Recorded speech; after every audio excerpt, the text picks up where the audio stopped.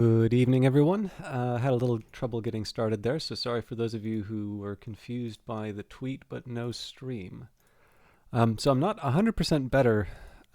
Actually, in some ways I feel a little bit worse, but I think I can sustain a broadcast. But just keep in mind I'm not 100%, and it is actually specifically affecting my ability to speak. Although hopefully that's not apparent. But with that in mind, I've been how do I put it?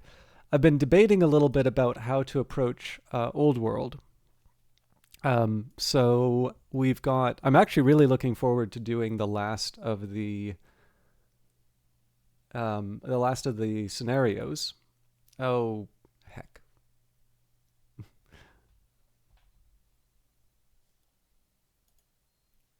Sorry, I almost opened XCOM 2 there.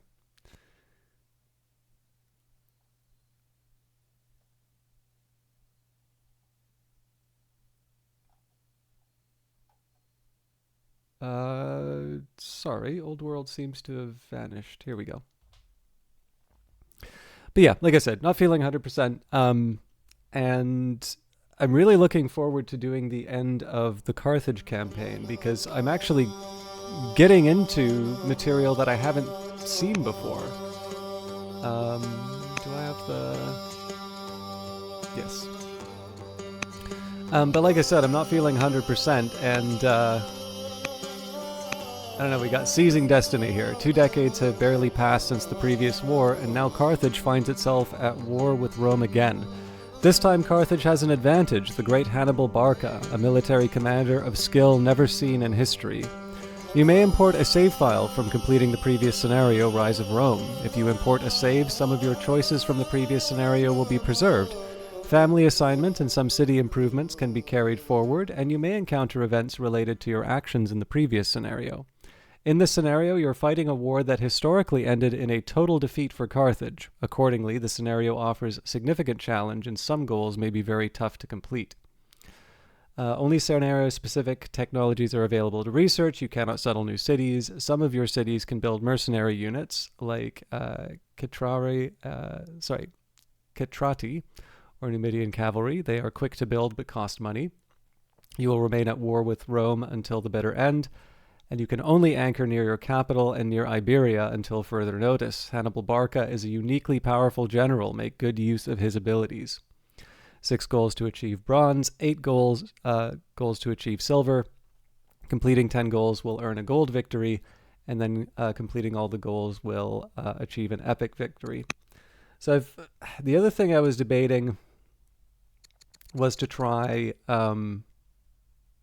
learn by playing again, because I haven't actually, at least according to the check marks, I haven't done that. I seem to remember starting at least one of them. And the only thing I'm worried about is that with a lower difficulty, I might fall back into old habits. But given that I'm not 100%, I actually kind of feel like something. So there's 2 advantages to this. Number 1, I get to take it easy. But number 2, I'd actually kind of like to experience some of the DLC stuff. On that note, I should mention that I am playing a copy given to me by Hooded Horse, the publisher of the game, and in fact, I played a copy on Epic, which was given by Mohawk, so I owe them thank you more than once. But I am in fact playing with Heroes of the Aegean and the Sacred and the Profane, the 2 DLC available for it and for the game. Love them tremendously, but it is definitely worth saying because you may be making a purchase decision off of this. So yeah, I don't know how people feel about this, but I do rather like the idea of running with one of the learn by playing scenarios, just so I can get a chance to sort of play around a little bit with the Sacred and the Profane content again. Maybe we'll just try to take it a little more.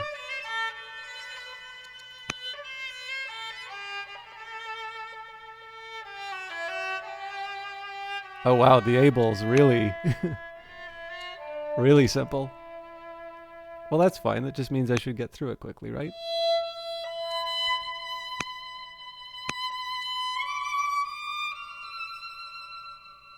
Sorry, just trying to get an equivalent for what the difficulties are.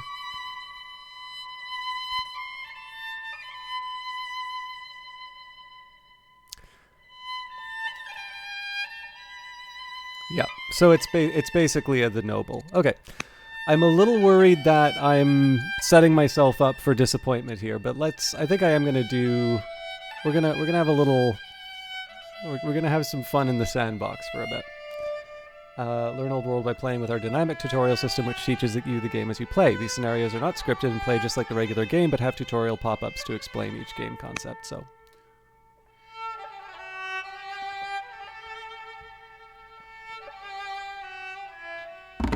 You are King Nebuchadnezzar, the founder of Babylonia, a young nation in an old world full of established powers that have not heard of you yet. Select your settler and found your capital city. You'll also decide which family manages your first city, gaining their advantages immediately.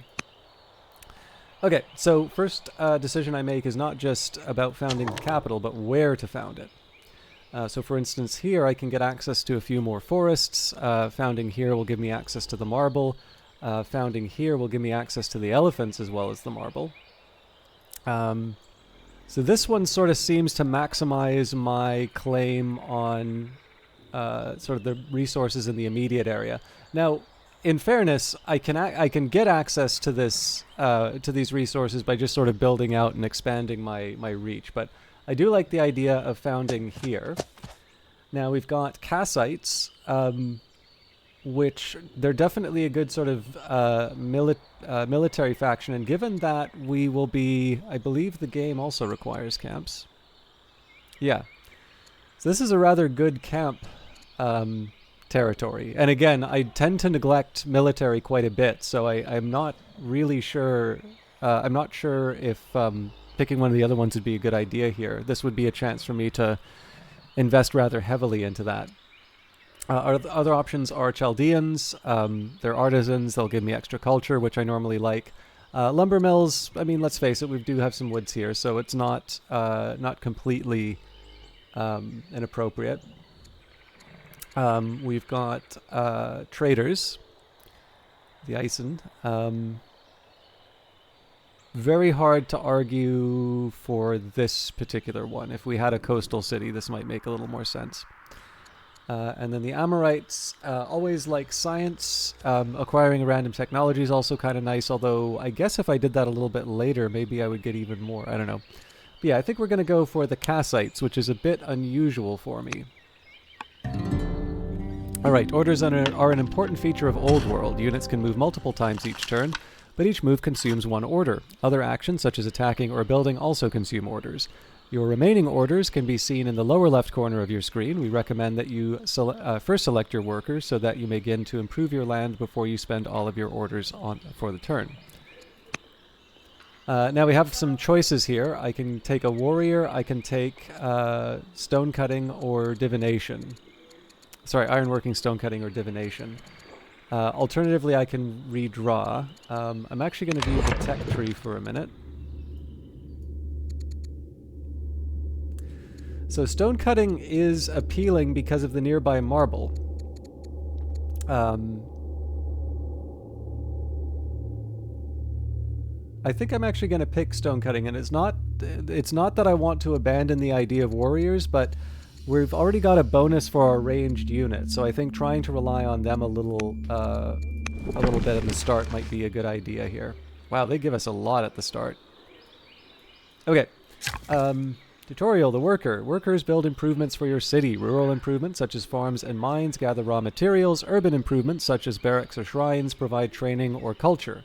With some exceptions, urban improvements must be built on or adjacent to other urban tiles. A lack of urban improvements will lead to discontent, so plan carefully and leave some room for them near your cities. Improvement output can be augmented with specialists from the city screen. So if we build a camp here, we get gold or wealth, whatever it's, money. If we build a camp here, we get... I'm curious why it doesn't say... Okay, so we get orders from the camp, which is tempting. But we get growth here, so I think we pretty much have to go for it. Oh, but we have more than one, so... It's a little greedy. Obviously, we need to get stone and food as well, but I guess food will sort itself out with the camps. But alright, Scout selected. Scouts are fantastic explorers that can see further into the unknown than other units. They can also hide in trees, making them invaluable as early warning against invading enemies. Send your scout into the wilderness to look for new city sites and mysterious ancient ruins. Scouts, as well as settlers and workers, can also harvest resources. Now that's not the scout I want to check first. The scout I want to check is the one that can pick up the bandits. So, skittish bandits. While exploring an ancient ruin, you're for Index Gnome. How are you doing? Thank you very much for the kind words. I hope you're doing well. Or at the very least, I hope you've gotten a chance to take a break. I know things were really busy for you the last time we got a chance to chat. While exploring an ancient ruin, your forces come across a group of bandits harassing a man dressed in fine clothing, gallantly but vainly attempting to fight them off. Your group's sudden appearance, shouts, and war cries startle the bandits and scatter them. The man bows low, grateful for the timely rescue. He thanks you profusely, explaining that he is a small independent merchant. Had you not arrived when you did, I fear that would have ended me, he says, offering himself and his services to your cause, if you will but take him in. So we can agree to add a court merchant. We can say we don't need another merchant in the court, but we can fund his trade mission. We don't have the money for that. And kill the merchant and take his supplies, but we're not villainous, so we'll do the only option we have. Alright, a new court merchant, Gandash, has joined the court. His keen attention to economic affairs will help Babylonia prosper. Welcome, Gandash. So, I'd like to assign a governor, but we're out of turns already, so... a city governor can be recruited from your court by selecting the wreath button below the city banner or within the city screen. A governor can boost the yields of a city based on their unique traits. A governor, with the exception of the leader, cannot be from a different family from that of the city. Princess Kashaya is now old enough to be tutored by courtiers. The Shoemaker. Not permitted to enter the prominent city courts, Princess Kashaya and her friends spend their days in the surrounding market with an erudite shoemaker and his group of merchant philosophers, learning the skills of philosophy and debate.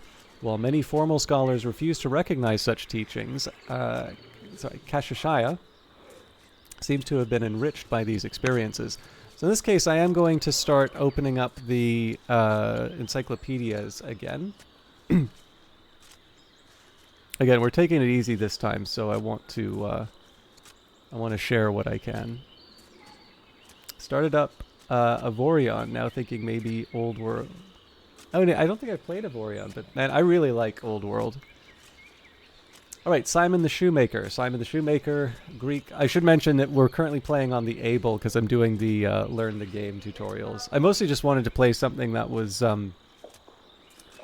I kind of wanted to play something that was a little bit more sandboxy than the scenarios, and I did want to do learn by playing, but I don't see any advantage in doing them in their reverse order. So I figure I'll do I'll do it on the way up and just hope I don't lose too much of my my muscle memory. Anyway, Simon the Shoemaker was an associate of Socrates and a working philosopher. He is known mostly from the account given by Diogenes Laertius, lives and opinions of eminent philosophers. He is also mentioned in passing by Plutarch, and Cynesis, a pupil of Socrates. Phaedo of Elis is known to have written a dialogue called Simon. Influence. Xenophon reports that because youths were not allowed to enter the agora, they used to gather in workshops surrounding it. Socrates frequented these shops in order to converse with the merchants, Simon being one of them, being one among them. Simon committed these conversations to writing as far as he could remember them. These were the first Socratic dialogues. Indeed, Simon's excellence in the art of shoemaking would have been a form of expertise that Socrates of Plato's Apology held up as the only example of genuine knowledge. Simon's writings attracted the notice of Pericles, who offered to provide for him if Simon would come and reside with him. The cobbler refused on the grounds that he did not wish to surrender his independence. Post-mortem. A number of later philosophers associated with Simon with a certain philosophical way of life. The Cynics seem to have idealized Simon. Among the surviving Cynic epistles, there are some spurious Socratic letters written in the 2nd or 3rd century in which various pupils of Socrates, including Antisthenes, Aristippus, and Xenophon, debate philosophy from a Cynic point of view. Simon is described in these letters as an ideal Cynic-type figure. One of these letters purports to come from Simon himself and is addressed to Aristippus. I hear that you ridicule our wisdom in the presence of Dionysus.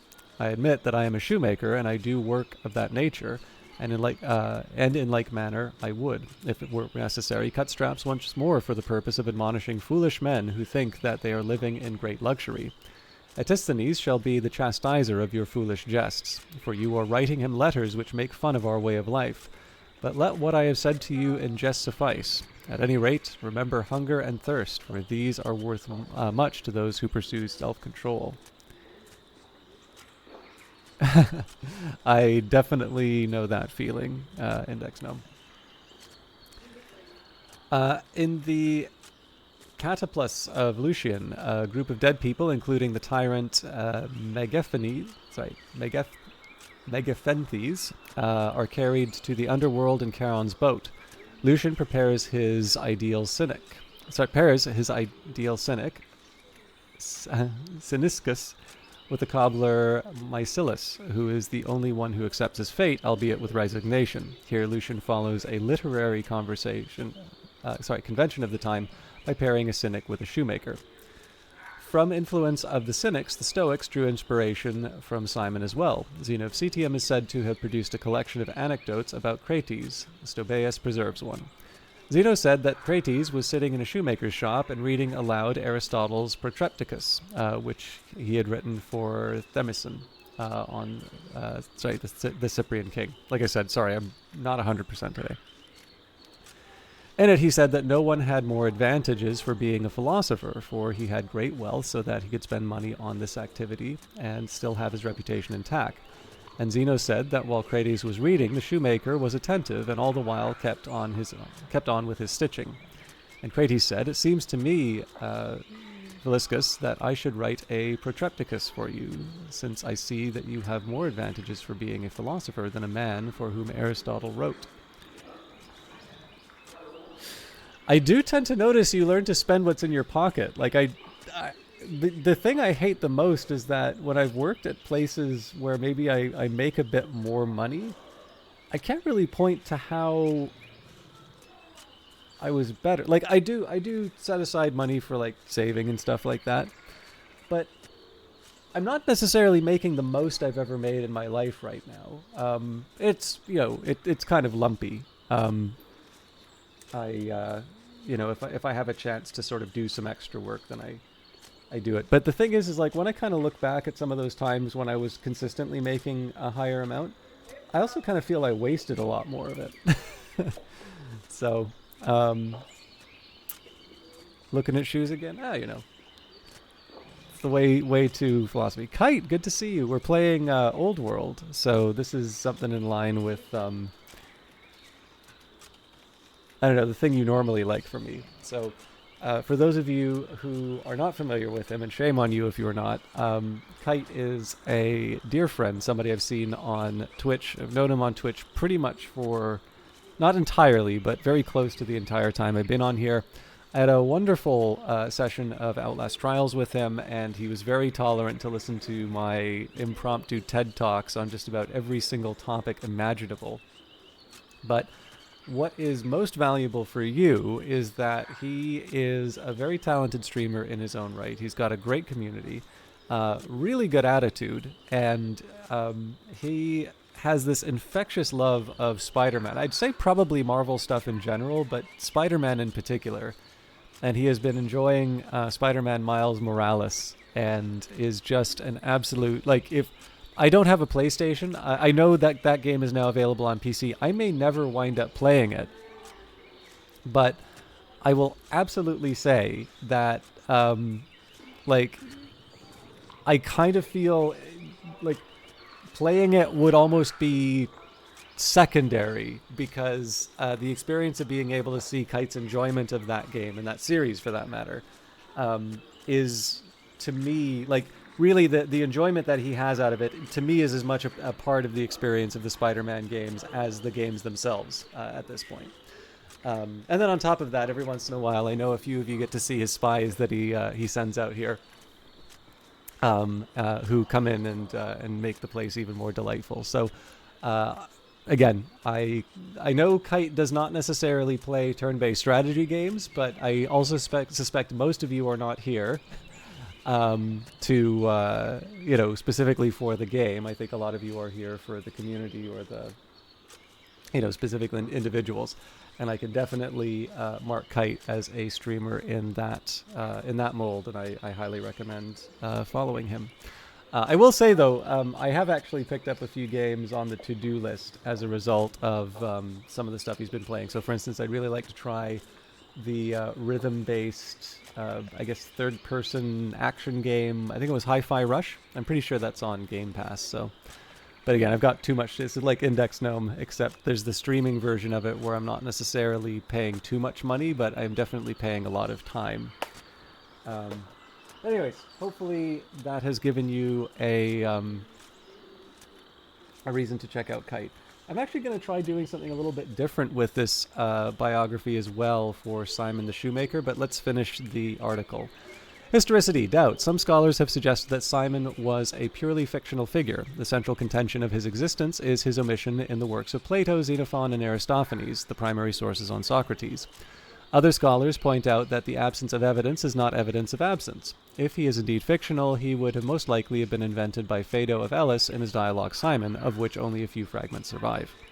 Archaeological investigations have revealed the remains of a shop near the Tholos in the southwest corner of the Agora of Athens, which has yielded quantities of hobnails and a pont base with the word Simons inscribed on it. Oh, that's amazing! Skeptics assert that it cannot be certain if this is Simon's shop. Okay, I realize it's a little bit more. I realize it's a little bit more complicated than this.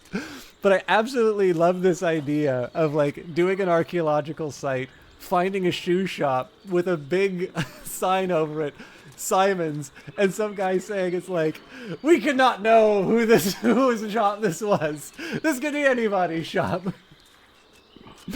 Okay. In the Cynic epistles, Simon is referred by Antisthenes and Aristippus, and even partakes in the exchange. However, these letters are later Roman creations. Within the Heracles of Antisthenes references Simon. Thus, it would be unlikely that he would be a literary creation of two early writers, Antisthenes and Phaedo of Elis. In the recording of Simon's dialogues, Diogenes Laertius' lack of order and repetition of some titles point against the works being a fabrication. R.F. Hawke concludes that the lack of information and interest on Simon the Shoemaker is testified by the fact that he came to function in a very specific context, and he was admired really only by strict cynics. According to Diogenes Laertius 2:123, Simon's writings were the first Socratic dialogues. It has been suggested that all of his works could have fit under the length of 2 Stephanus pages. For those of you that don't know Stephanus pages, I can't recall who Stephanus... I think Stephanus was just sort of this compiler of Plato's dialogues. Let's take a second there. But you may notice, like, when you are reading Plato, there will be, like, 87A, 87B. And those are the Stephanus numbers. They're basically a way of referring to the same passages because there's obviously multiple translations and you kind of want to know where you are. But let's see if we can find out who Stephanus was, because I keep forgetting who he was.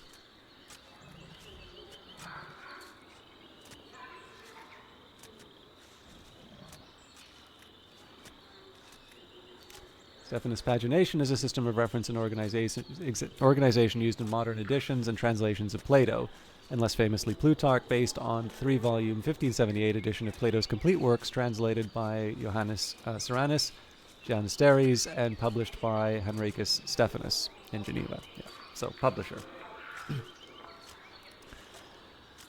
As with Simon himself, the reality of these lost works has also been doubted, but the lack of any order in Diogenes' list and the repetition of some titles point against its being a fabrication. Diogenes Laertius lists 33 conversations, dialogi, which were contained in one volume. The titles of his works are as follows: Of the Gods, of the Good, on the Beautiful, What is the Beautiful, on the Just, 2 dialogues, of Virtue, that it cannot be taught, of Courage, 3 dialogues, on Law, on Guiding the People, of Honor, of Poetry, on Good Eating, on Love, on Philosophy, on Knowledge, on Music, on Poetry, What is the Beautiful. 2 copies. Any of you watch Breaking Bad? On Teaching, on the Art of Conversation, of Judging, of Believing, of Numbers, on Diligence, on Efficiency, on Greed, on Pretentiousness, on the Beautiful, on Deliberation, on Reason, or on Expediency, and on Doing Ill, or possibly on Doing 3. However, in recent times it has been argued that what Diogenes Laertius meant was rather that Simon had been the first with whom Socrates entertained philosophical conversations. How you doing, Olaf? Okay, I'm going to take a second and I'm going to get a book. It's actually a big old tome, so back in a minute.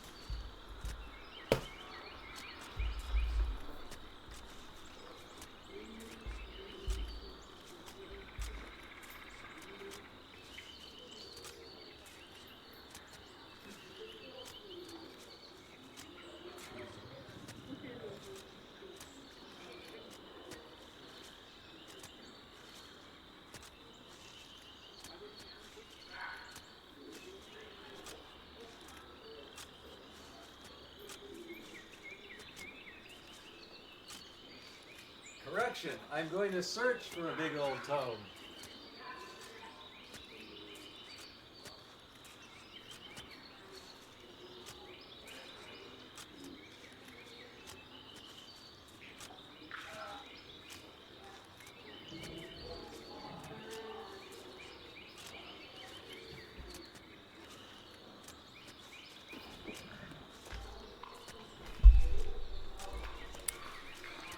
A little under the weather, Olaf, but this hasn't stopped me from having a good laugh at an element in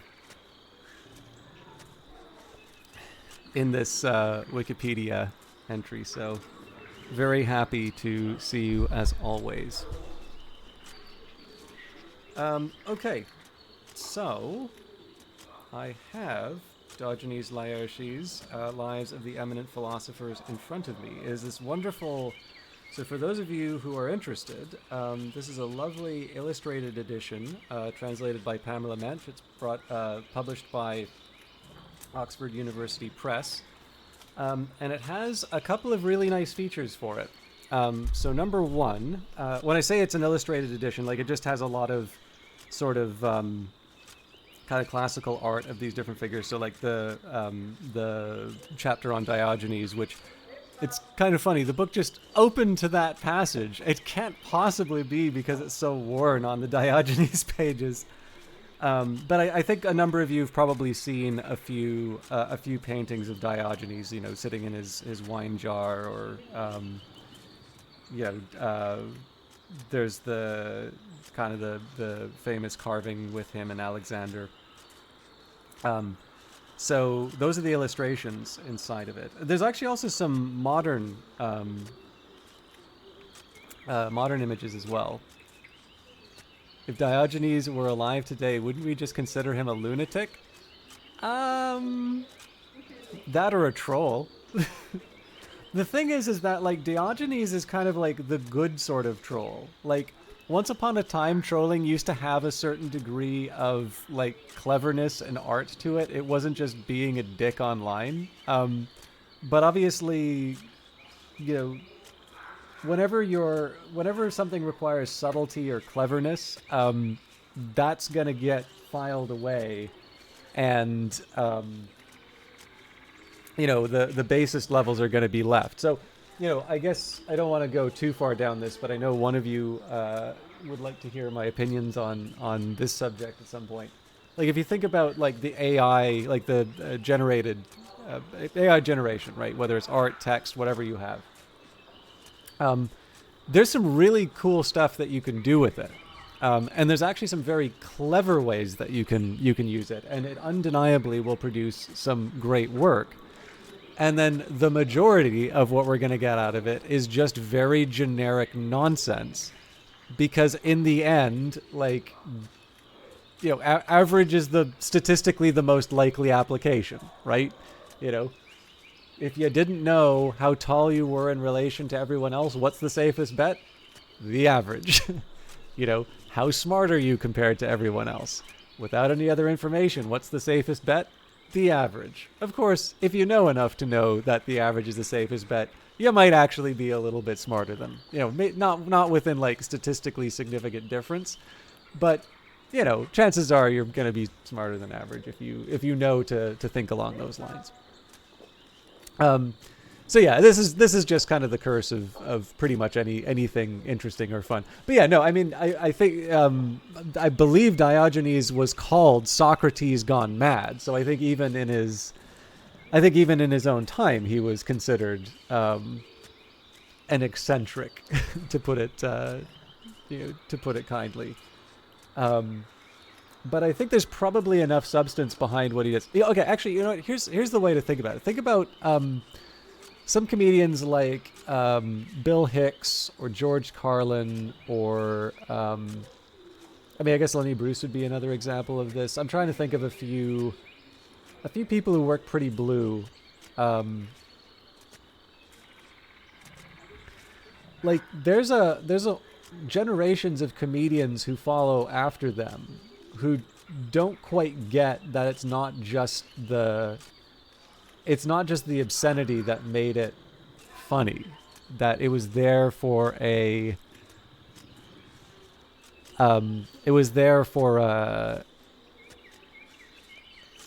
purpose. For crying out loud, Carlin was Mr. Conductor, so like clearly there's another side to him. But again, right, like these are examples of some of the absolute top of the of a profession, and lesser talents afterwards are maybe not going to have the understanding or the appreciation or even the talent. So wrong people were laughing for the wrong reason. Yeah, no, that's a very, very good way of putting it. I'll be honest, I've not actually seen a lot of his stuff, so I can't say. Like, I wasn't familiar with that quote, but no, that's completely it. I suspect I probably have seen the bits that you know about, because there's definitely a certain type of person that liked to share a certain type of thing with me, and I'm like, I see why this is funny, but I'm not entirely sure we find this funny for the same reasons. So, he's such a good guy. Well, I don't know his moral qualities, but as a comedian, definitely. So I mean, again, like Diogenes and Carlin, certainly that's not a not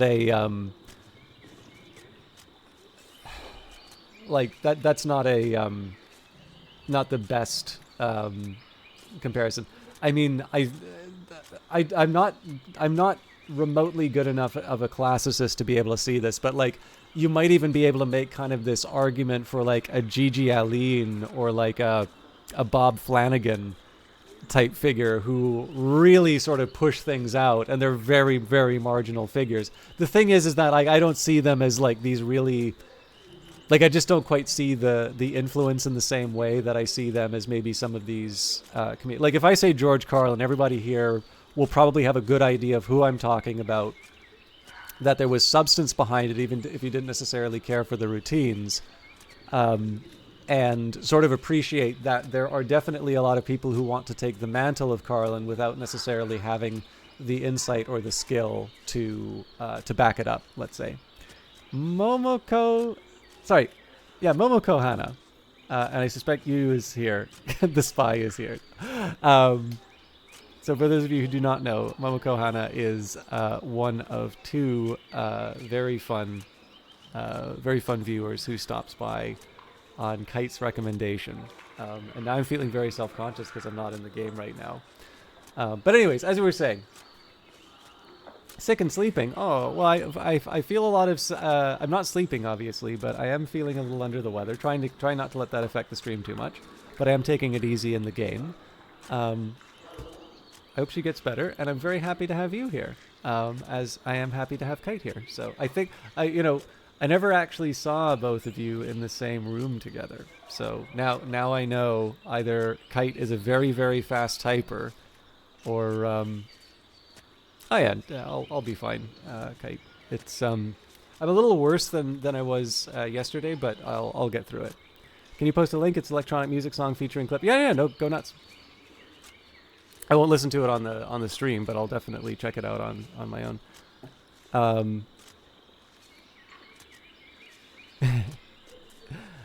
Anyways, there was something I was gonna do. With this. So I do have a copy of Diogenes Laertius. So yeah, we wound up talking about Diogenes the Cynic, and all I wanted to point out was the different paintings. And so that's the illustrations, but also has some really good essays in it, and I think there might even be some online essays. But I'm not going to go into that. I am going to try and find...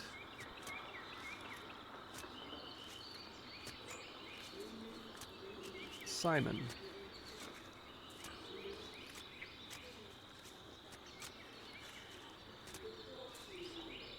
I think it said it was book 2. Well, actually, probably. It's got references here, so... Yeah, 2, 123, 105... 491... Alright.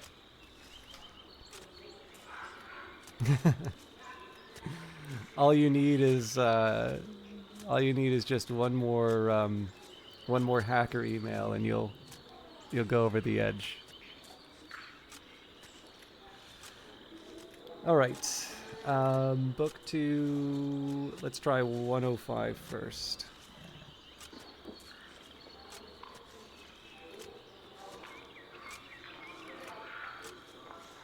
Oh, Phaedo. This is a really short one. Phaedo of Elis of Eupatridae. This is also the nice thing about having a good edition, which is, it also has footnotes. Eupatridae means of good fathers. It can refer to aristocratic descent, or generally, or can be an actual family name. Was taken prisoner when his native land was conquered and was forced to stay in a brothel. But he would close its door and take part in conversations with Socrates until the latter induced Alcibiades or Crito to buy his freedom. From then on, he studied philosophy as a free man. Hieronymus, in his work On Suspension of Judgment, attacks Phaedo and calls him a slave. Of the dialogues attributed to him, the Zopyrus and Simon are genuine, and the Nicholas is doubtful. The Medius is attributed by some to Aeschines. Sorry, I'm not good with pronunciation. By others to Polonius. Antimachus, or the Elder, is also doubtful. And Cobbler's dialogues, footnote here to 13. Simon, the subject of the eponymous dialogue mentioned just above, was a cobbler who followed Socrates and was employed as an interlocutor in certain lost Socratic dialogues. And then it has a reference to the next section that we'll be reading. Are attributed by some to Aeschines. He was succeeded by Plistanus of Elis, and in the third generation by Mendemus of Eretria and Asclepiades. Sorry, this is what I get for reading this stuff on a whim. Both of whom had left the school of Stilpo. Until then, it was known as the Elean school, but afterward, Menedemus, it was called the Eretrian school. We will speak later of Menedemus because he too founded a school. So, taking the reference to Simon in 2:122, and this is a specific section on Simon. Simon was an Athenian and a cobbler. When Socrates visited his workshop and conversed on any subject, Simon made notes of all that he could remember, which is why they call his works the Cobbler's Dialogues. There are 33, footnote here 246. The list below includes only 30 titles, with 3, What is Beautiful, On Poetry, On the Beautiful, repeating. Diogenes was probably counting separately the 2 dialogues cited under On Justice and 3 under On Courage to make his tally of 33. In a single volume. On the gods, on the good, on the beautiful, what is beautiful, on justice, 2 dialogues, on virtue, that it cannot be taught, on courage, 3 dialogues, on law, on leadership, on honor, On poetry, on comfort, on love, on philosophy, on knowledge, on music, on poetry, on what is the beautiful, on teaching, on conversing, on judging, on reality, on number, on diligence, on work, on greed, on pretentiousness, on the beautiful. Others are on deliberation, on reason, or on what is appropriate, and on wickedness.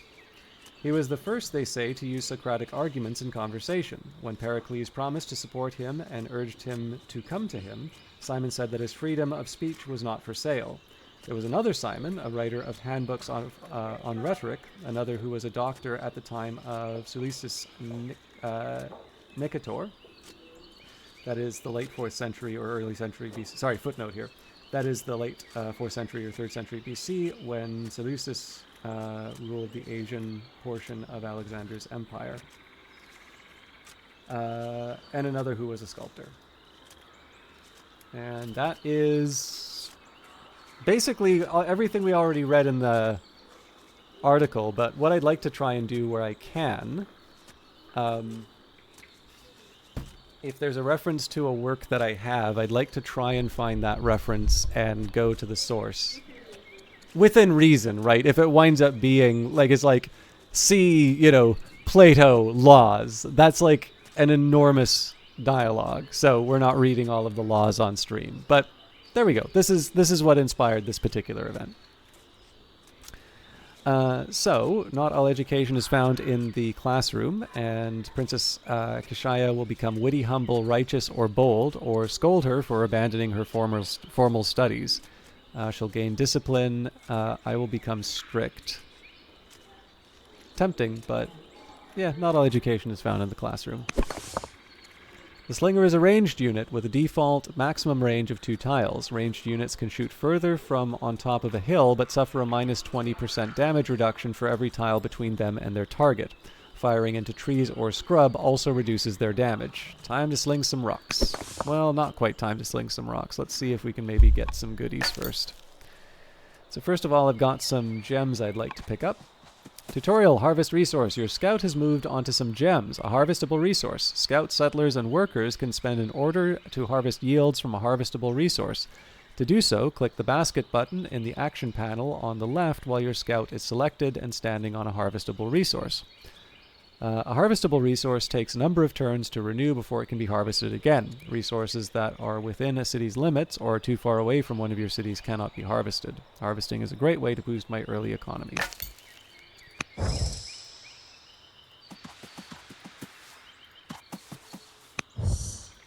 Okay, this is a new site, a potential city site. This might actually be good for the artisans. Let's see if we can do better. So we can't harvest this one, but we can either go north or we can go east. I think I'm going to try east.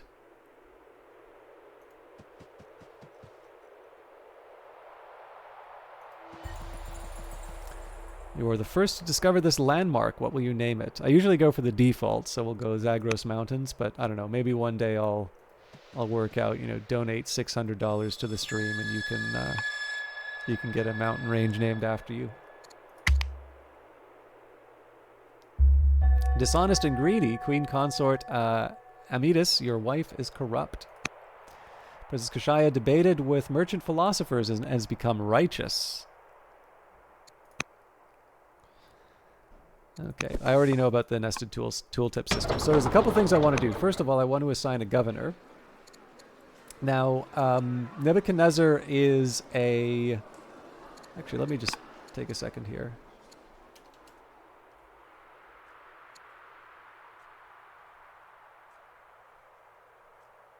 It's a scholar, so can serve as a governor or spy master, unlocks inquiry. Ah!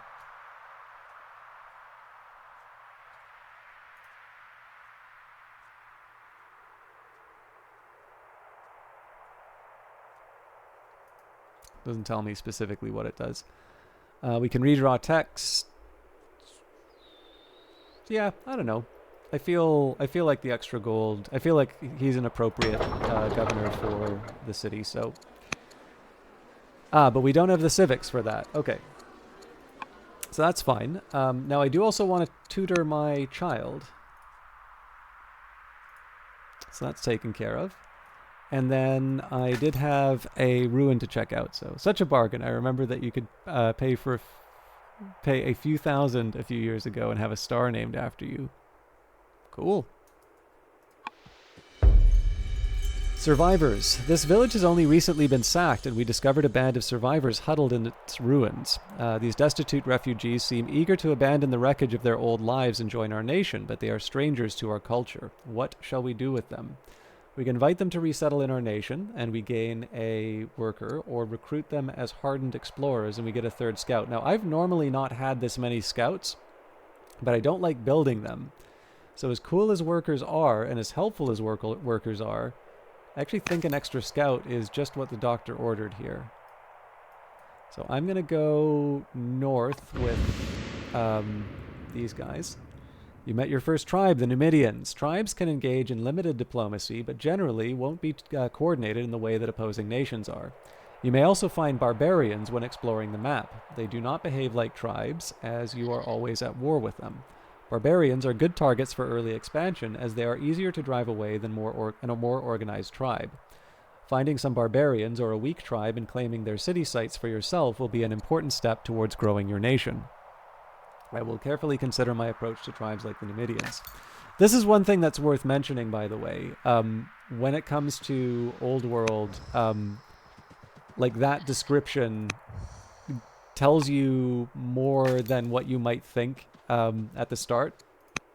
What I mean by that is this game has I would think, a considerably heavier emphasis on combat than its peers might, or than you might imagine from playing its peers.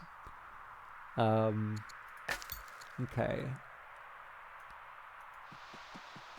Man, there's a lot to claim. So this is the drawback about having so many scouts. I've only got so many orders.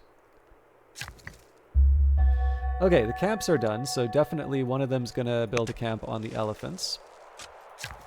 I was thinking maybe we'd start chopping down some trees.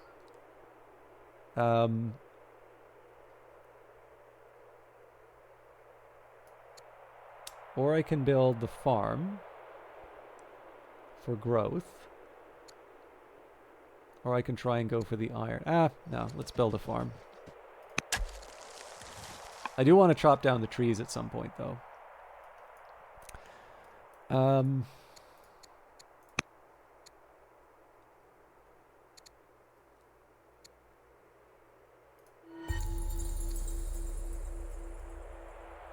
I still don't have 100 civics, so we can't assign Nebuchadnezzar to be the governor yet. And that's it for my orders.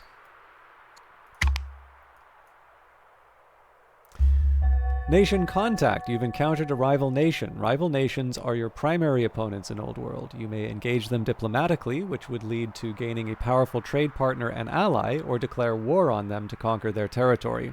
You decide which nations are worthy of being your allies and which should be simply conquered. At some difficulty levels, other nations begin the game already established with a number of cities, units, and improvements. If you hover the mouse over Assyria's name in the leaderboard at the top left of the screen, you can find out important information about them, such as the number of cities that they have, how strong their military is, how developed they are technologically, and with whom they are currently at war or peace. To conduct diplomacy, you must appoint an ambassador, which requires aristocracy. I'll do my best to make some friends. Okay, so one of the things I want to do here, because we have now found Asser, and we know that they've been here because they've claimed the wine. I want to make sure that I'm able to get this scout back onto the city site, so that I can claim it for myself. So we're basically going to do one of these.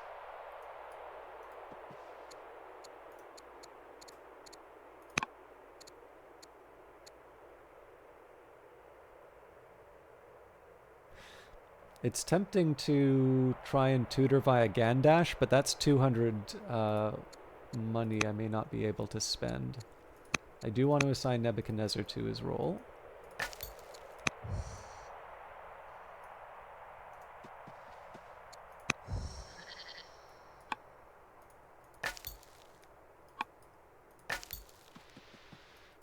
No shortage of city sites. Oh man, I should have used the... Okay, I'm gonna put the scout here. Otherwise, we're gonna lose this to the... Well, we're not gonna lose it, but basically the Assyrians will potentially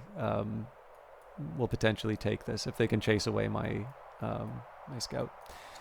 I should think about what I want to... So an Amorite city wouldn't necessarily hurt here because there's not obviously natural resources that I want. And then I can make this a Chaldean city. Okay, so what do I produce next in Babylon? Another slinger would be a very good idea.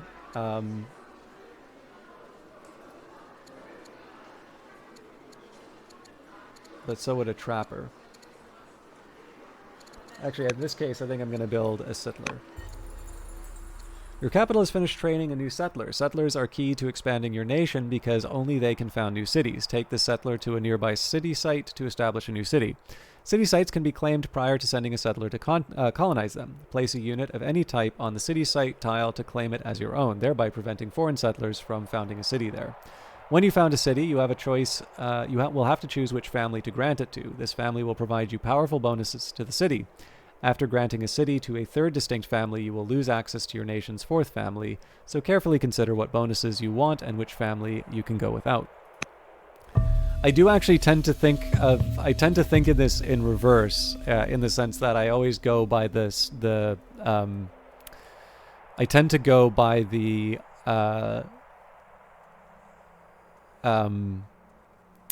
family I don't necessarily want.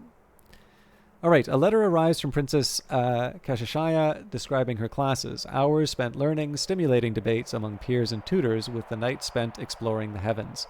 At the end of the letter, a postscript reads, "If you could spare the money, I would like to buy some tools for the more advanced aspects of my studies. Shall we indulge the request?" So unfortunately, I may have to disappoint my child, or we would sell some surplus to... I think we'll try and sell some food to get up to the 300. Anything for my little princess.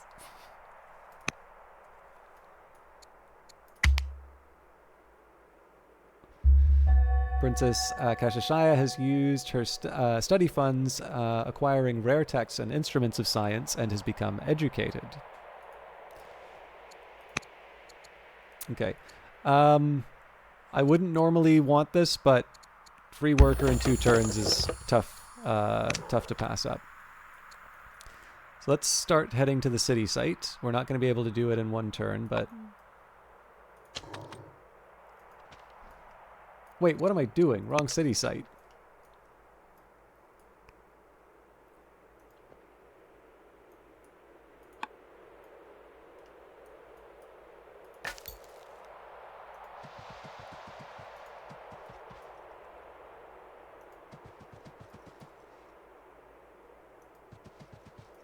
This is partly getting some intel on the Assyrians, and then this is also partly getting, just trying to see if there's any more city sites that I might be able to ninja out from under them.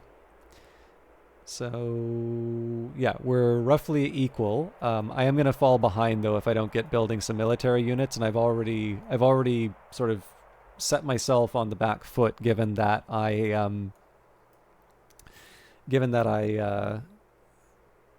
didn't invest in a warrior. Okay.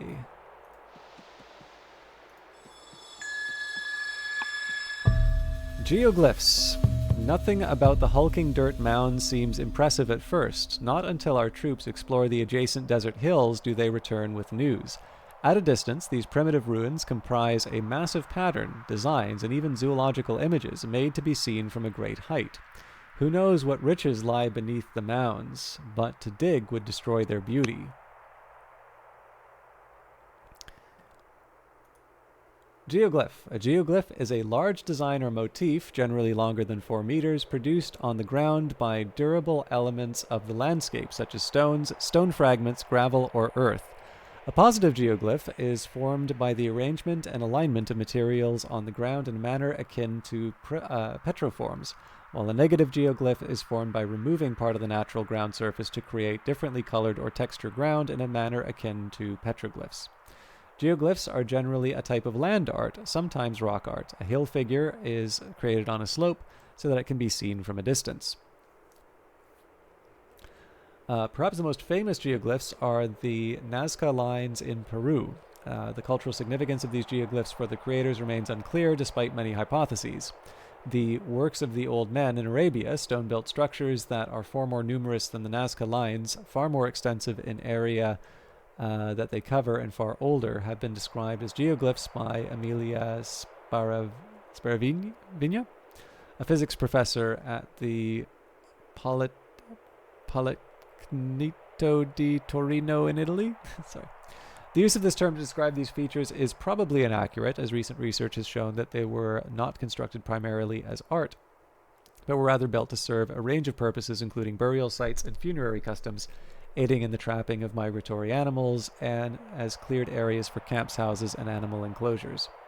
Since the 1970s, numerous geoglyphs have been discovered on deforested land in the Amazon rainforest, Brazil, leading to claims about pre-Columbian civilizations. Ademar Diaz is accredited with first discovering the geoglyphs in 1977, and Elsu Ranzi with furthering their discovery after flying over Accra. Other areas with geoglyphs include megaliths in the Urals, South Australia, Mariman, which is not ancient but rather a modern work of art with mysterious origins, Western Australia, and parts of the Great Basin Desert in the southwestern United States, hill figures, turf mazes, and stone-lined labyrinths of Scandinavia, Iceland, Lapland, and the former Soviet Unions are types of geoglyphs. The south of England has a number of equine and human figures cut into chalk hillsides. Examples include the Uffington White Horse, the Cerne Abbas Giant, or possibly Cairn, Westbury White House, and the Long Man of Wilmington. Some are ancient, others last a few centuries. And we've got a few examples.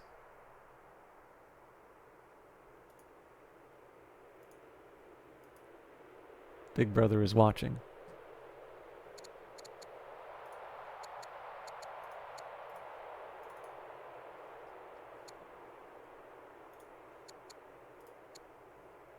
We can create a historic national monument or excavate the site in search of valuables. I think we will create a national historical monument. Okay, that's it for the turn, so we will carry on. King Nebuchadnezzar the Founder has tutored Princess Kashashaya, improving her charisma. Rural yields. The rural yields are food, iron, stone, and wood. They are primarily drawn from rural improvements and collect in the global stockpile.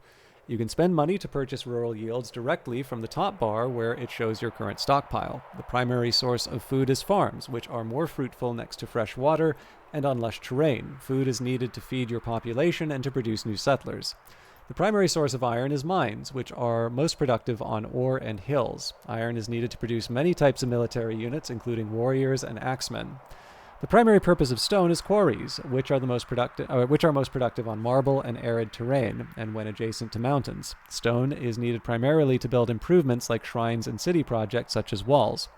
The forestry tech enables the construction of lumber mills on trees to produce wood. Workers can also cut down trees with the axe button in the actions panel. Wood is needed to build city improvements like barracks, military units like archers, and ship units like biremes. I will build more farms and mines.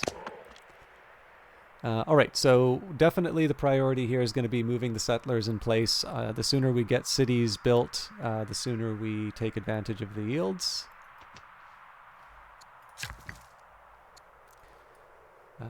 Looks like we've got 2 workers that are available, so definitely a quarry on the marble. But I also think it might be a good idea for us to build a mine. And that's basically it for the orders. I should be tutoring the princess, but again, we only have so much time, right? Oh God.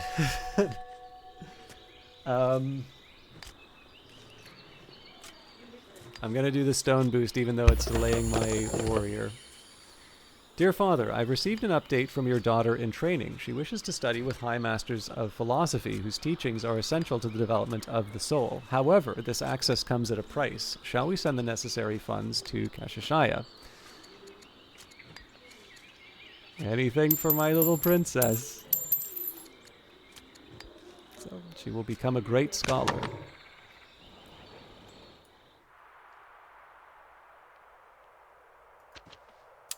Okay, so I think we said that this was going to be an Amorite seat. We like the size. So this is kind of I'm almost building it in the negative case, right? So Chaldean seat is good for mines and lumber mills, among other things, but we're not really going to build a lot of mines and lumber mills here. Ice and traders. So new worker units start with surveyor, nets plus 100% output, 5 gold per year per specialist. Definitely good for money, and I like money.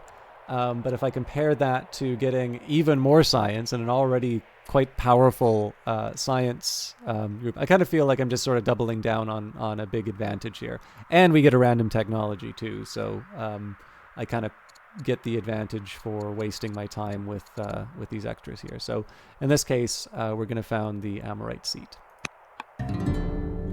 Babylonia discovers divination, so we will need the stone in order to be able to put down some shrines, but that works for me. You are now known as Nebuchadnezzar the Settler.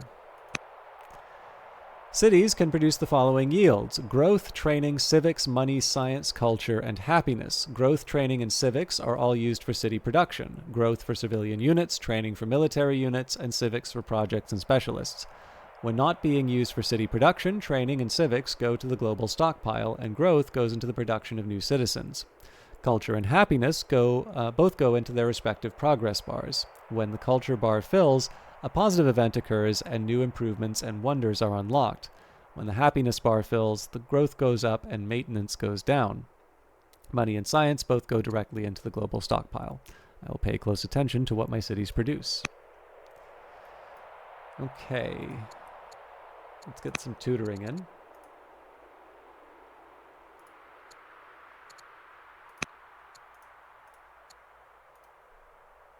Let's get some tutoring in.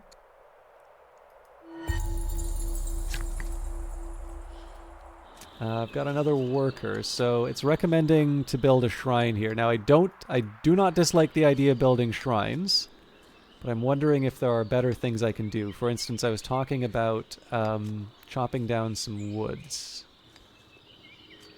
I like that idea a little bit more. Your worker has moved onto a trees tile. Workers can spend 1 order to cut down trees with the axe button in the actions panel on the left, and 2 orders can be spent to fully clear the land. These actions both harvest the wood and add it to your stockpile. The tile in question does not have to be in your territory to cut down the trees. Once cut down, trees take some time to regrow. If you build an improvement on a trees tile, the wood is automatically harvested as the land is cleared at the cost of 3 orders. Eventually, you can research the forestry tech to enable the construction of lumber mills, which are a more regular and sustainable source of wood. However, they must be built on the trees tile, so don't cut down all of your forests. You can also spend money to purchase wood directly from the top bar where it shows your current stockpile totals. I will cut down forests for wood until I can build lumber mills. So basically, I want these forests to grow back in time for my discovery of forestry. All right, so the question here is, what do I want to build in this city? There's a small argument for the slinger for defense, but the catch here is that it actually takes quite a bit to... It's going to take a while. A couple of other arguments would be the treasury or the forum. And these would just be because they take a short period of time and they give certain improvements.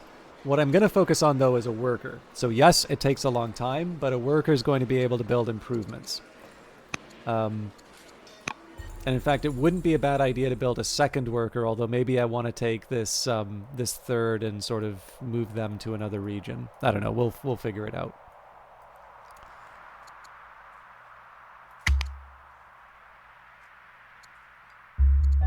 Okay. It's recommending music here, and I don't think this is a bad choice, but I think we do need to reinvest in military. So, oh wait. So we will definitely get iron working in the next draw.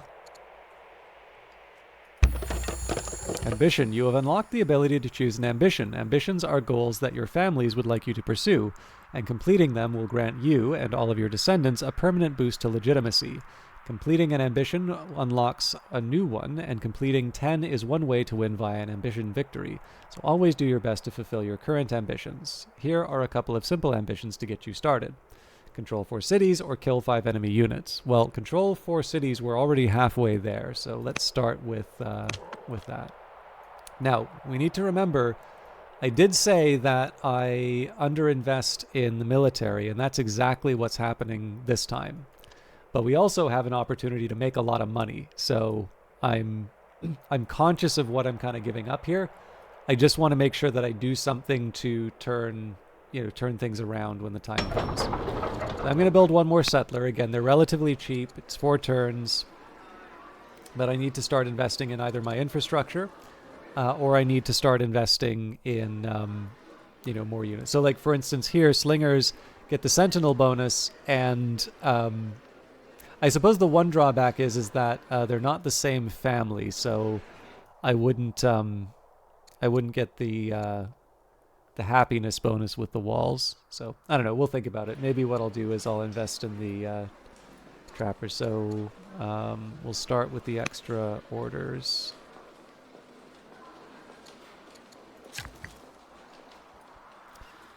Okay.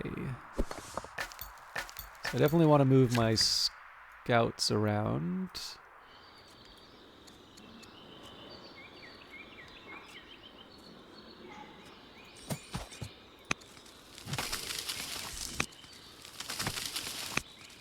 Apparently I forgot to chop this area.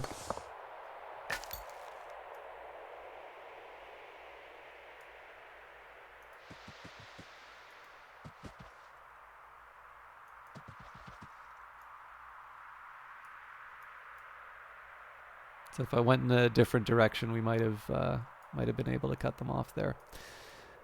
This scout's going to head down to see if we can cut off the Assyrians further.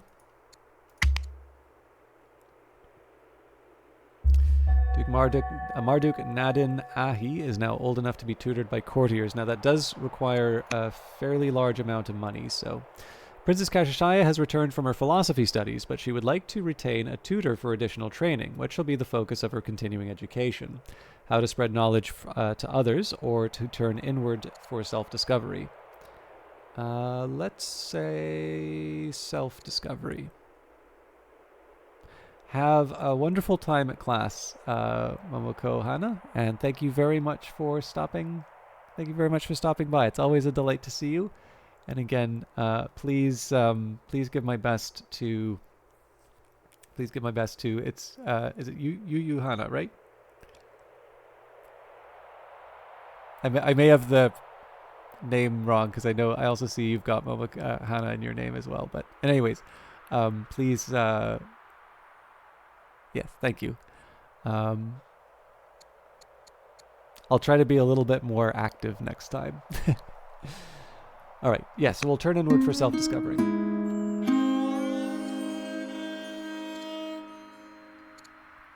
One evening, your heir, Princess Kashashaya, disrupts a crowded Amorite wedding with her vulgar speeches and raucous behavior. You are humiliated.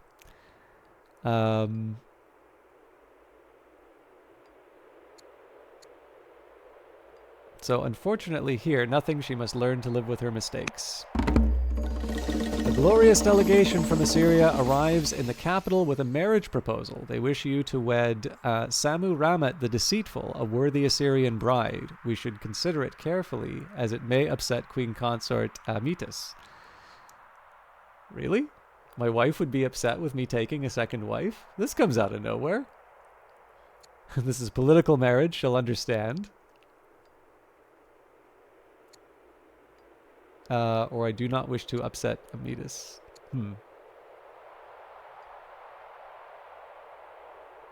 Yeah. Time passes quickly. Duke Marduk Nadin Ahi is growing up fast and eager to learn. How would you like to educate him? So commerce because we do need money, or tactics because we could use a general. And I think we'll do tactics because we may wind up at war with the Assyrians sooner than we think. So I get two options. So I'm going to go up here. So you'll notice that basically two of these extremes give me access to the gems pretty much right away. My focus is here because this will also start pushing me towards that forest, and that's going to be another advantage that the Chaldeans get. So I've got my 3 families, and there's a lot of gems around here.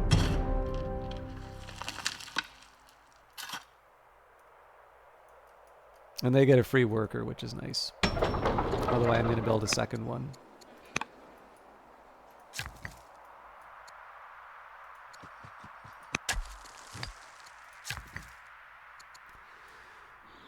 Okay, I am running out of stuff to build.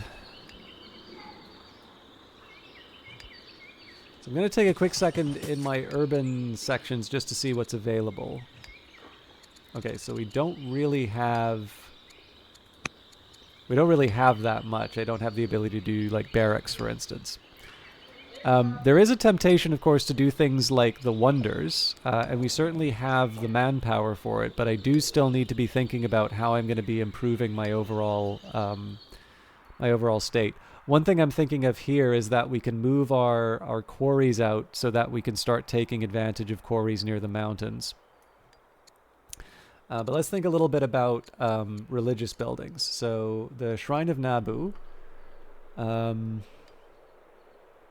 per adjacent Odeon, so I'd want to be kind of careful in terms of where I put it down, but that would work. We've got the Shrine of Ishtar. That would benefit from pastures. Now that's not a pasture though, that's a farm. That would be a pasture. The Shrine of Ereshkigal, so that's extra culture for us.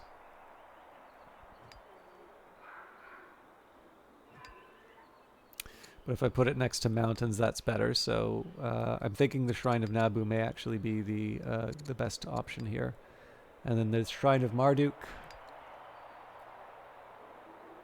Bonuses for adjacent wonders.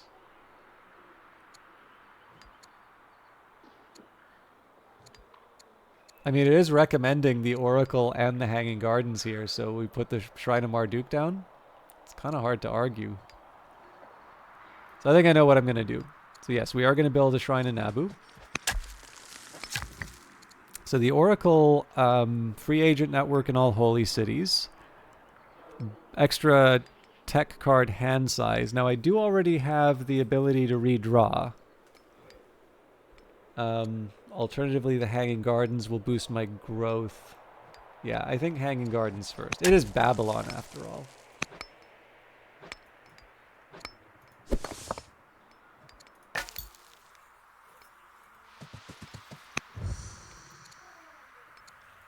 I probably should be tutoring my my kid. I should also be marrying off my daughter. Princess Kashashaya would sell her own grandmother for 2 coins. Everyone knows her to be greedy. King Nebuchadnezzar the Settler has tutored Prince Kashashaya, improving her courage. A specialist can be recruited from the city screen by selecting this plus button or on the improvement as so long as you have an available citizen. Although improvements are already productive on their own, a specialist can boost their yields. Luxuries are a special resource that you acquire by adding a rural specialist to an improvement on the correct tile. For example, you access gems by adding a miner specialist to a mine improvement on a gems tile. Urban specialists like acolytes and officers can be trained to higher levels for higher yield boosts. An assignment. A letter arrives by courier from Duke Marduk Nadin Ahi at the Academy. Dear Nebuchadnezzar, as part of my instruction at the Academy, my tutors have directed me to write to you. All has been going well, and I have little to complain of. I miss Mother at times, but I must carry on. Your son, Marduk Nadin Ahi. Thank you. Please return to your duties, courier. Okay, so there's a similar problem here where I would like to be able to expand this out a bit with iron. That's just not happening.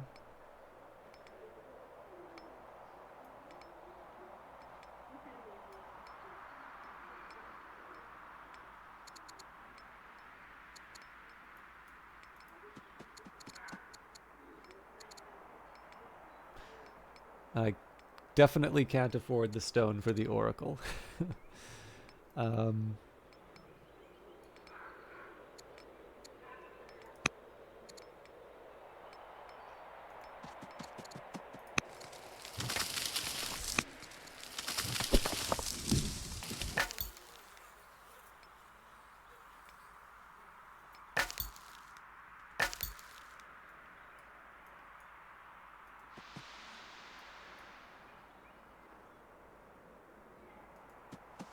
Okay, so this is good to know. This is kind of the limits of their empire. I did want to tutor my child. Oh, I also wanted to marry off my daughter. Okay, sorry. Duty calls. We are... So we disrupted the Amorite wedding. We're going to marry her into the Amorite family, though.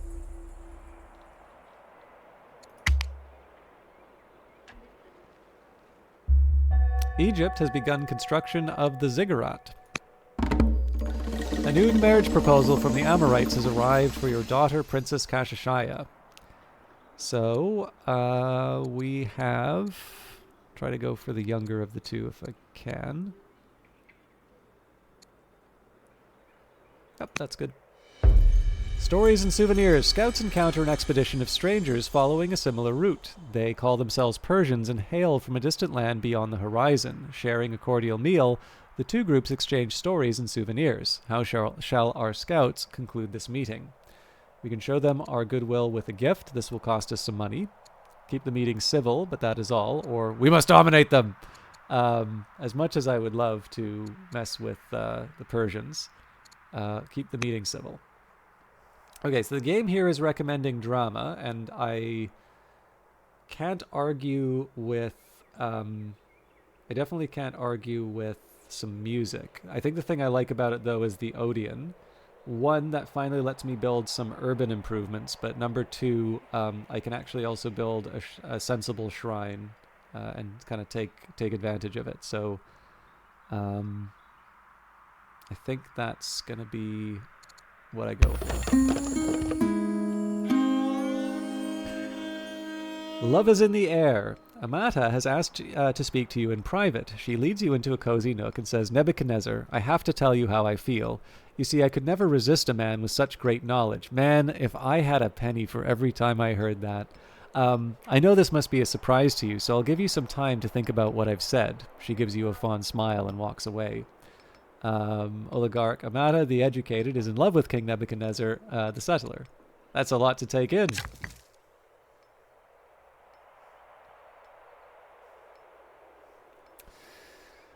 So,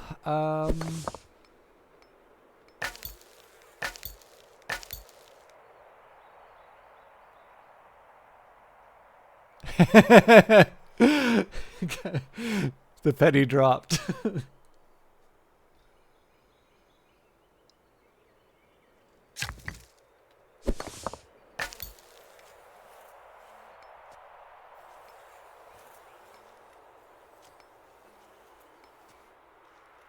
I'm just trying to think of the best place to put my my scouts.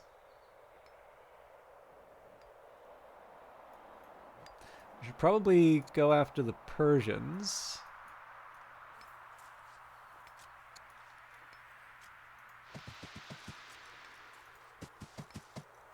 But I would like to kind of get a read on what's happening with the Assyrians as well.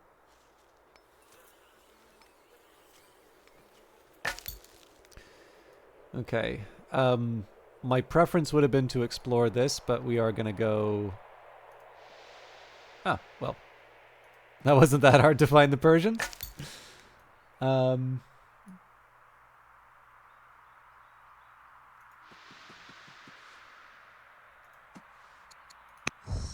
Ah, crap.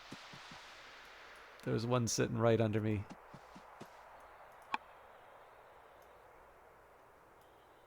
This might actually be worth going to war with, like an early war with Assyria over.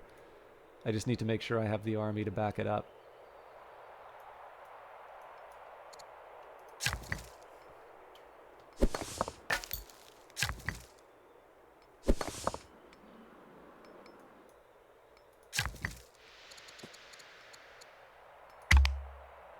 I forgot to tutor my son. Ooh. They're getting a few units around.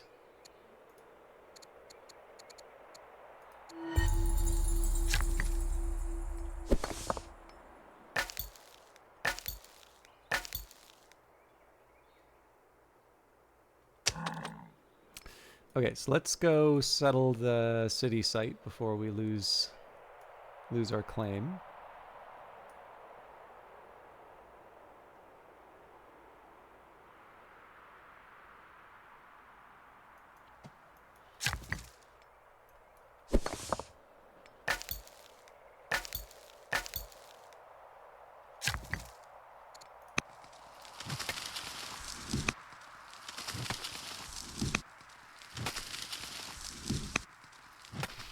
Productive turn.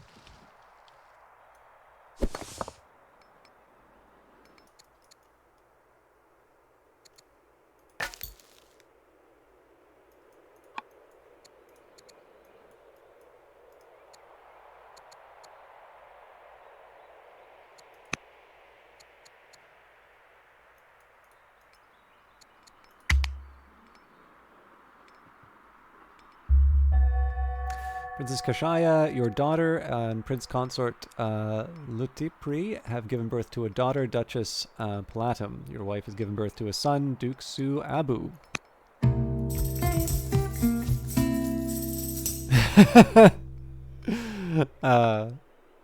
It might take me a while, Kite, because the Assyrians are no joke when it comes to war, and they are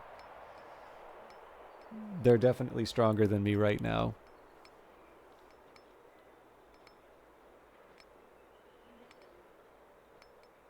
Sorry, if you can just give me a quick second here, I gotta check a message really quick.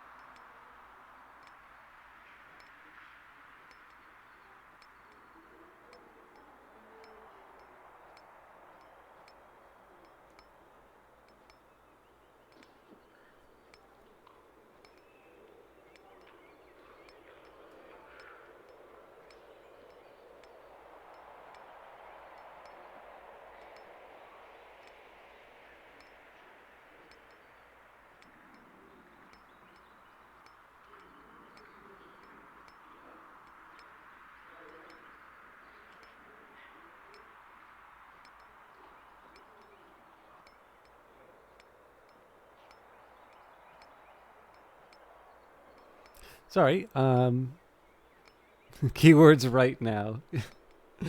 Yes.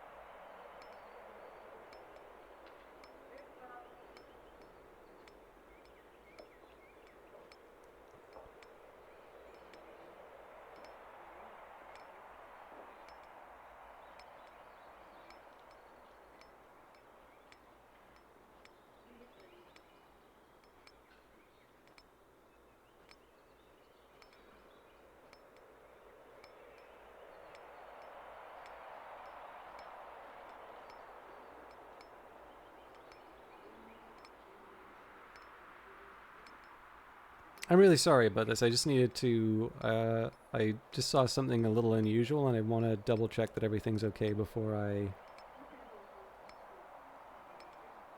move on.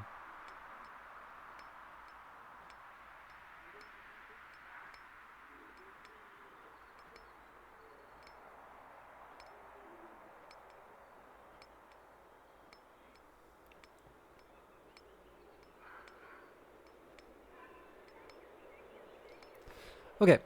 It comes to your attention that Marduk Nadin Ahi has excelled in his tactics training, winning numerous commendations from officers. Marduk Nadin Ahi has clearly taken to his studies. It is time he chose a vocation, so he can become a commander or a tactician. Commander, general, or ambassador. Bonuses for adjacent units. Bonus of flanking. Let me just double check what flanking is defined as.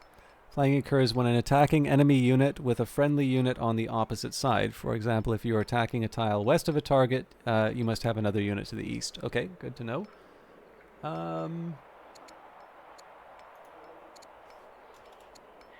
Tactician, counterattacks during melee. Minus... Oh. So... does less damage, but stuns a target for 1 turn.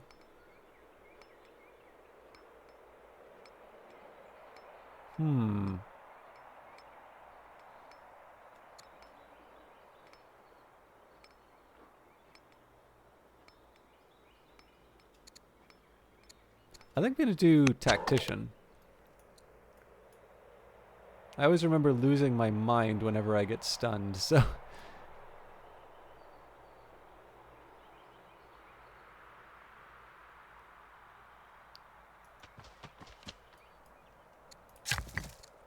Alright, let's get the... I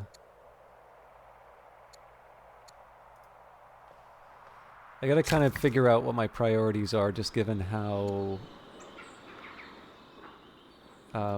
sort of strapped for orders I am. There's definitely an argument for quarries.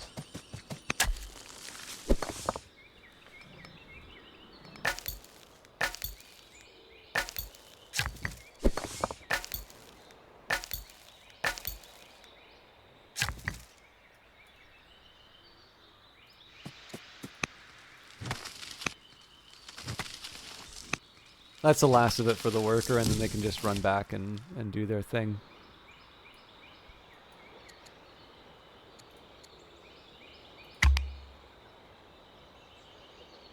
Oh, there's the settler, so...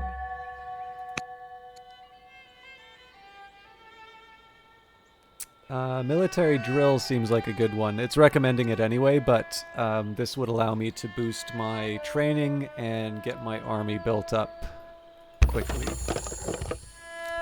Paganism. Pagan religions are founded by building your first shrine. They are spread by building more shrines. They have no disciples, theologies, or access to special religious improvements, but improving the religion's opinion will increase happiness in cities with the religion. Paganism can be adopted as a state religion if you enact divine rule.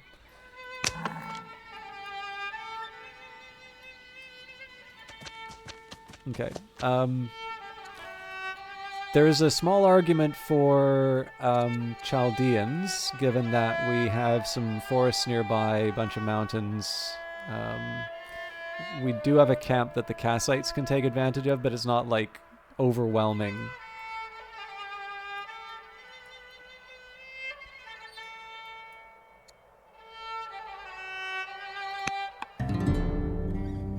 You are now known as Nebuchadnezzar the Pioneer. Oh, actually, there would have been 2.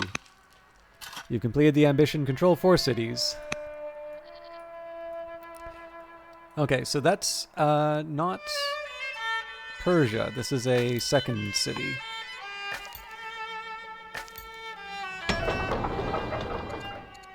So as always, we start with a worker. I think we have to build the slinger at this point.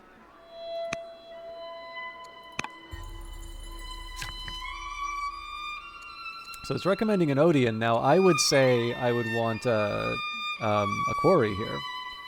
And we don't have land consolidation, but that's going to be a priority reasonably soon. I'm also slightly curious why I can't build a garrison. Oh, I can.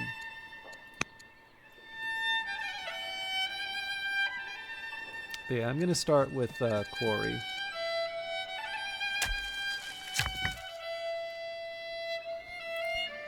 Okay.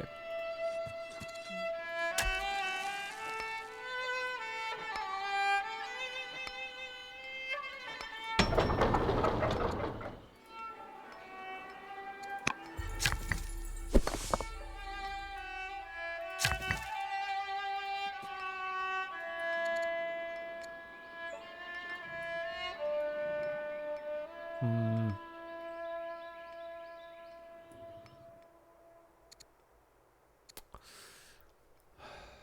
I'm kind of jammed up in terms of what I can be doing with my units right now.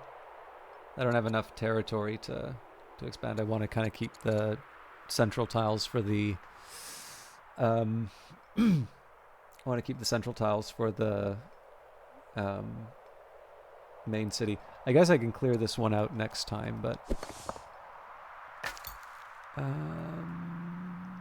got 3 orders left. Let's try and find the actual city behind this thing.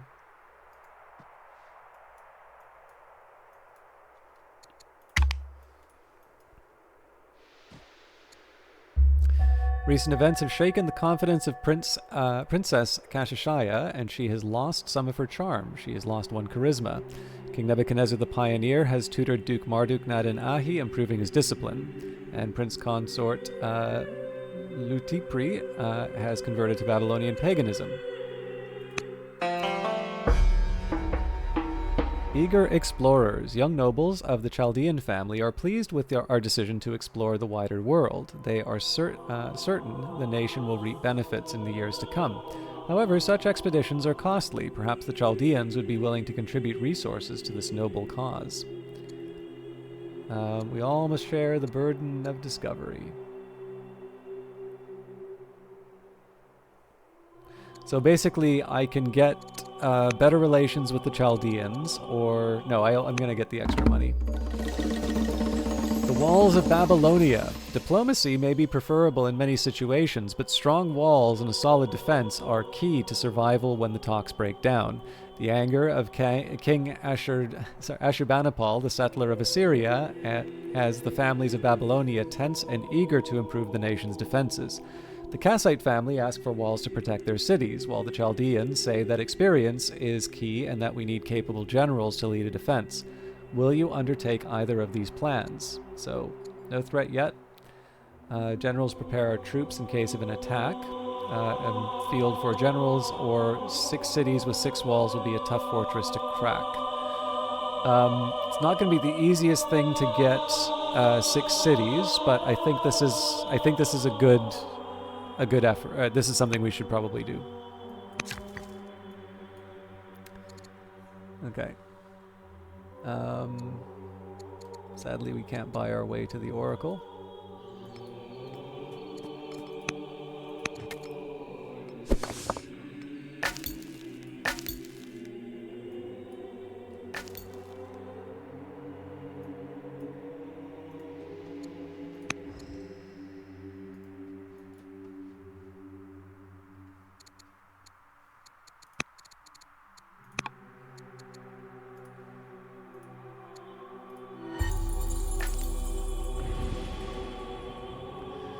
More Numidians.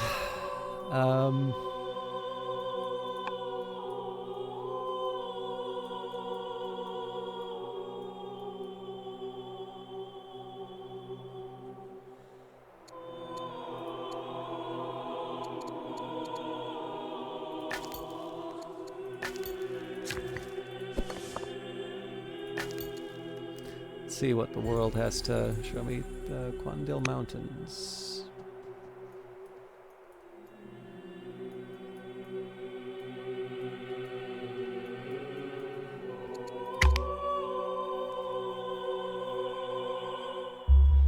Prince Consort Lutipri, the diplomat, is now head of Babylonian paganism. Babylon has reached new culture level. Higher levels of culture unlock additional improvements and wonders for your cities. Each new level will also trigger a positive culture event for the city. Today, a group of laborers has decided to join your workforce, granting you a new worker. Undefeated, Duke Marduk Nadin Ahi takes to tactics and training with an unbridled enthusiasm, especially combat drills where he bests his opponents every time. Clearly, the instructors are the best in Babylonia. We may wish to consider promoting some of them. Extending invitations for the teachers to join us in court, or he will continue to benefit from their wisdom. I think benefit from their wisdom. Alright, what do I do with this extra worker? I really don't have any place for them. So maybe what I do is I'll send one off to help in the other region.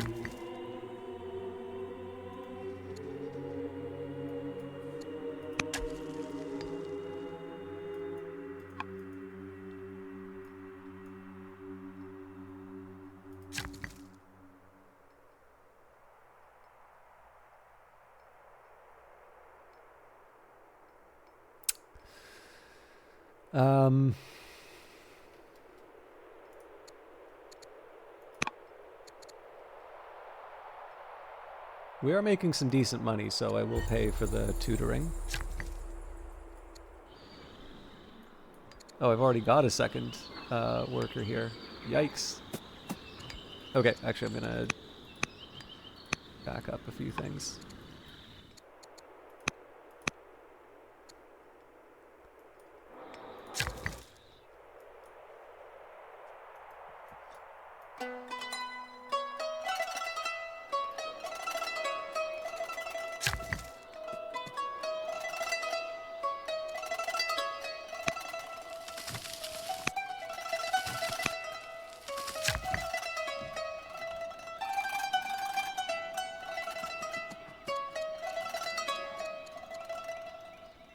This isn't my tile? No, there we go.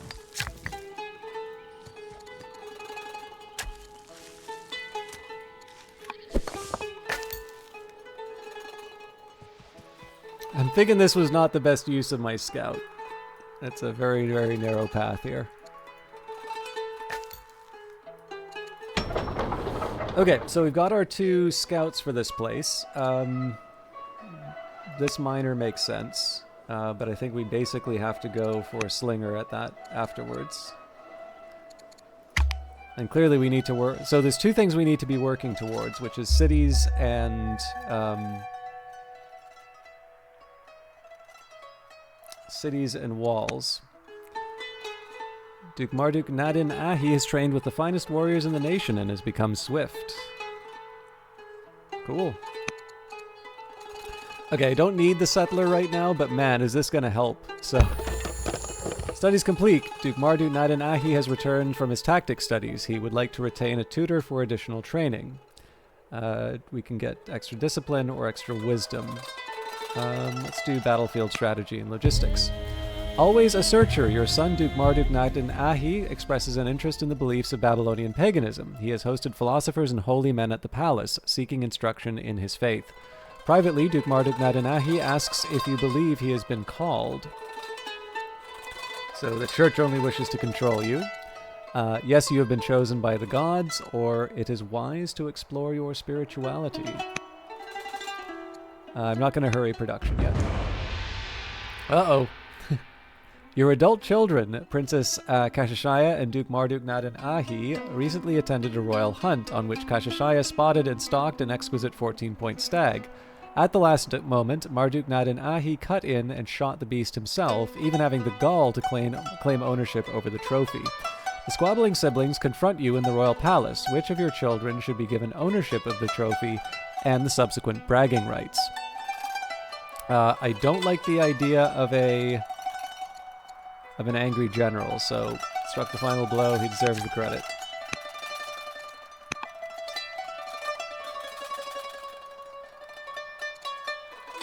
And we'll marry him into the Kassites.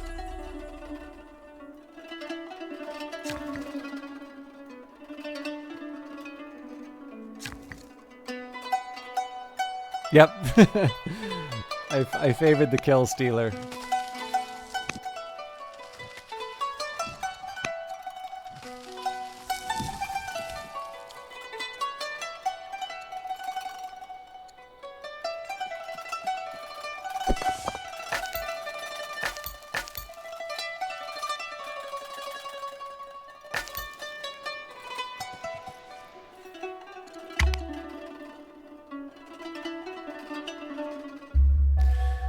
Oh dear, Persia is about to take the oracle out from under me. So Duke Marduk Nadin Ahi has grown more confident and charming. He's gained +1 charisma. King Nebuchadnezzar the Pioneer has tutored Duke Marduk Nadin Ahi, improving his wisdom. Princess Kashaya has given birth to a son. Man, the line of succession is strong here. And yes, Persia's begun the oracle. A new marriage proposal from the Kassites has arrived for your son, Duke Marduk Nadin Ahi. We have got, so first of all, we want young, so he is 19. So I'm not crazy about the timid schemer, but Elitim the Younger is the better option. Unexpected personal connections have opened up a direct channel to the leaders of Persia or Assyria. The court seeks to improve relations with both nations, but we should proceed with caution. Should we move forward with Persia or Assyria? I prefer sending the food anyway, so improve relations with Persia. Having received a message asking you to meet Amata in her chambers, you arrive to find the room lit with romantic lanterns and flower petals scattered over every surface. What did you think would happen? Dude's got +3 wisdom. He's a scholar.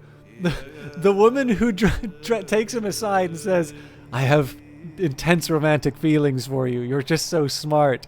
But I'll give you some time to think about it. What did you think was going to happen, my friend? So glad you could make it, Nebuchadnezzar, she says. Oh, sorry. Amata greets you with 2 cups of wine and offers you one. So glad you could make it, Nebuchadnezzar, she says with a smile. Won't you join me for a drink?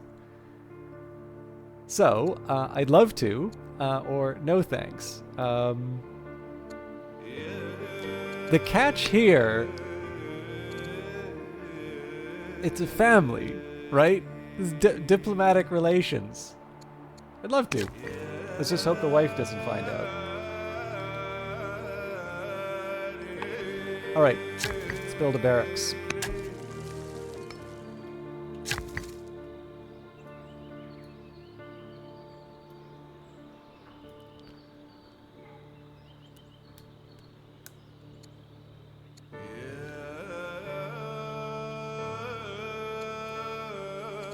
So Garrison takes some stone, which I'm not quite ready to give up.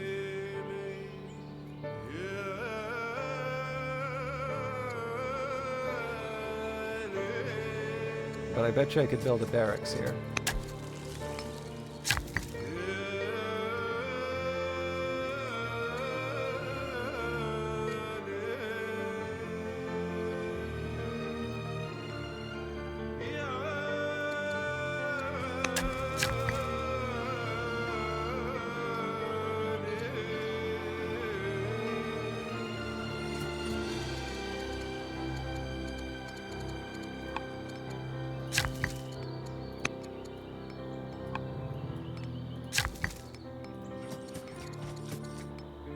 So the original plan was to build a wonder here, so we could build the shrine here.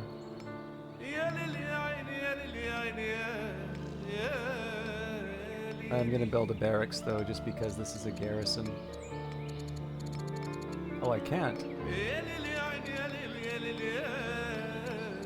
Okay, well that's fine, because we can just build a barracks here. Nope.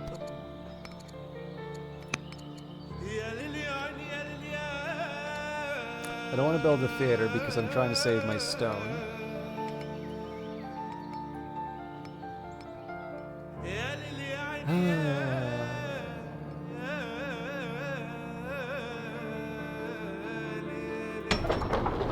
I'm gonna have to wait on that. Okay. I do need to expand my territory. So the thing that sucks here is that we're still not making troops.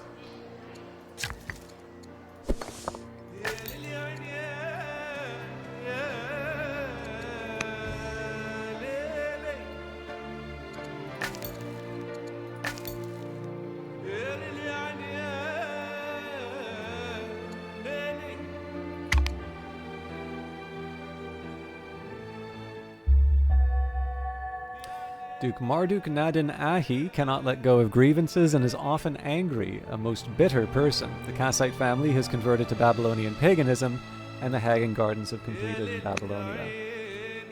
Okay, I like labor force because of roads. Axemen will give me an advantage against those polearm units. So why does it want me to go for husbandry? Is that because it puts me on the path for forestry? Nope, Polis does that. So here's what we're going to do. Because we need to build walls, I'm going to redraw. The Hanging Gardens. It is done. The Hanging Gardens of Babylon are a marvel of horticulture and engineering. The great building is a giant vertically tiered garden with plants gathered from across the world, with water being raised and distributed through a complex system of machinery. Hello, Shura the Sword. The tales of the garden are already spreading through other nations, with many claiming that such a marvel is too incredible to be true. These elusive and enticing gardens will stand as a testament to our people for all time, a symbol of our accomplishments today and of the glories yet to come. So once again, we will consult the oracle. The Hanging Gardens of Babylon were one of the 7 wonders of the ancient world listed by Hellenic culture. They were described as a remarkable feat of engineering, with an ascending series of tiered gardens containing a wide variety of trees, shrubs, and vines, resembling a large green mountain constructed of mud bricks. It was said to have been built in the ancient city of Babylon, near present-day Hilla, Babel province in Iraq. The Hanging Gardens name is derived from the Greek word kremastos, overhanging, which has a broader meaning than the modern English word hanging, and refers to trees being planted on a raised structure such as a terrace.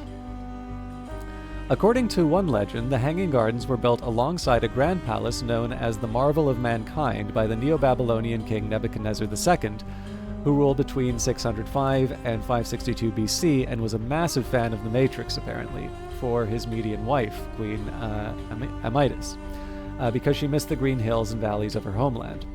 This was attested to by the Babylonian priest Berosus, writing in about 290 BC, a description that was later quoted by Josephus. The construction of the Hanging Gardens has also been attributed to the legendary queen Semiramis, and they have been called the Hanging Gardens of Semiramis as an alternative name. The Hanging Gardens are the only one of the 7 wonders for which the location has not been definitively established. There are no extant Babylonian texts that mention the gardens, and no definitive archaeological evidence has been found in Babylon. 3 theories have been suggested to account for this. First, that they were purely mythical, and that the descriptions found in ancient Greek and Roman writings, including those of Strabo, Diodorus Siculus, and Quintus Curtius Rufus, represented a romantic ideal of an Eastern garden. Second, that they existed in Babylon but were destroyed sometime around the 1st century AD. And third, the legend refers to a well-documented garden that the Assyrian king Sennacherib built his capital city of Nineveh on the river Tigris near the modern city of Mosul. If I keep bungling the pronunciations, I'm just going to change everybody's names to manageable ones like Jeb. King Jeb of Assyria. Descriptions in classical literature. There are 5 principal writers whose descriptions of Babylon exist in some form today. These writers concern themselves with the size of the Hanging Gardens, their overall design and means of irrigation, and why they were built. Josephus, circa 37 to 100 AD, quotes a description of the gardens by Berosus, a Babylonian priest of Marduk, whose writing, circa 290 BC, is the earliest known mention of the gardens. Berosus described the reign of Nebuchadnezzar II and is the only source to credit that king with the construction of the Hanging Gardens. Well, we're now a source too. In the palace, he erected very high walls supported by stone pillars and planting what was called a pensile paradise, and replenishing it with all sorts of trees, he rendered the project an exact resemblance of a mountainous country.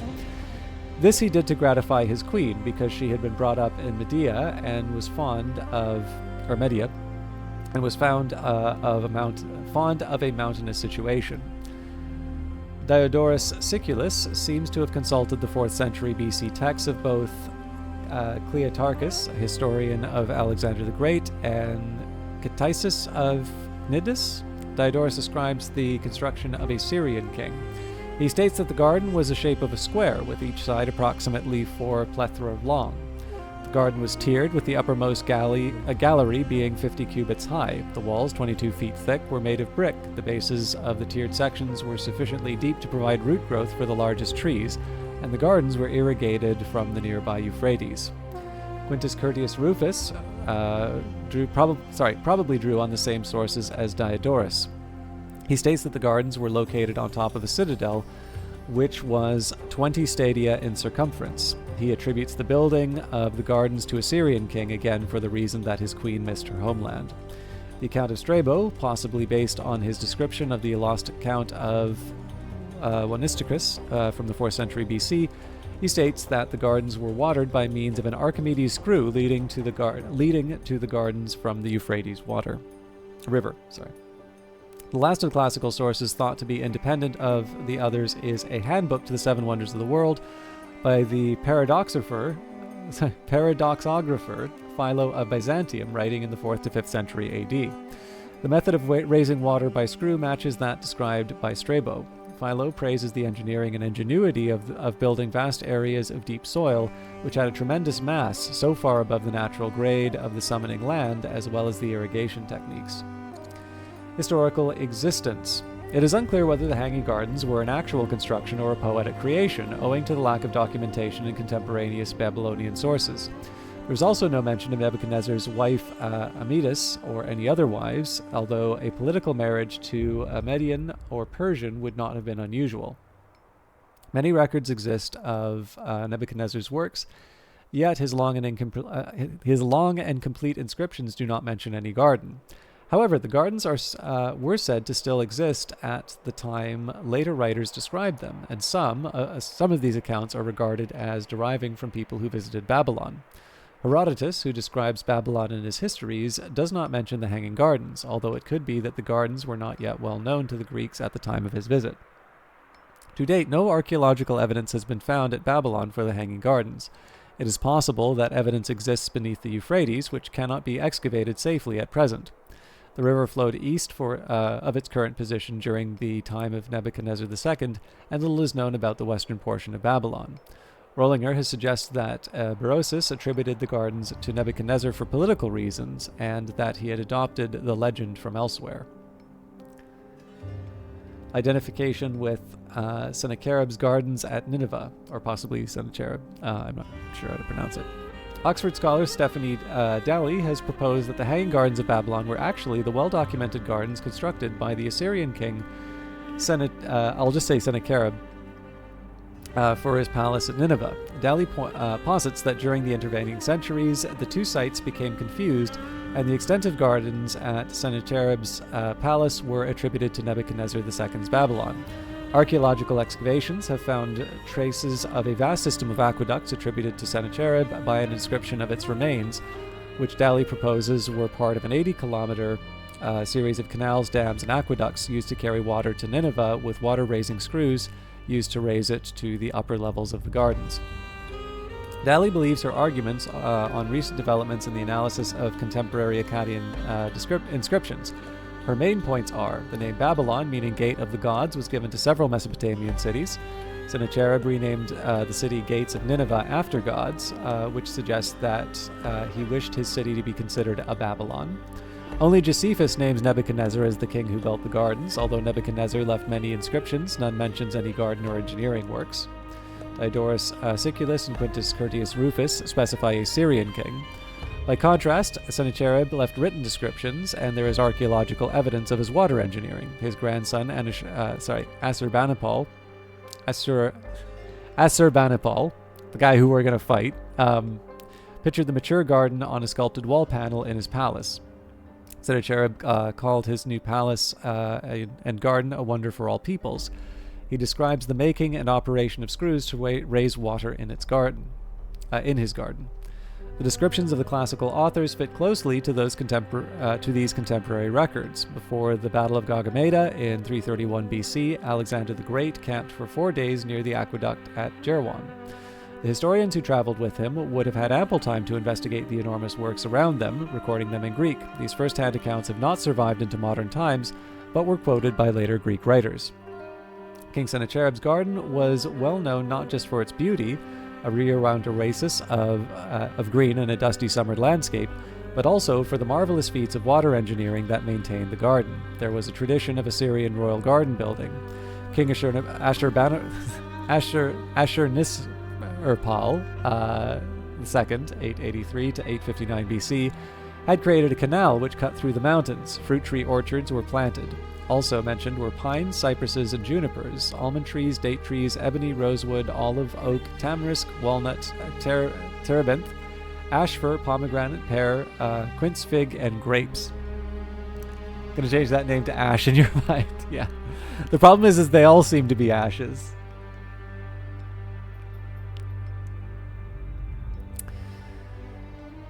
You gotta catch all the wonders to win Old World.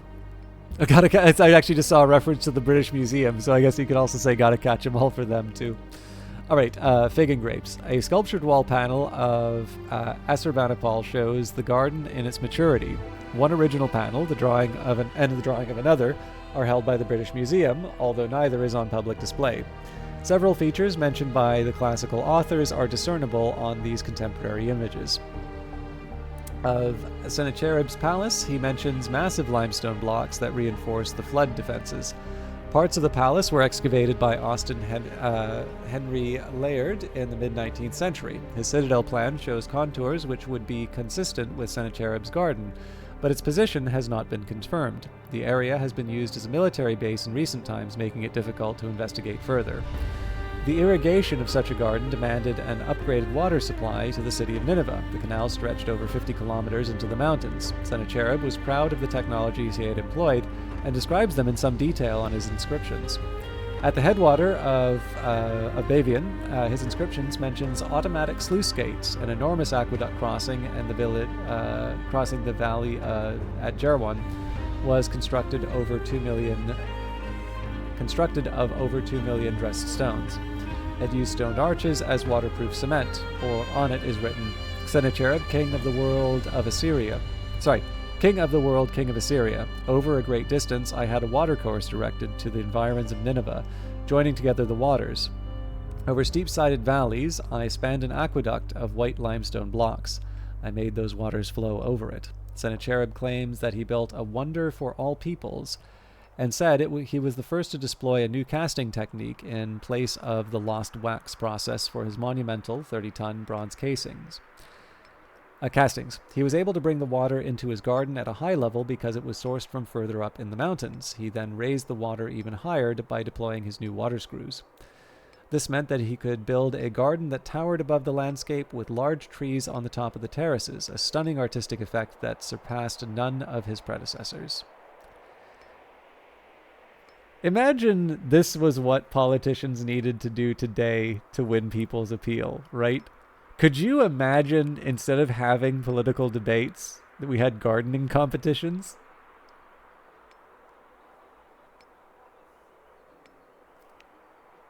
Green Party would still lose, obviously, but...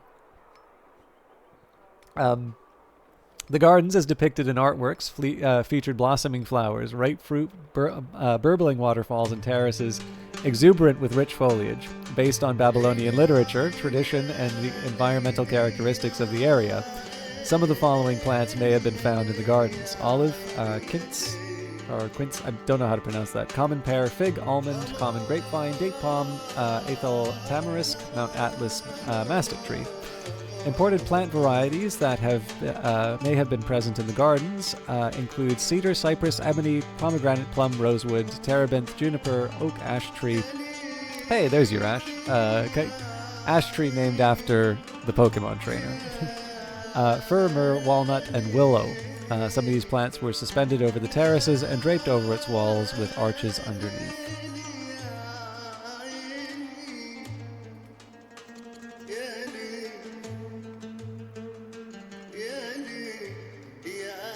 With this wonder, my legacy will endure.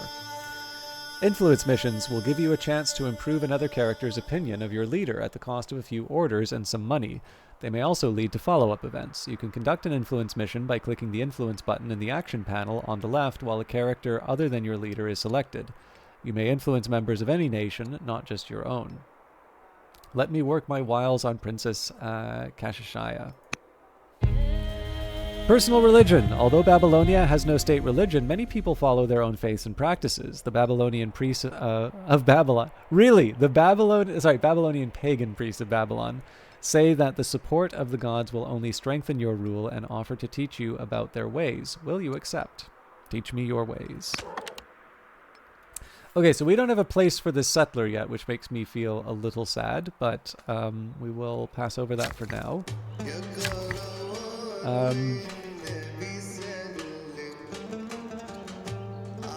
Oh, barracks requires stone. This is why I've not been able to...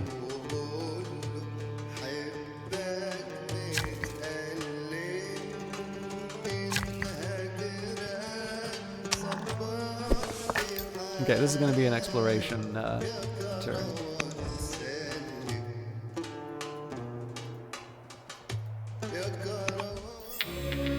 While bringing down wild game, one of your hunter's arrows strikes a well-dressed woman pursuing the same prey. It is soon apparent that soon apparent to both, that her injuries are not fatal, and that a crest marks her as a royal bloodline of Assyria. Make a legal claim to the local hunting rights and imprison the young noble as a poacher, or provide for her recovery and send her on her way.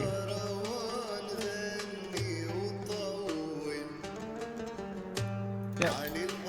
Hostages are a great diplomatic tool.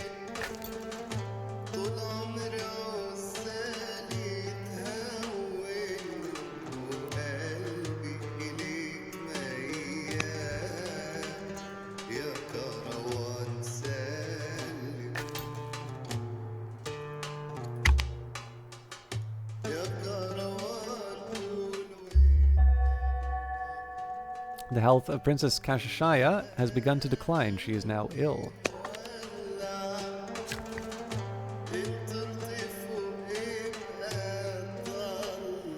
More rocks!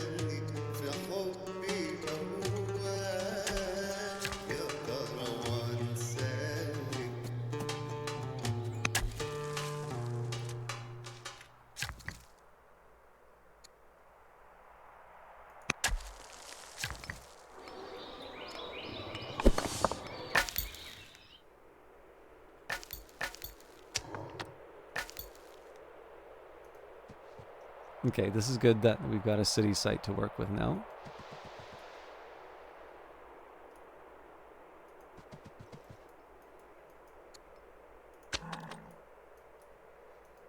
It is kind of nice that in Old World you don't have the same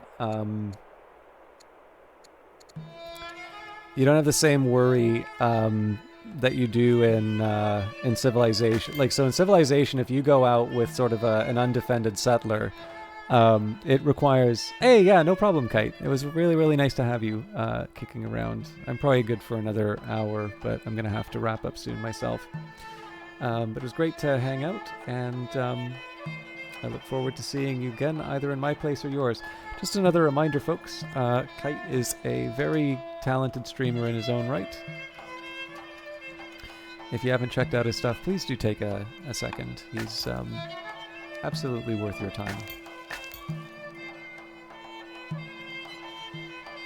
Man, I'm never going to see this city.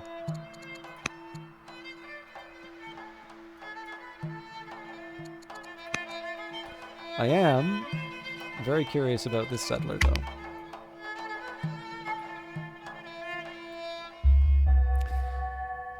Oh my god! She died! The ziggurat is completed in Egypt. Anthropology. You've made contact with Egypt, which could be an excellent learning opportunity for us. They surely have their own culture and knowledge, which will be fascinating to learn about. Although on the other hand, it could also be an interesting exercise to find out exactly how many siege engines it takes to batter down the walls of Waset.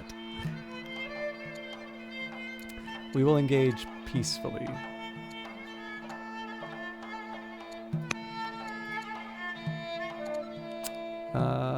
Amorites. No, it's the Chaldeans who want it.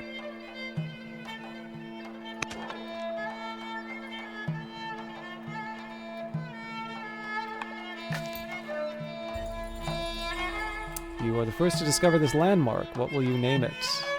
Shams Valley. Buried treasure. Your scouts stumble across an ancient, long-abandoned structure that appears to have once been a village surrounding a mine. Upon investigation, your wise men inform you that the substance mined here was kaolinite, and that the vein has not yet been exhausted. It would take an investment to get the mine back to operational, but the result would be that your craftsmen could make the most extraordinary pottery. What say you? Sure, it's worth the money.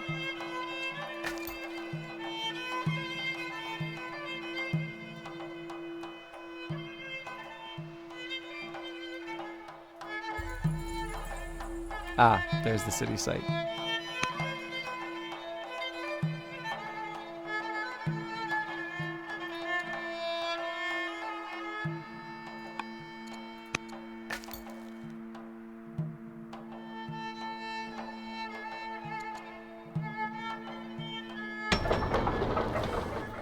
Okay, this opens up some possibilities for my workers. I think we do the same for the miner, and then we start churning out warriors and slingers. Probably more warriors right now, though, because I'm short on stone.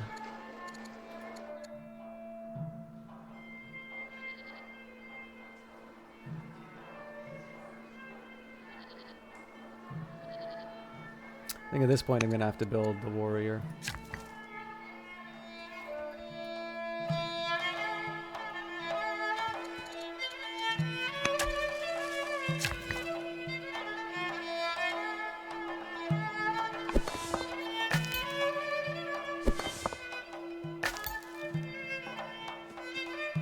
Ah! They keep finding city sites, apparently.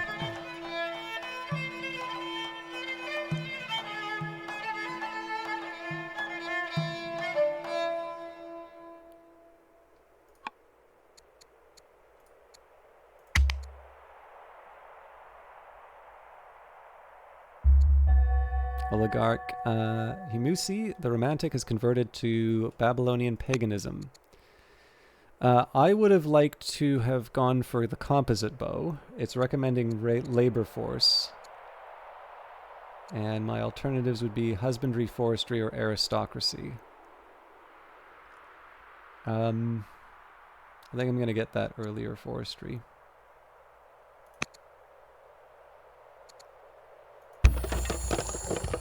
You built your first barracks. Melee units that remain idle on a barracks will earn XP. There's a similar bonus for idle ranged units on a range. Unit promotions are cheaper for units with more experience, so make sure to train your units while not at war to keep them sharp. Patriarch Ludipri, the diplomat, is looking especially grave as he draws you aside for a private word. The omens are not good. The winters are to become harsher than our people have seen in generations. Let us pray together for God's mercy, or we must be prepared. Yep. I am completely fine with that ambition.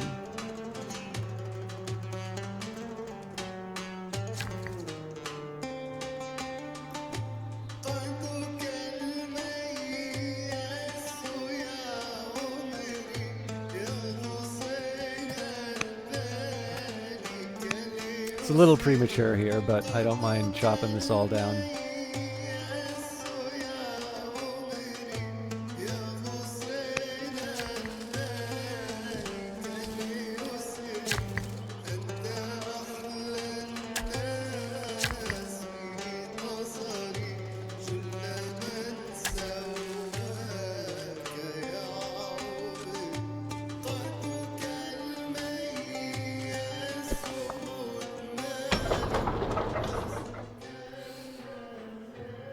Okay, I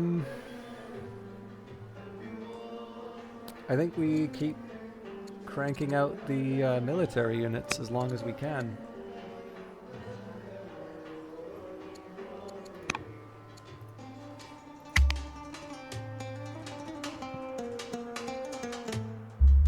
Princess Palatum is now old enough to be tutored by courtiers. Duke Marduk Nadin Ahi and Duchess Consort Alitum have given birth to a daughter. Today we grieve the death of Gandash, a member of the Babylonian court. His spirit will be venerated and his deeds will be remembered. The nation mourns. Nebuchadnezzar is you and governor of Babylon. Inspiring will give us more culture. Cultivator will improve farms and groves, or we can make more money with discipline. I think I'll be inspiring. A younger son of Egypt's royal family has presented himself in Dur Galzu as a defector and great admirer of the culture of Babylon. Egypt is upset. We can take him into custody, make sure that Egypt learns of our leverage, support his dreams of leading an artistic community. I think we go for the extra culture. Time passes quickly. Princess Palatum is growing up fast and eager to learn, so we'll teach her philosophy to replace our other philosophically inclined daughter. Now this would have been another really good Chaldean city, but if I don't keep the balance, there's going to be consequences. So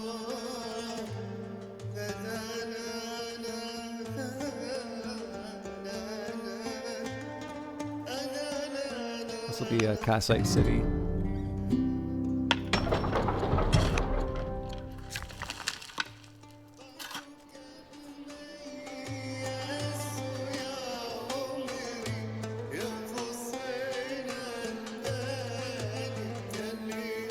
Okay.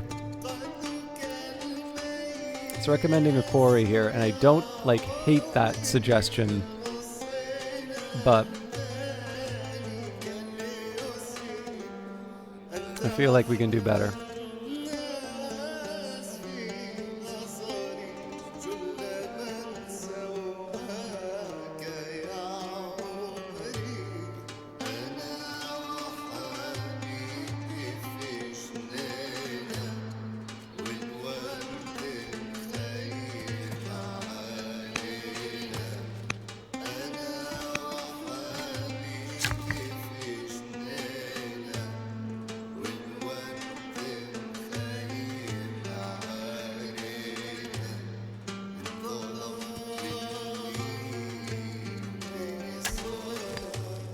This is going to make it a little awkward for expanding out the city, but I think it's going to be worth it in the long run.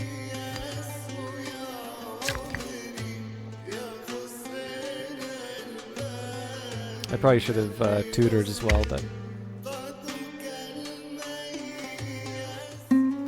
recently we've been thinking about improving relations with Patriarch Lutipri the diplomat. Who knows what benefits such a friendship could bring? An influence mission could help you accomplish that goal. I'll always take it for free.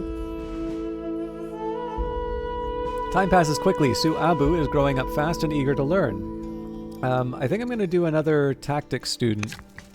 Because like I said, I want to have a bunch of generals when the time comes. We do not yet have a pasture. Or sorry, we don't have husbandry, hence no pasture.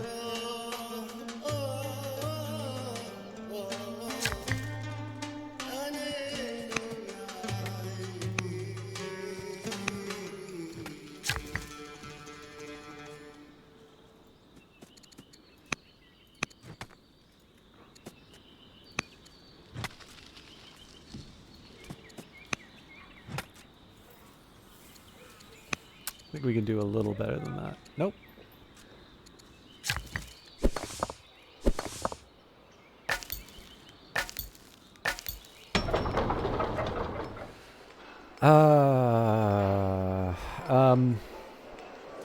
Oh, right, okay, we can build some more mines here. So we definitely need to prioritize walls, even though I'm still hurting for stone.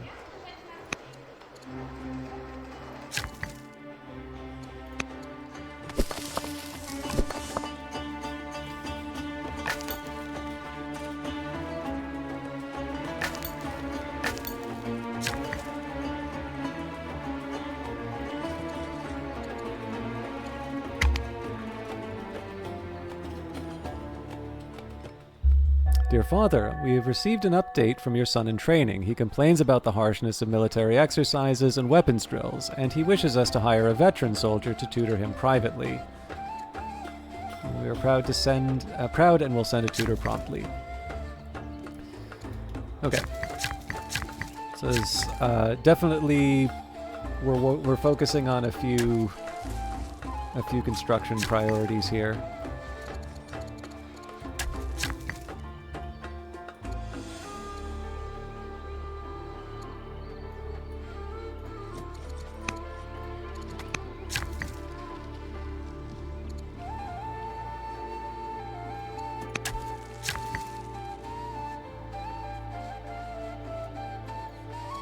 rocks.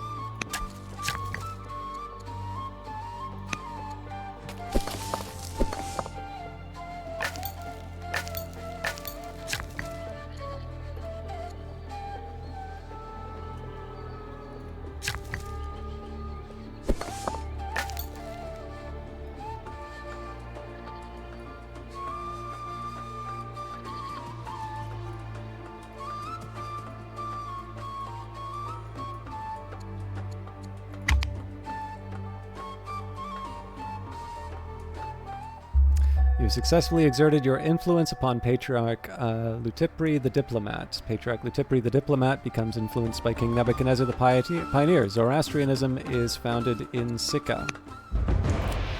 Fuming Messenger, a warlord from the Scythians, stands before us fuming. He says that the Numidians are a race of outlaws, and he demands that we make them your enemies or risk war with his people. The Numidians are not our enemies, or we will fight, but only with Scythian assistance.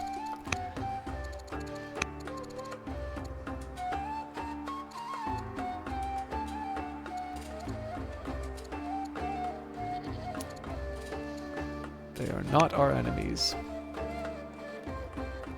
At least until we get... Britus, how you doing?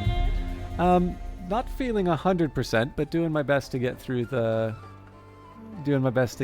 broadcast. I hope you're doing well. Some of our merchants from Kuragazlu report meeting a group of strangers on the road. They are people from a far-off land called Carthage. While traveling with the strangers to their city of Sicca, our merchants observed their religious practices of making sacrifices on an open fire. Intrigued by your own merchant stories of Babylonia, the people of Carthage want to send a Zoroastrian delegation to build a relationship between your people.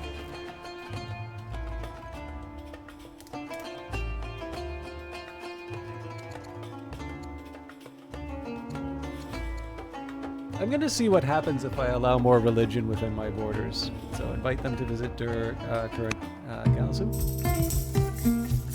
Plays from our finest dramatists have been touring friendly cities across the world. Now other nations clamor for more enriching cultural works from their own artists. Envoys from Persia arrive in court, hoping to learn from our masters. Are we willing to share the secrets of drama? We desire knowledge for knowledge. Yes, but hold our first festival in Babylon, or our great work should stay in Babylonia. Let's say knowledge for knowledge. Ooh, composite bow is a good one.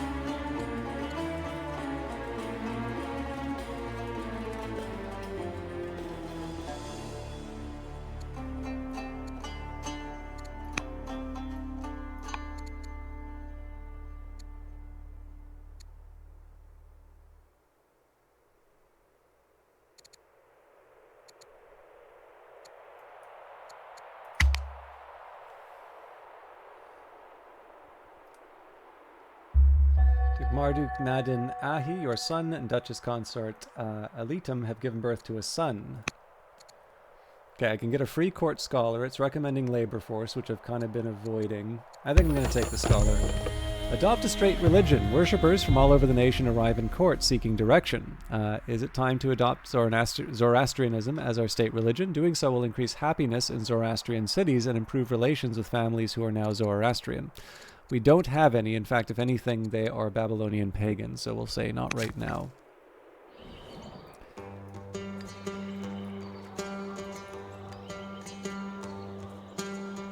Okay, definitely going to go for an archery range.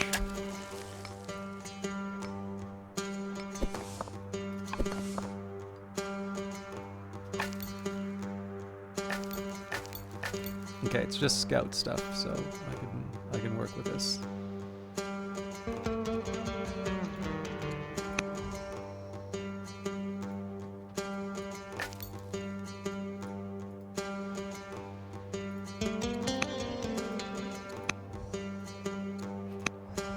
Harvest honey event. Bees sting your...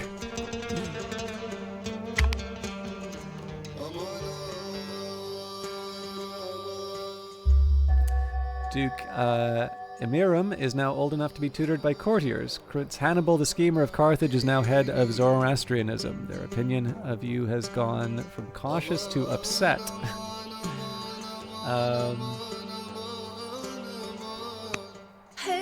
Fire in the market. A man in the Dur Athara market has been arrested for inciting the public. His crime, after building a large blaze, he proceeded to recite from his holy teachings the Yasna. This is not the first incident of this kind. We grow intrigued by these followers of Zoroaster. Release him and permit Zoroastrianism. Release him but forbid it. And we gain a militia. Or this is not worth my time. No, we'll release him and permit it. Her father's disposition. Representatives from the academy arrive at the court bearing news of Princess Palatum. She has been well and is unfortunately turning out to be as thoughtless as her father, Patriarch Lutipri the diplomat. I had hoped for a better outcome. Time passes quickly. Duke Emiram is growing up fast and eager to learn. Let's make him a student of commerce.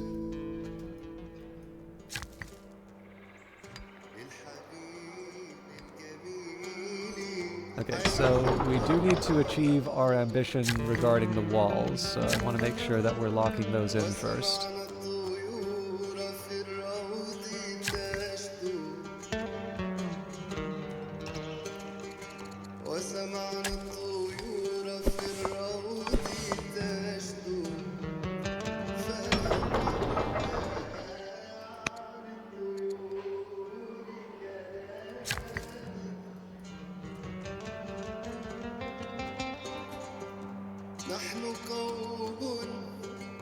We don't have husbandry, I'm an idiot.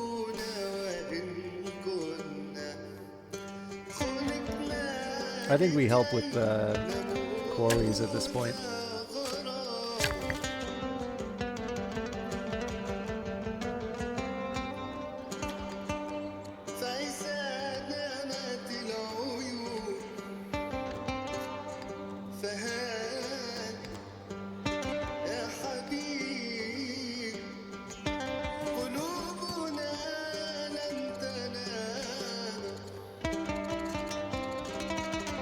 I thought I could build a garrison.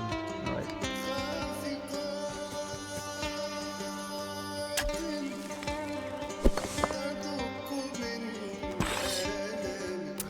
Use my warriors for early combat. All right. So first of all, we're going to add a general. Duke Marduk's not as good as I thought.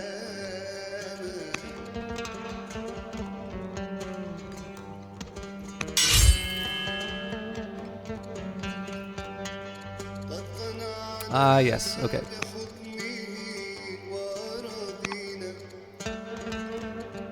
Tutorials.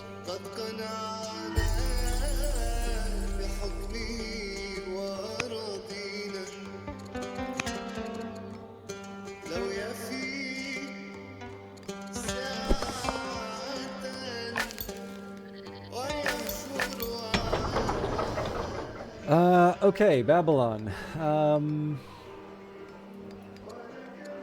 Again, this is about getting access to stone. I do have space for one more, so I'll do a specialist officer because we're going to be catching up with a lot of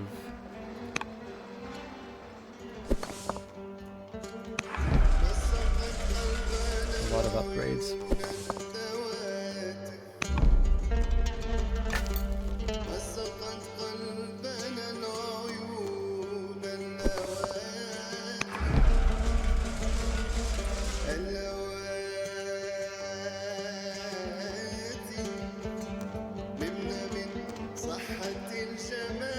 Okay, I think that'll do.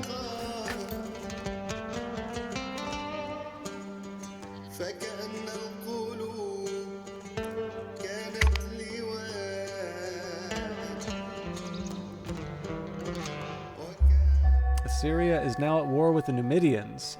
That may give me an opportunity. You are now known as Nebuchadnezzar the Wise. A new court scholar, Ulam Burash, has joined the court. His curiosity and insight will aid Babylonia in unraveling the mysteries of the world. Welcome, Ulam Burash the scientist. So I'd like land consolidation for the groves, but I'm going to take the free archer.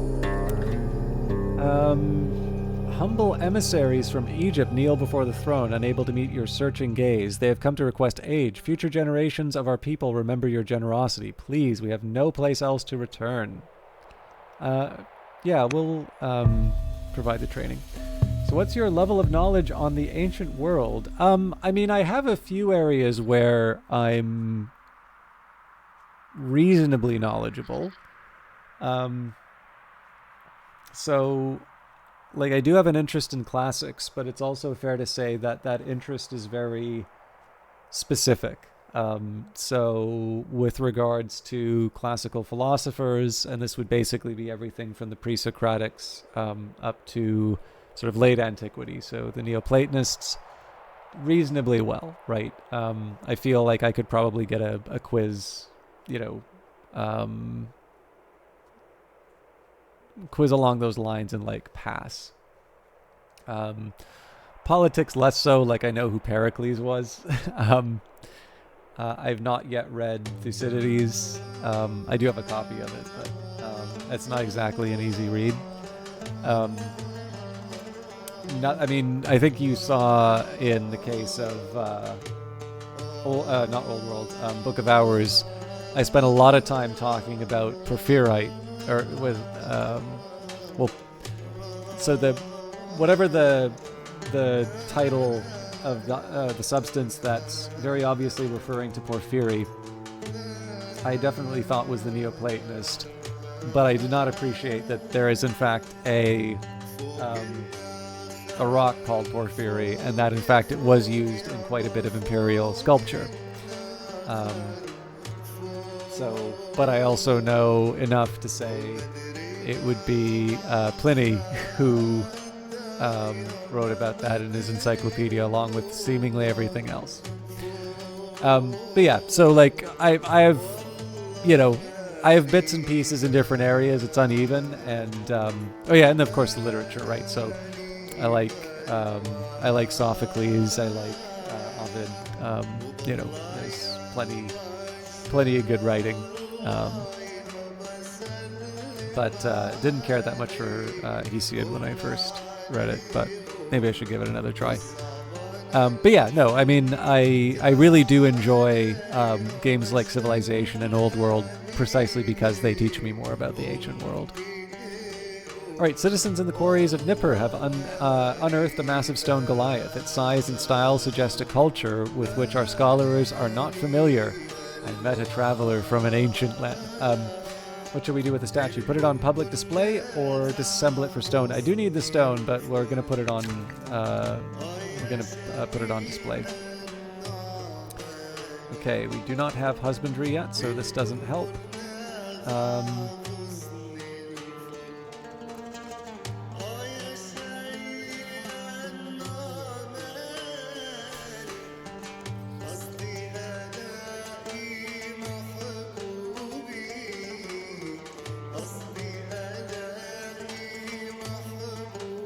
I don't hate the idea of a theater, but I feel like there's better things we could be building with stone right now.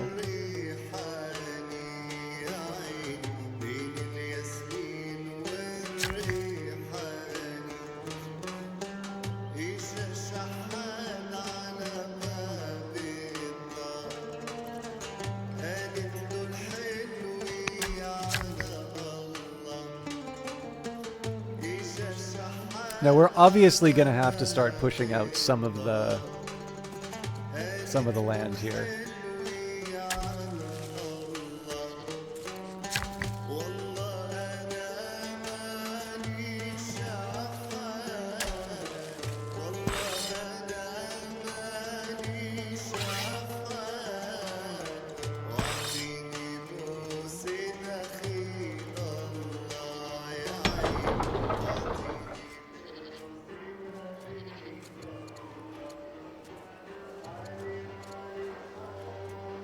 Fur is something that I can make the Kassites happy with, so that is tempting to pick up.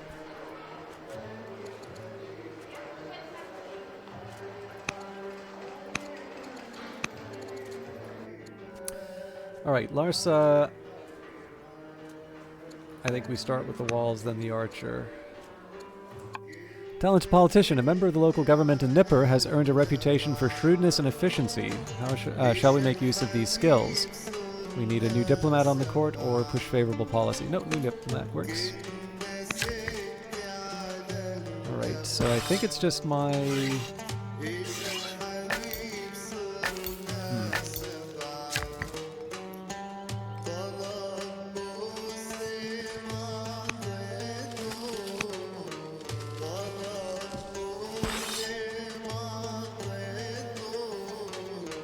I think we'll probably move the soldier, or the warrior in. But maybe we'll do that after...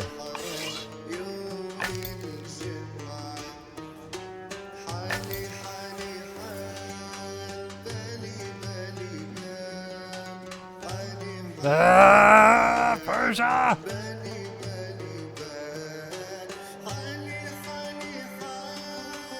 So yeah, I think it's a twofold approach. So I need to make sure that Dur Atha can support itself, but I think we fight Kahat. I want to at least claim these two cities. We may not be able to take the whole thing from Assyria, but we use the fact that they're fighting the Numidians to give us an advantage.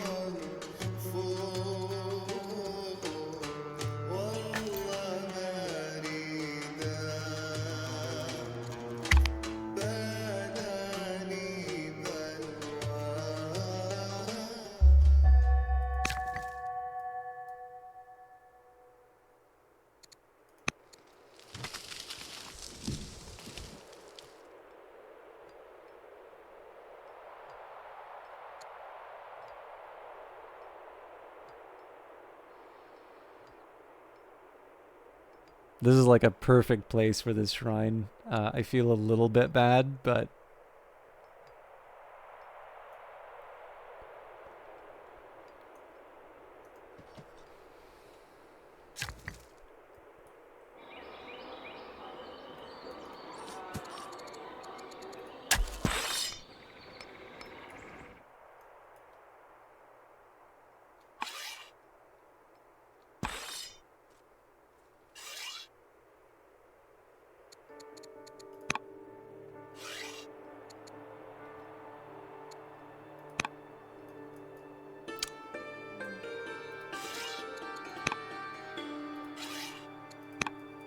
I don't want them to sleep, I want them to sentry.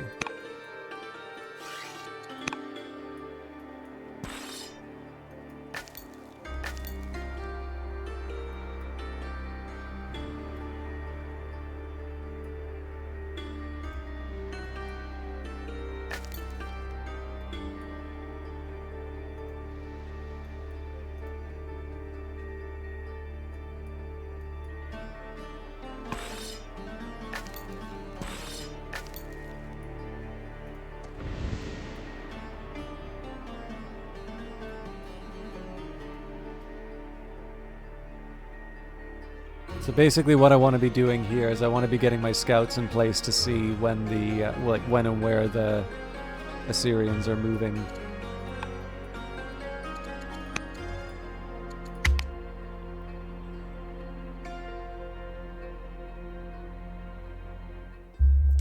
King Nebuchadnezzar the Wise has tutored Princess Palatum, improving her wisdom.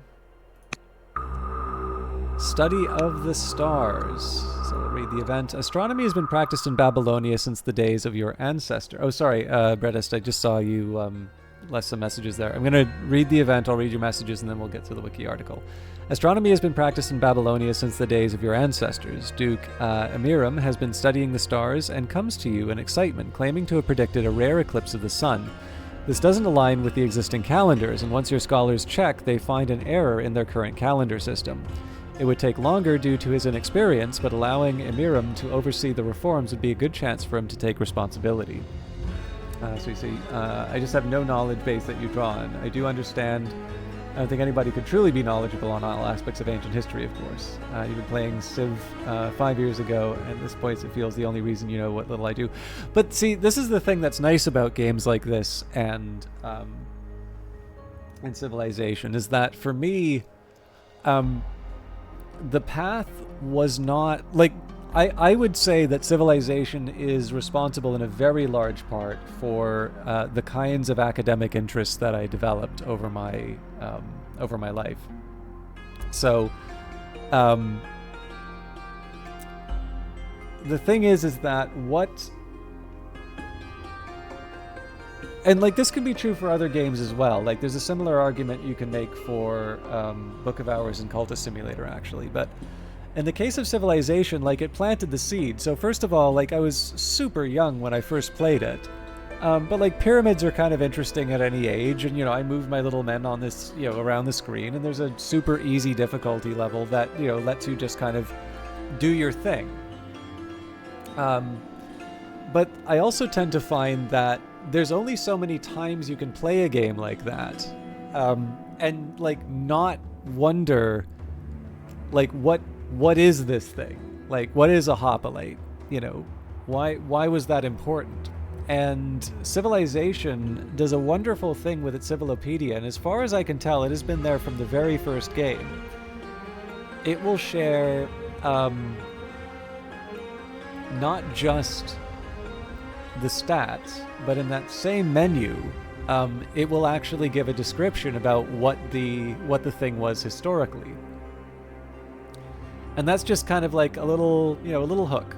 And every once in a while, you know, you'll find something and you're like, oh, that sounds really cool. You know, like, so a good example of this was when they were describing moving water for these gardens, for the Hanging Gardens of Babylon. I know about Archimedes' screw, because Archimedes is just a really interesting figure, so that would be another example of, you know, when you get sufficiently interested in these things, it suddenly becomes self-perpetuating. But if you... like, the one question I had is, like, the one thing I didn't know about the Archimedes screw, and I might go and look up myself, is like, well, how do you...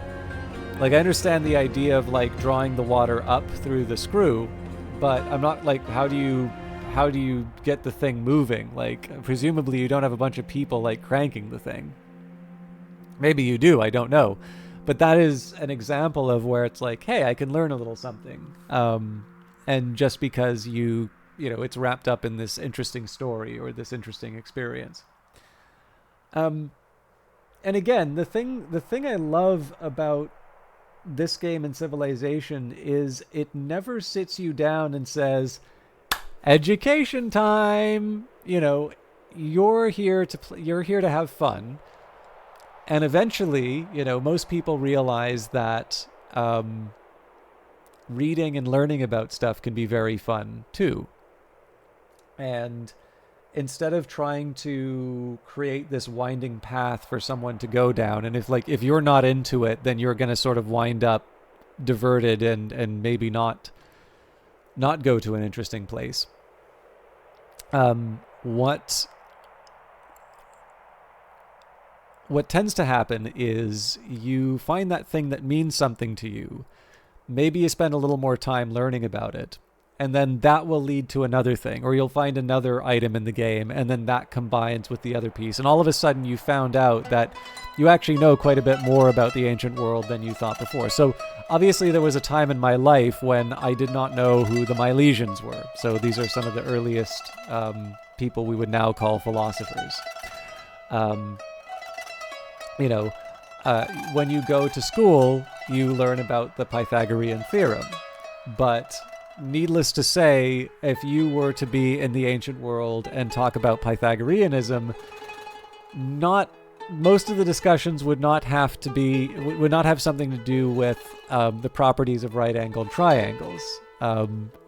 There was a whole other set of beliefs related to it. So much so, actually, that it broke off into, or didn't broke up, but there were like two groups of Pythagoreans at one point. There were the mathematikoi and the akousmatikoi, and some were more about the science and the understanding, and then others were much more about the ethical beliefs surrounding it. And again, these are distinctions sometimes that we draw to make it easy for us to discuss it, and sometimes those wouldn't necessarily make sense in the ancient world. But like the first rule of Math Club is you don't talk about Math Club with the Pythagoreans. And there's like the anecdotes of the idea of the irrationality of the square root of 2 being something that Pythagoreans drowned someone over. Now that's obviously a much more intense relationship with numbers and their properties than what maybe we have a conception of for ourselves. And so, sometimes this will just be weird and wonderful anecdotes where it's like, oh, ancient people were so crazy. But that's not really what you probably want to take out of that. What you want to take out of that, and where the ancient world becomes so interesting, is to get a picture on this very different way of looking at the world than maybe we're accustomed to. And again, like obviously for me, I'm very heavy on ancient Greece, ancient Rome. Those are two options available to you in Old World, but so you can play Macedon. Well, it's Greece, but like the first character is Philip of Macedon. Well, so the idea here, Bredist, is that this idea of the Pythagoreans is that the world can be expressed in sort of these, like, it all comes down to number and like relations between numbers. And there is obviously some really profound advances that you can make from that thinking. So like this idea of music, and the fact that the relationships between notes are sort of all based on these sort of ratios in terms of like lengths of strings and so on and so forth. It's this very powerful way of looking at the world that can actually get you really, really far. And the thing that's difficulty about the irrationality of the square root of 2... Actually, I wonder if I can do this proof still. I'm about to embarrass myself in front of Index Gnome, but...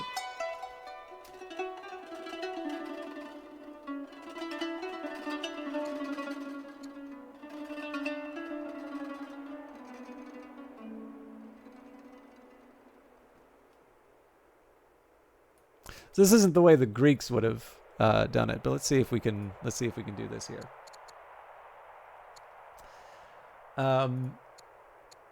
So the claim here is going to be that so we want to take the square root of 2, and again, like this is notation that we care about. We're going to say that it's a rational number, and so the idea here is that as a rational number, it can be expressed as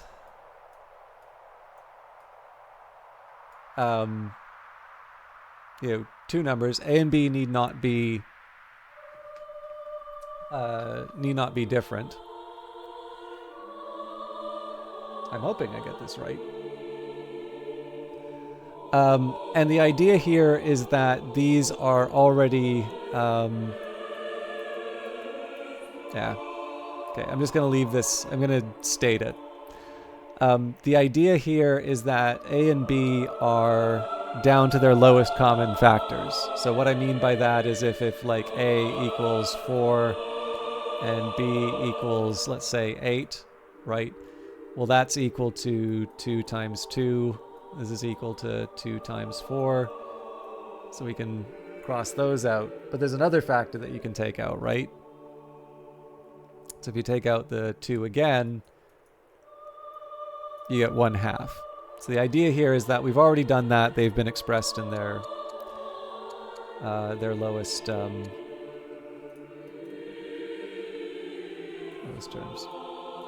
You can tell I don't use Paint a lot. Okay. So let's do something natural. Let's square. So we've got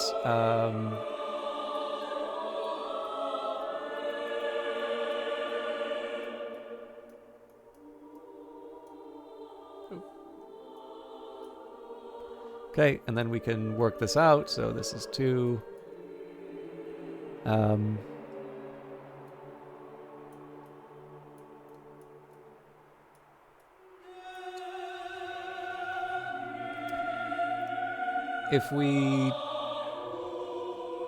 If this step, well, hopefully this step makes sense. If it doesn't, then I may need to unpack it a little bit. I'm trying to put this together to remember there's like a trick to this, but I'm trying to remember where it goes.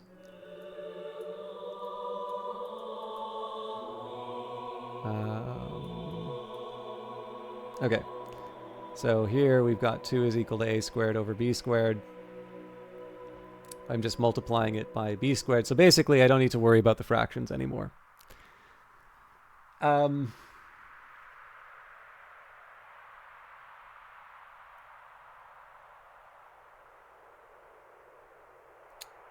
So there is something related to the fact that these are already down to the lowest common. Like basically what this comes down to is we wind up saying that both of these things wind up being even, and they can't be even.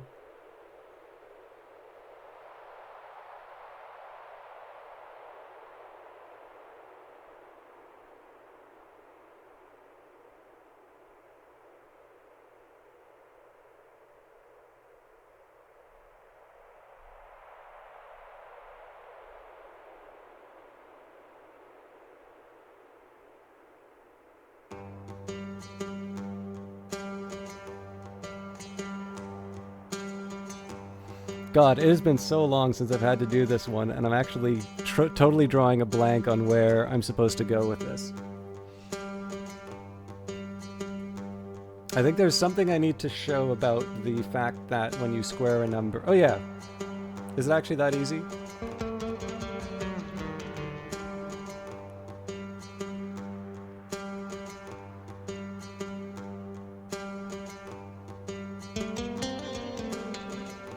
I'm just thinking,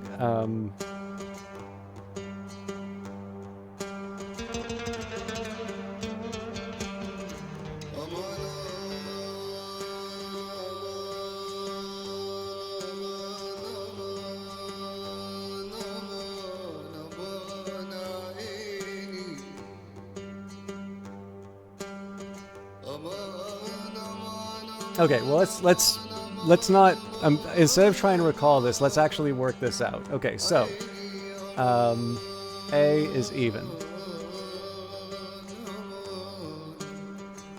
Right? We know that A is even because whatever, we've already assumed that this is a whole number.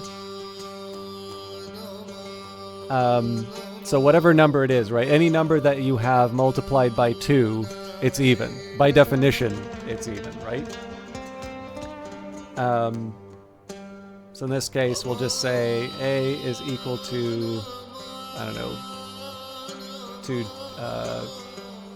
I is usually an index. 2J. Alright, so what do we get with that?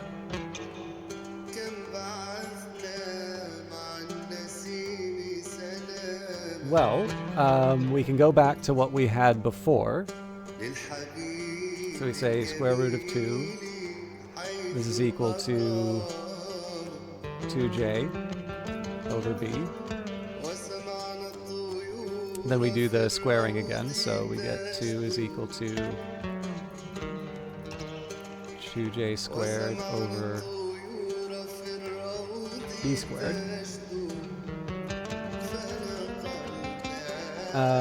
Oh yeah. I think I remember how this goes now. Okay, so we get 2b squared for j squared. So it's like, okay, this is all very cute, but like, what are we actually getting out of this? This is where the trick comes in.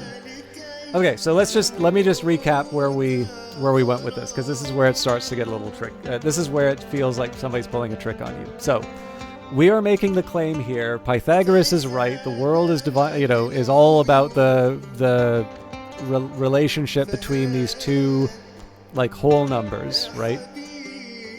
And so we have this idea, square root of 2. You can kind of represent it geometrically, like you have, a unit. It's like you have a square. It's actually probably easier if I just do the triangle. So if you do the Pythagorean theorem, right, and these are 1, what's this?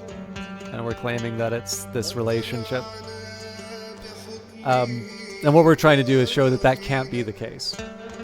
So the first thing we do is like, what do we know about A? Well, again, saying that these are whole numbers, you take the square of 2, you say that the ratio of the squares of these two whole numbers is equal to 2b2. I guess there's the tricky part here where I said, I guess I technically showed that a squared is equal to, yeah, I guess I said the square.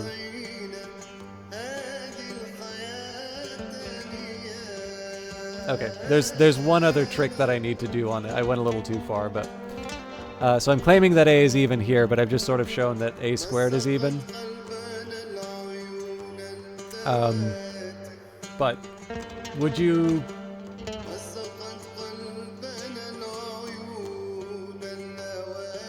I'm just trying to think if there's an easy.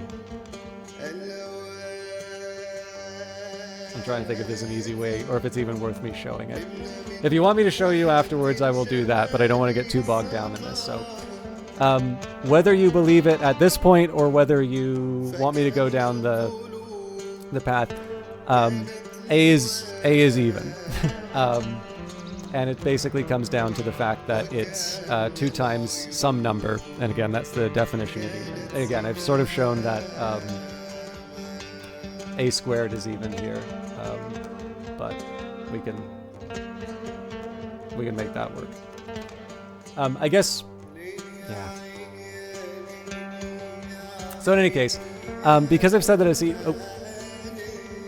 love our office parties because you all have more standing by. That would actually be really helpful. Although again, if I ever try to do something like this ad lib, I always wind up sort of stumbling over myself. So there is a little bit of a problem.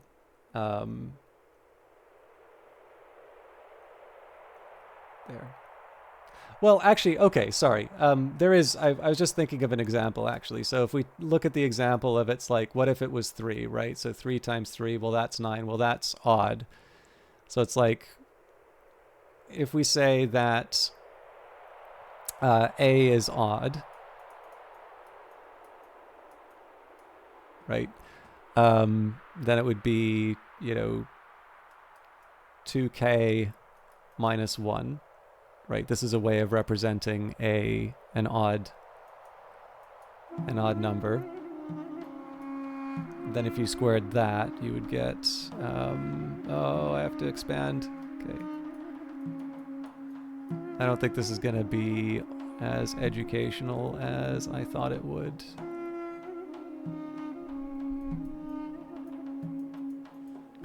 So how do I show that this is still odd?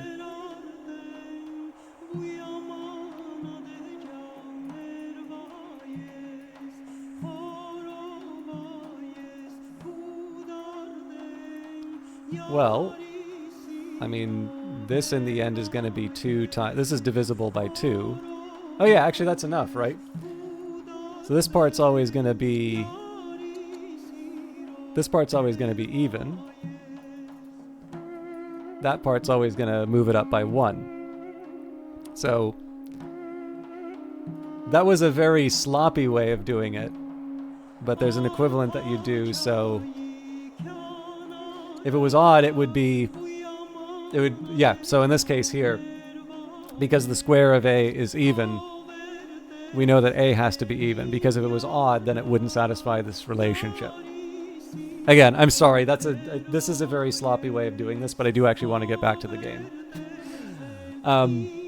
Okay, so we take this knowledge that A is an even number, and again, J can be anything, but we're just saying that we're representing this with an even number. So here we go, we've gone down the same path, 2J squared over B squared, so now we've got 2B squared equals 4J. Well, let's work this out, right? Let's try and figure out some properties about, B. Well, if we work this through, we can divide both here, so that gives us B squared equals to 4J squared. Okay, well, what does this tell us? Right, and if that's not clear, right, remember that it's even if it's divisible by 2. So we're saying that B is even and A is even, but remember we started off by saying that this part was already down to its lowest common terms, and so if both of them are even, there's always going to be that 2 that you can pull out. So at one of these points, one of these things has to be not true. This was the assumption we made at the start, and so from this assumption at the start, this contradicts the assumption, and this would be what's known as a proof by contradiction. And again, by the standards of modern mathematics, I would probably get like a C-. It's like, you got there eventually, but holy crap, you did not explain your reasoning very well. And, you know, by the ancient standards, they'd have no idea what the hell I was talking about with all of these symbols. But basically, some guy worked this out in ancient Greek ways. And if your worldview is built around this idea, and someone has just demonstrated, you know, with absolute certainty that there is no way that that worldview can ever be part of a coherent system, that is something that's worth killing someone over. Well, okay, but that's not that. But you can see why that would motivate a murder. Now, again, it's probably apocryphal. Maybe somebody wasn't actually drowned about it, but given the secrecy of the organization, anyways, you know, it's the sort of thing that people like to believe could be true.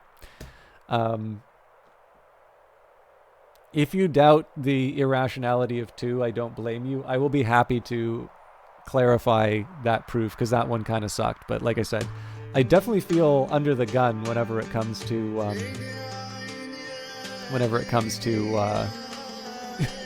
to doing that improv. So maybe I should practice a proof before I do it on stream. But I didn't know we were going to be talking about the Pythagoreans. So, all right, Babylonian astronomy. Among the sciences, astronomy and astrology still occupied a conspicuous place in Babylonian society. Astronomy was of old standing in Babylonia. The zodiac was a Babylonian invention of great antiquity, and eclipses and the sun and moon could be foretold. There are dozens of cuneiform records of original Mesopotamian eclipse observations. Babylonian astronomy was the basis for much of what was done in ancient Greek astronomy. In classical, in Sasanian, Byzantine, and Syrian astronomy, astronomy in the medieval Islamic world, and in Central Asian and Western European astronomy. Neo-Babylonian astronomy can thus be considered the direct predecessor of much of ancient Greek mathematics and astronomy, which in turn is the historical predecessor of the European Western scientific revolution. During the 8th and 7th centuries BC, Babylonian astronomers developed a new approach to astronomy. They began studying philosophy, dealing with the ideal nature of the early universe, and began employing an internal logic within their predictive planetary systems. This was an important contribution to astronomy and philosophy of science, as some scholars have thus referred to this new approach as the first scientific revolution. The new approach to astronomy was adopted and further developed in Greek and Hellenistic astronomy. In Seleucid and Parthian times, the astronomical reports were of thoroughly scientific character. How much earlier their advanced knowledge and methods were developed is uncertain. The Babylonian development of methods for predicting the motions of the planets is considered to be a major episode in the history of astronomy. The only Babylonian astronomer was known to have supported a heliocentric model of planetary motion was Seleucus of Seleucina. Seleucus is known from the writings of Plutarch. He supported this heliocentric theory where the Earth rotated around its own axis, which in turn revolved around the Sun. According to Plutarch, Seleucus even proved the heliocentric system, but it is not known what arguments he used. Red Test says, didn't the Athenians practice ostracism by voting whoever they didn't like? I can definitely see someone getting murdered for running their mouth. Okay, if you want someone who got murdered for running his mouth, look no further than Socrates. But yes, ostracism, I believe, actually is referenced in this game. But yeah, you're right. See, you know about the ancient world. Okay, anyways, we can allow the reforms. Praise his work, but allow scholars to take over. And have him oversee the calendar reform. Yep, nope. Allow the reform, stepping in if things go too slowly. Philosophy studies. Now that Princess Palatum has completed her study of philosophy, how shall she contribute to the court? She can be a builder or a definitely scholar. She's the heir.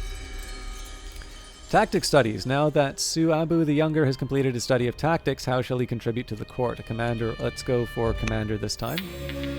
The wisdom of peace. You watch as a trail of soldiers wearily troop back to the city, returning for a temporary reprieve from guarding the distant roads that lead to Persia.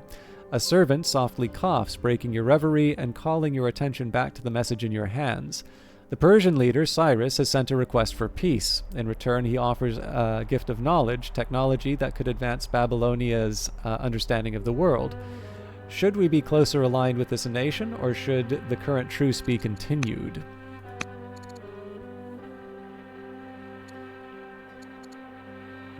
This request shows their weakness. We're ready for war. No, I think let us be bonded by a contract of peace. We can always cause some trouble later. We're going to marry off some family members.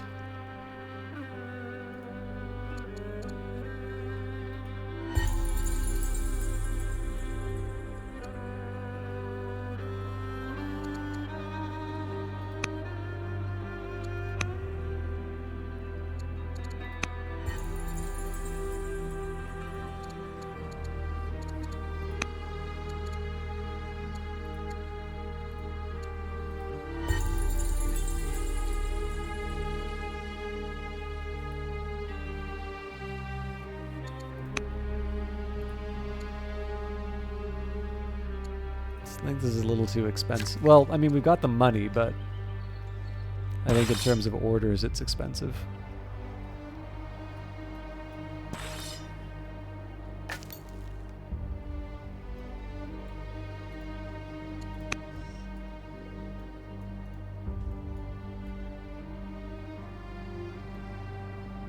I think it might be an idea to just keep them here.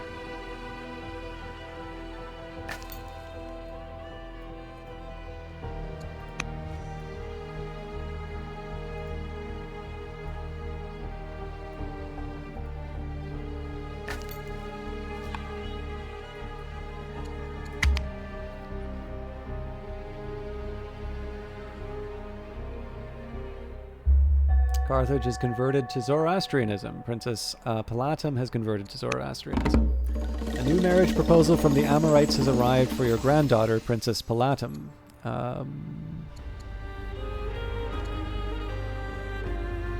Hammurabi.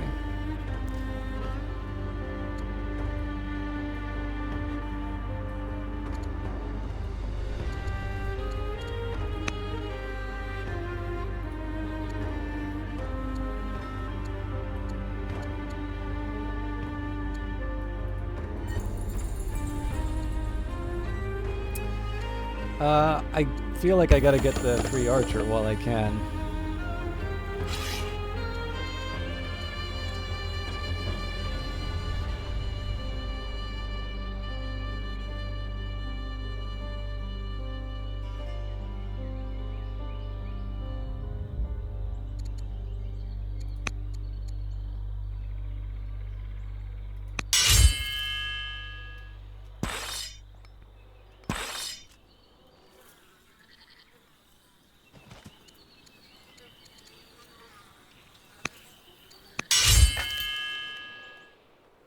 Okay.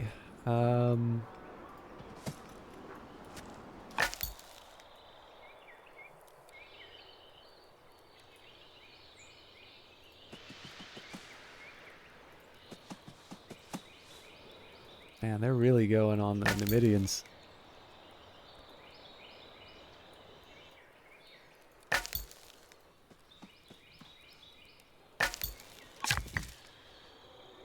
Oh man, I should have planned this a little bit better. I don't like spending orders this way, but the extra quarries are going to help.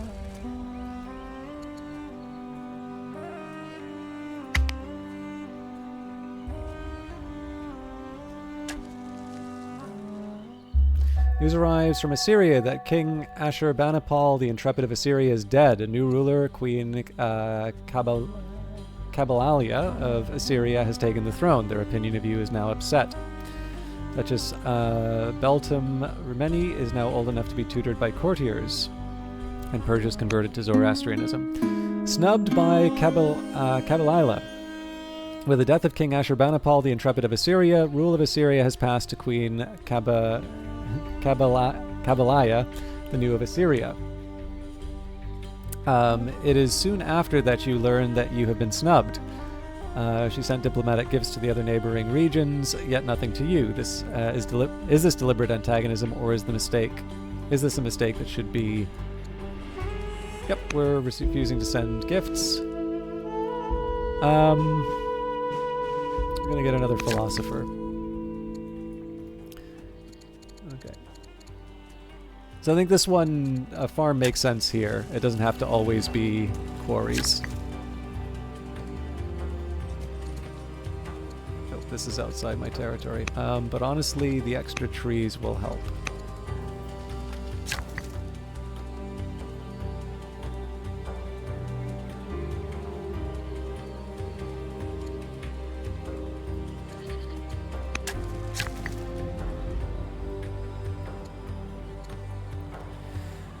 All right.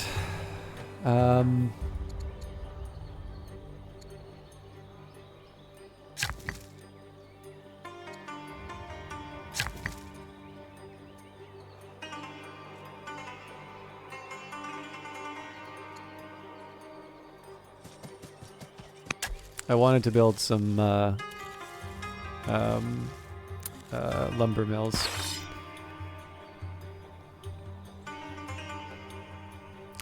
I think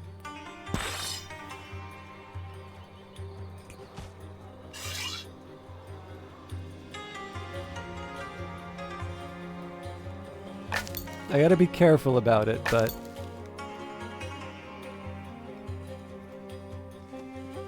I think getting ready for a war is not a bad idea here. Okay.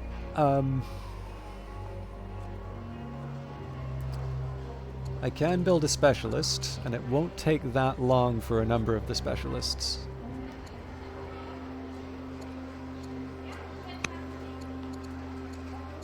But we're going to follow up. We definitely need some... Well, I definitely do need some warriors, but archers make a little more sense here because of the sentinel bonus.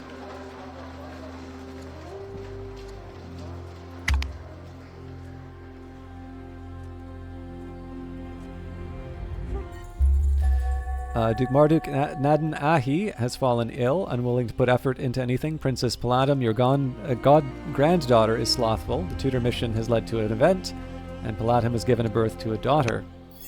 Inspired by nature, Duke Emiram has been sneaking off into the wild after class each day, growing ever more inspired by nature. What advice should we give to this budding naturalist? Some look to the heavens, instead look to the soul. So he is a commerce student. Oak, myrrh, cedar, acacia, fig, date, palm. Know them well. And wisdom can be found under the very ground we walk on. I think we'll make him a delver.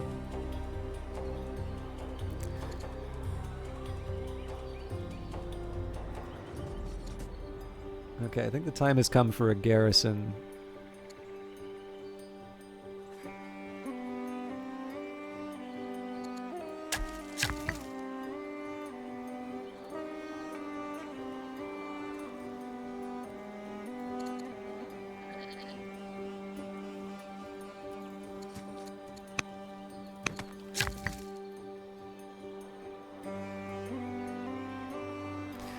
I'm really tempted to turn this into a lumber mill, but I feel like this will be better served as a quarry. Oh, but that was unnecessary.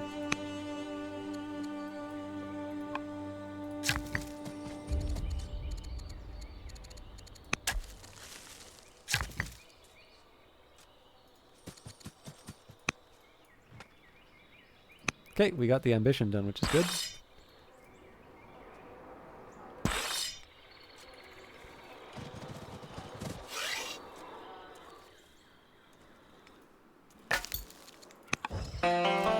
Medicinal fruits. The influx of citrus fruits, which are not only tasty but well known to counteract poison into Babylon, has promoted a wave of good health. This in turn will lead to increased growth. Cool.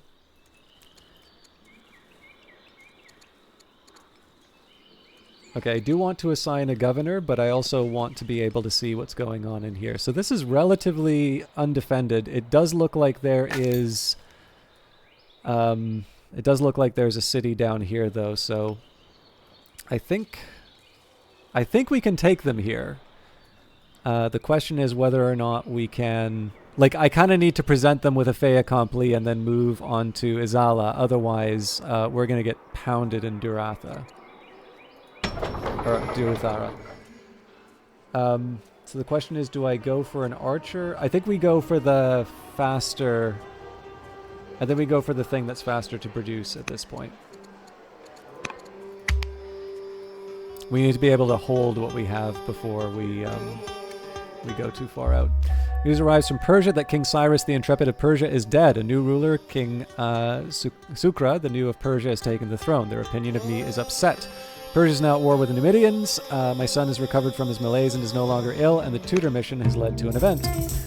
Debate is a key skill for any young royal. To further improve Imerim's skill with political leaders, Meli Shipak brings him to court. It is a busy day with speeches by all in attendance, including the heir Palatum. How should he spend this time in the halls of power? Observing the dynamics of families in power, establishing a personal relationship with the heir, watching courtiers debate and compromise.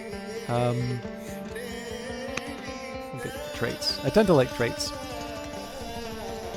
Okay, we are going to assign a governor. It doesn't look like there's anybody with... Or, no, that's not true.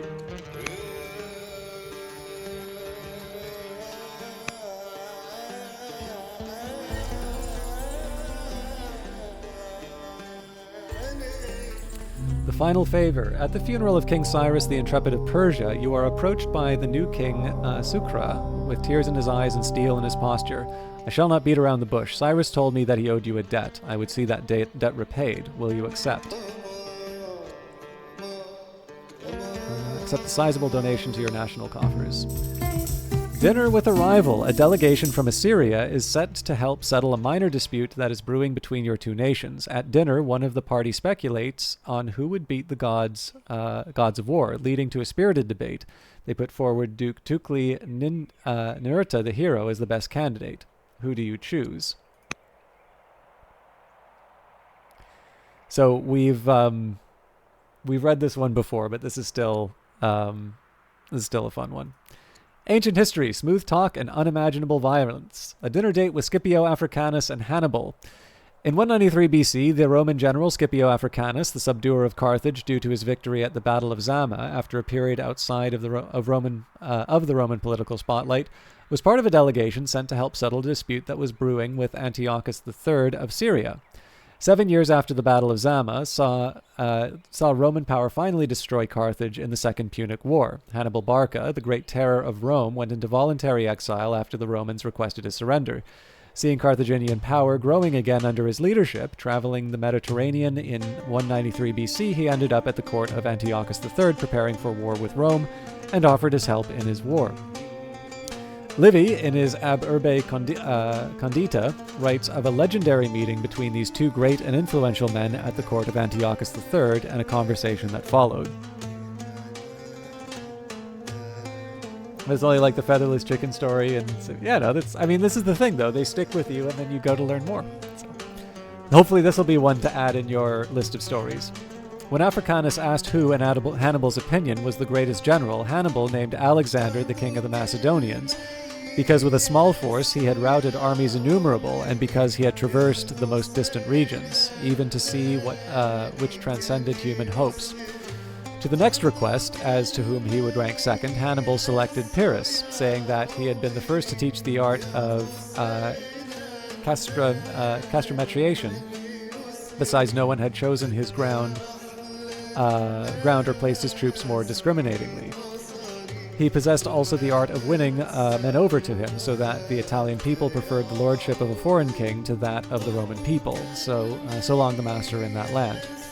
When he continued, asking whom Hannibal considered third, he named himself without hesitation. It's fairly safe to say that Scipio was angling for a compliment of his own military acumen from a man he had beaten in war, and also to have a little dig at Hannibal, no doubt. But let us analyze the three men Hannibal chose as his greatest generals. Alexander the Great is without doubt one of the greatest generals and kings the world has ever seen. In the space of a decade, Alexander conquered the Persian Empire, destroying great armies with Macedonian forces, traveled as far as and into the Hindu Kush, and it was only a mutiny of his men that saw him turn back. His slowly emerging empire saw the homogenization of Greek and Persian ideals, and it was only his own sudden illness and death in 323 BC that saw his plans fail. Pyrrhus was an enemy of early Rome. King of Epirus, Pyrrhus was persuaded to aid the Italian Tarentines in their struggle against the Romans. In 280 BC, he landed in Italy with the intention of aiding the city of Tarentum, and no doubt carving out his own little empire on Italian soil too.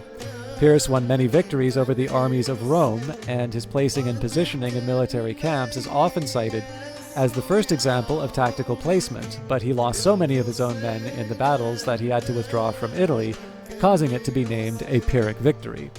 If we are victorious in one more battle against the Romans, we shall be utterly ruined. Plutarch, Life of Pyrrhus. Finally, Hannibal named himself. The scourge of Rome for many years, Hannibal had crossed the Alps, defeated the Romans in 3 stunning battles at Trebia, Trasimene, and Cannae, and came the closest anyone has ever come to destroying Roman power. It was only Rome's complete refusal to surrender and repeated raising of new armies that wore down Hannibal's power in Italy. There is little to argue with Hannibal and his choices. Alexander the Great was universally recognized throughout the Greek and Roman world as the pinnacle of what it meant to be a general, conqueror, and great man. Roman emperors of the 1st century AD, like Augustus and Gaius Caligula, were trying to link themselves with him. His choice of Pyrrhus is no doubt due to his developing the tactical art of the placement of military camps and troops, something which Hannibal himself has learned from himself in his own wars with Rome. Pyrrhus might have eventually lost against Rome, but he laid the groundwork for future military tacticians. Hannibal's own achievements in warfare are well known, no more so than his great victory at Cannae and his clever tactics to almost completely wipe out the Roman legions. Hannibal's choice of himself for the final slot led Scipio to break into a laugh and ask, "What would you say if you had defeated me?" "Then beyond doubt," he replied, "I should place myself before Alexander and before Pyrrhus, and before all other generals." Flattery will get you everywhere, it seems, as it is reported that Scipio was stirred deeply as Hannibal had segregated him from all other commanders as one beyond estimation. Of course, if you actually analyze what Hannibal says, he's still backhandedly complimenting Scipio.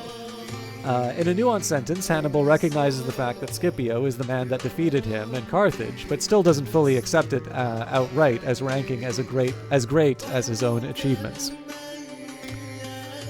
Opposing generals meeting to trade witty barbs is rare, especially when it is two generals of Scipio's and Hannibal's stature. In a war that spanned the Mediterranean and saw Carthage within reach of destroying Roman power before their own eventual demise, it is nice to think at the end of it, Hannibal, with his little witticism, won the final blow in the long, bloody Second Punic War for his city Carthage.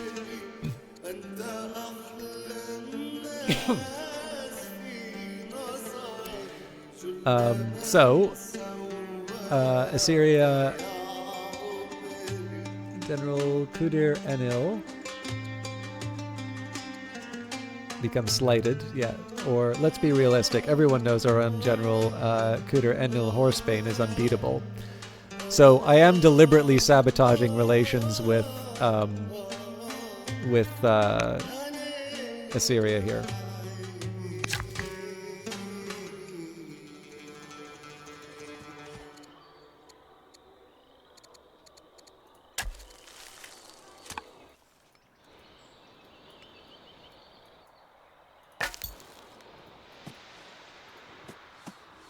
Okay, this is informative. But very wasteful in terms of points.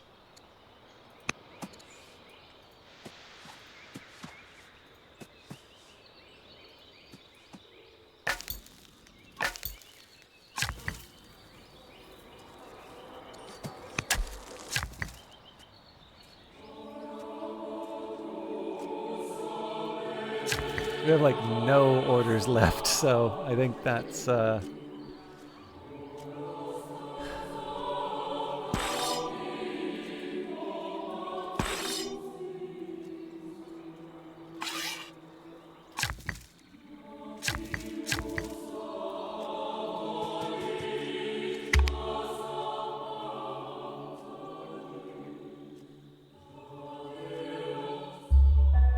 devoted to any cause she swears to. Everyone knows that Princess Palatim, your granddaughter, your heir, is loyal. King Nebuchadnezzar the Wise has fallen ill. Prince Consort Hammurabi of Dur-Athara has converted to Zoroastrianism. I don't need the food boost. That's a trap. Land consolidation will allow me to get the groves, so it takes a long time, but we're going for it. Now that Duke Emirium has completed his study of commerce, how shall he contribute to the court? Diplomatic or commander? I can always use more commanders.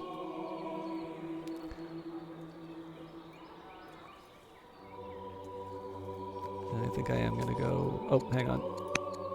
Garrison's done, so it's time for the barracks. Can't do the barracks.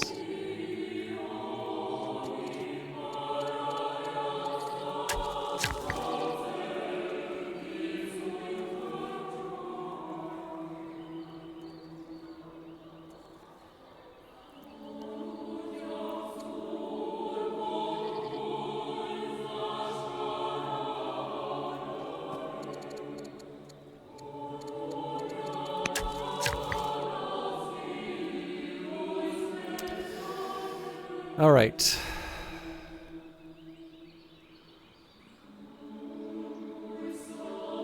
I need to start figuring out my wood situation.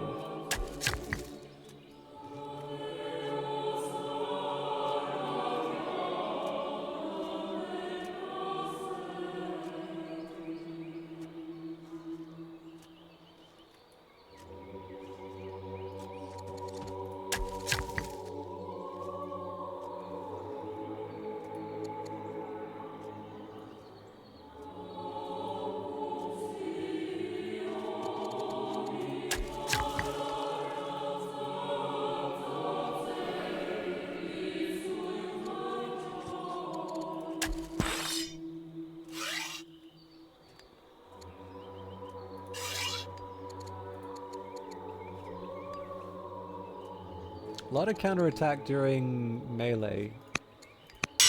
Probably not the most appropriate, though.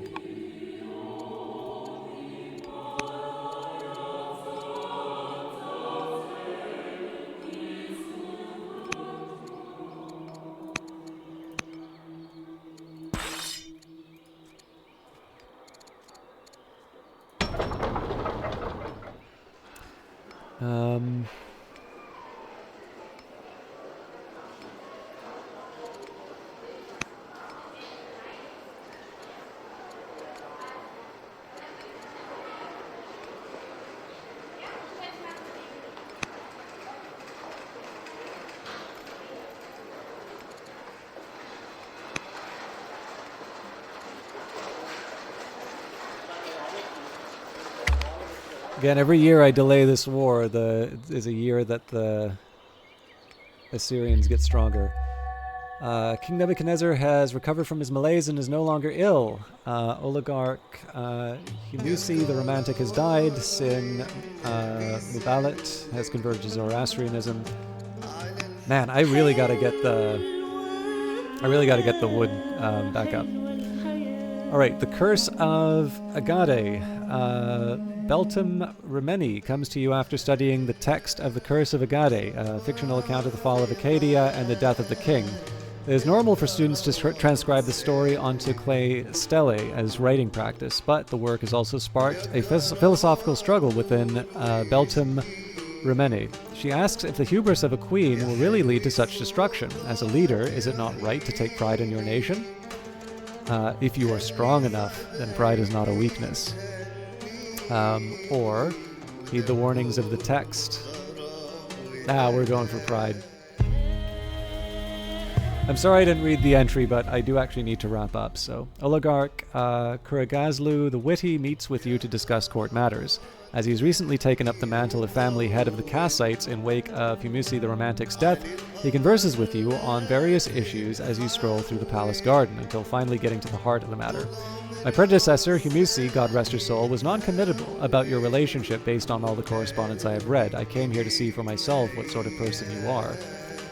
I either try my best and leave the rest to fate, or I could be a loyal patron of the Kassites if we can reach an understanding. Oh yeah, I'm not above bribery.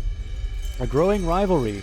Babylonia is closely mirrored by our neighbor Carthage. The proximity of their nation in both position and power has led to a wary tension between the two.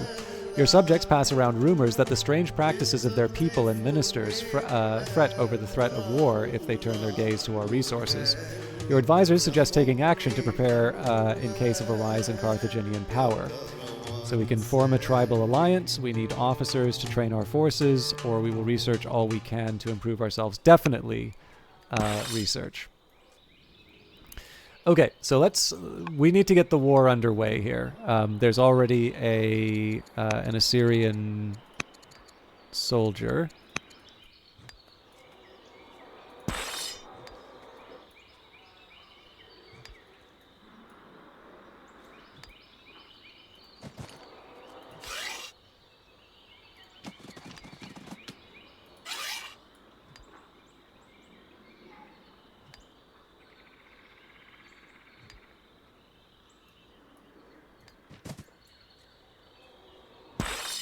That's really all I got, huh?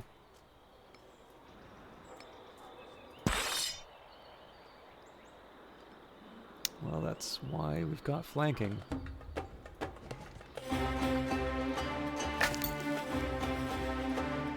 This is inconvenient.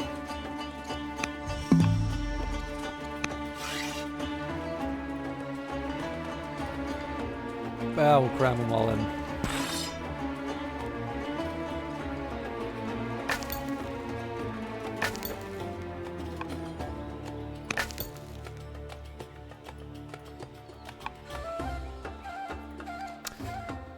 Now this is a little surprising. So I think in this case here I'll start distributing some of the goodies.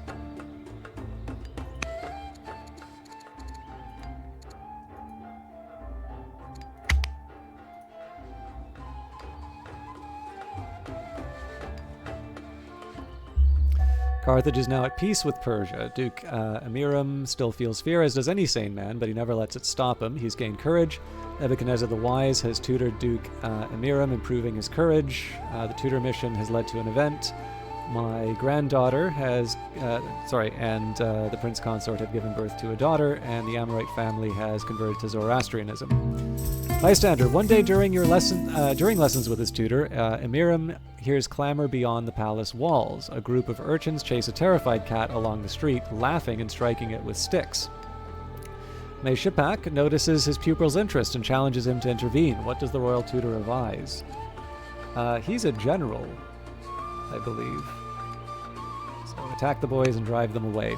Also, there should be a marriage, I believe. So spouse, yes. But you're not married.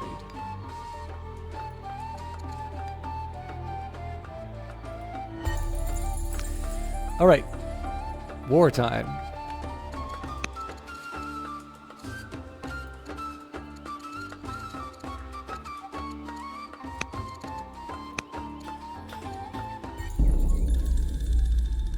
The court awaits your command. Shall we declare war on Assyria? From what we know, our military is fairly evenly matched with Assyria, so the court urges you not to get overconfident.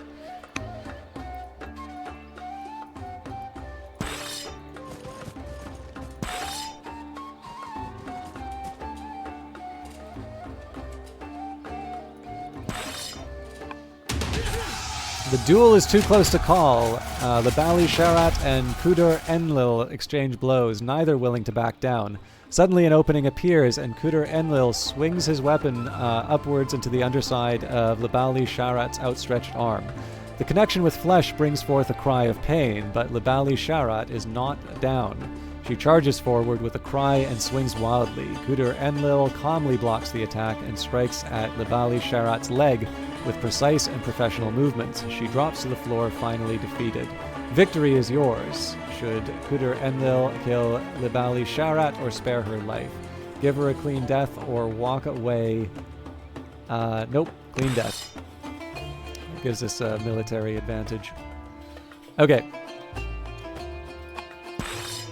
So it's going to be a little delicate in terms of where I position my troops.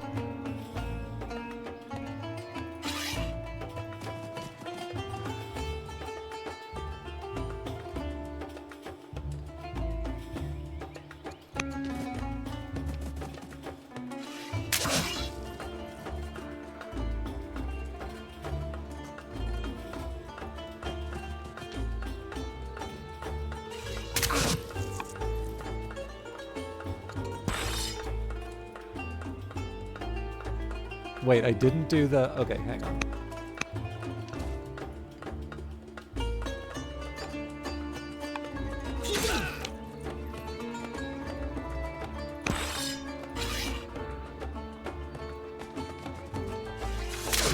That's more like it.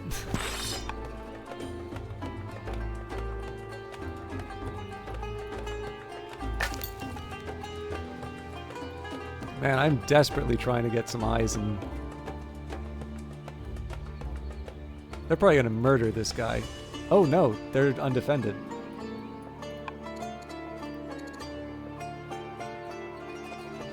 Well, I know where I'm going next.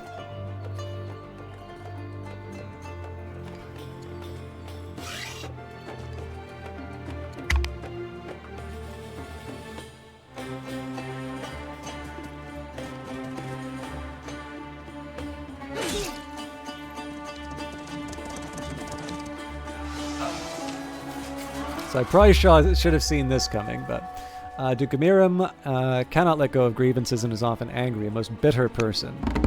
A new marriage proposal from the Amorites has arrived for my grandson, always the younger.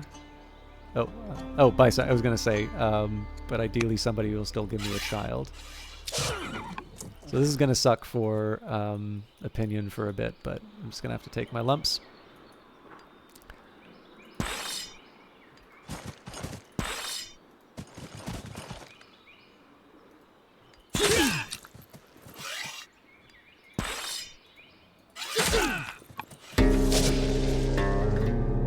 People's General, victory in battle has increased the fame of renowned oligarch Kurigalzu the Witty. He has become the subject of popular songs and stories, and our advisors fret over his growing popularity, which might yet prove to be a threat to your rule. We should keep an eye on him. Okay, so the challenge here is how do I deal with this unit? I think...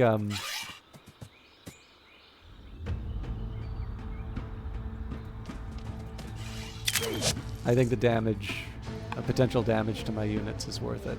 I should have upgraded this unit too, but...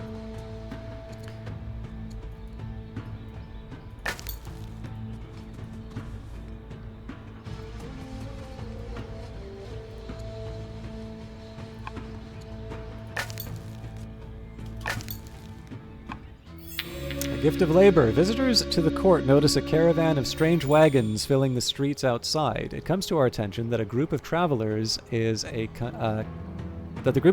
contingent of Egyptians sent as a gesture of thanks from Queen Hatshepsut, the wise of Egypt. She wishes to express her appreciation to us for aiding Egypt in the time of greatest need.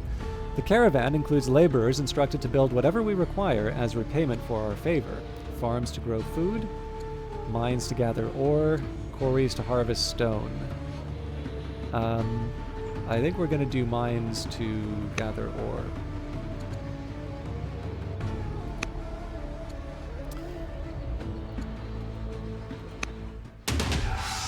War can forge a nation. Your general suggests that you should show your commitment to crushing the despicable Assyrians by adopting a new martial ambition in the ongoing war against them.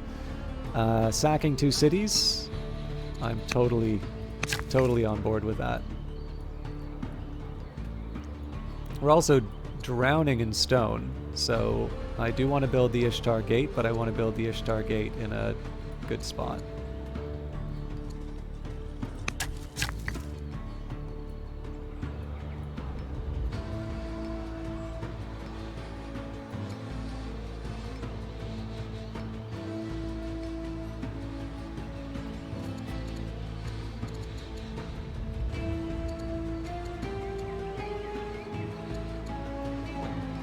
I'm a bit worried I can't actually extend my... Oh yeah, this is a terrible place for that mine.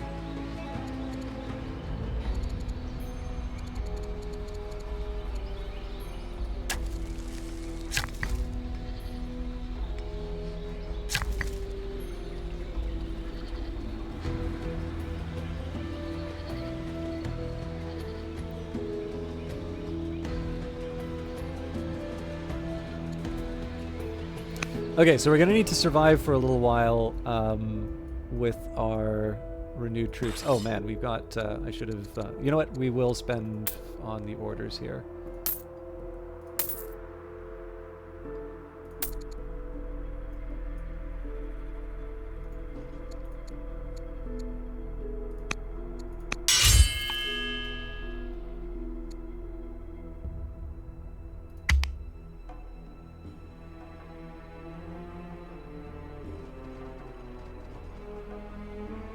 I was really expecting them to go for the archer.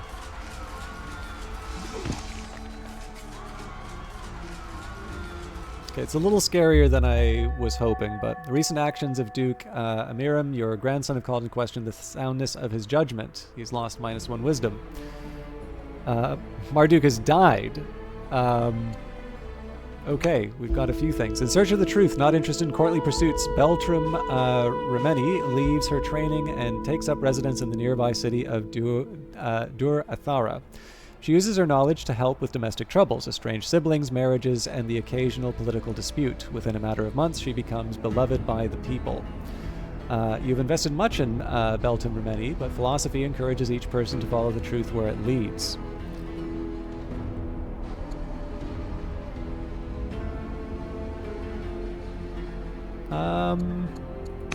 Where is she in the line of succession?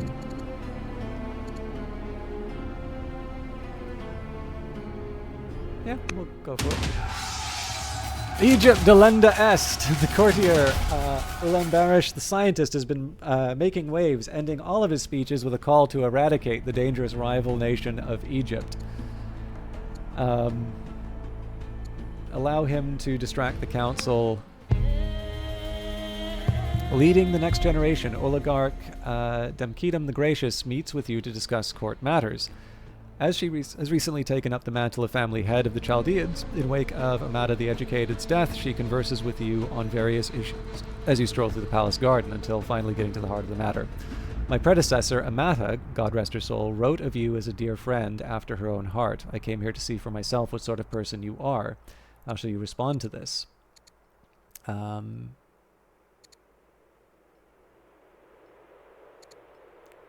There was more than just politics, we were friends.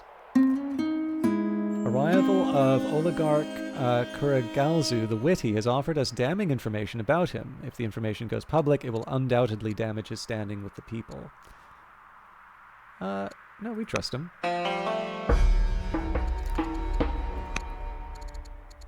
I should, however, take a look at my generals. So I do have a couple who need to have a better opinion of me. Over numerous encounters, you have found yourself drawn to Ublanu the Younger. Your shared interest in discovering the mysteries of the world proves to be fertile ground for an erudite friendship.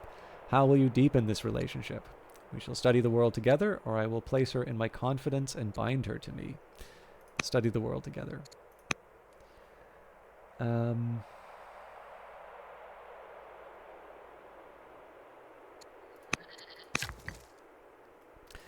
Okay.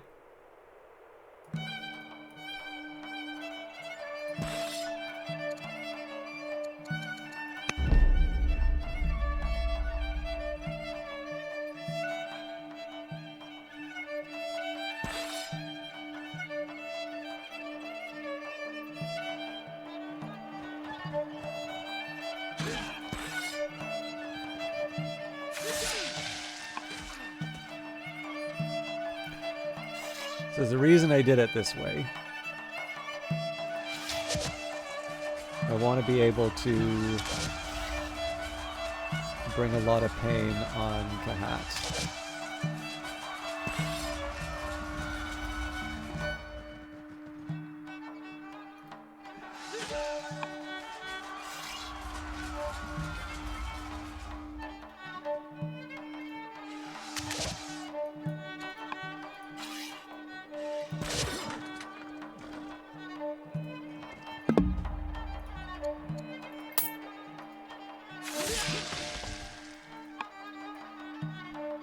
So this will probably have some consequences. I think it's going to be a tough fight between these two, but...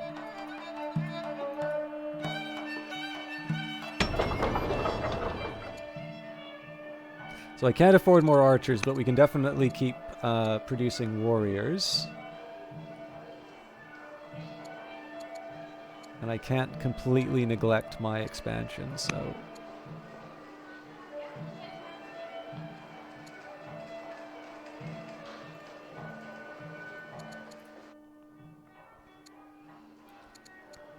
I'm going to do another warrior before we start repairing the damage. We kind of need to push the numbers in my favor. They are weaker, which is good. But yeah, that is a huge problem. News arrives from Carthage that Queen Dido the Glorious of Carthage is dead. A new ruler, King Hannibal the New of Carthage, has taken the throne. The Rally Troops mission has led to an event. Princess Palatum had given birth to a granddaughter, or to a daughter. Okay. Hollow Rhetoric. Your series of inspiring speeches fall on deaf ears as the soldiers of the Babylonian army turn their backs on you at every stop. On your last visit to a military training ground, General Asu Abu the Younger confronts you.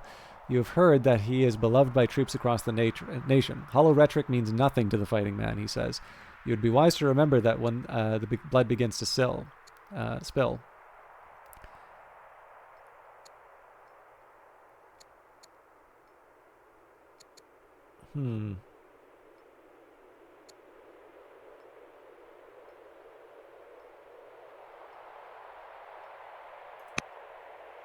He's now suspicious. Okay, that's not good.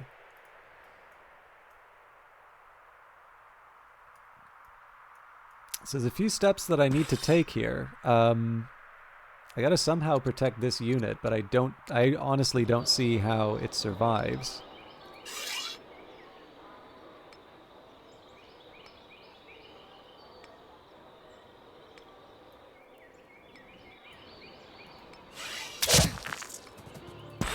So I think we just go down fighting.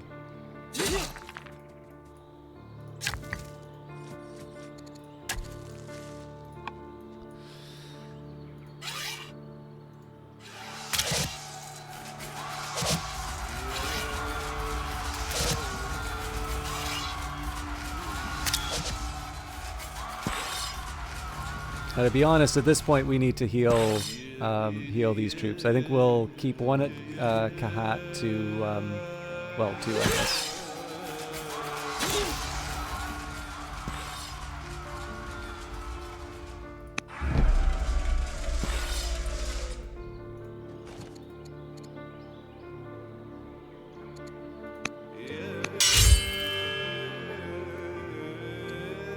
So the good news is we're going to be able to sort of realign our forces. I think I'm going to send the archery group to take Nisibis just because it's an easy way to get captured 2 foreign cities. Following that, we go hard on the Assyrians. Well, not like we're pulling our punches now, but I think you know what I mean. Hannibal's agent. With the death of Queen Dido the Glorious of Carthage, rule of Carthage has passed to King Hannibal the New of Carthage. The week after Hannibal is named leader, your guards catch a Carthaginian agent who had joined the palace servants claiming to have been invited. There is a limited amount of time before scheming Hannibal realizes that his agent has gone missing. Bribe the agents to provide Hannibal with false information, have the agent disappear, or return his head to Hannibal They do count as weaker, but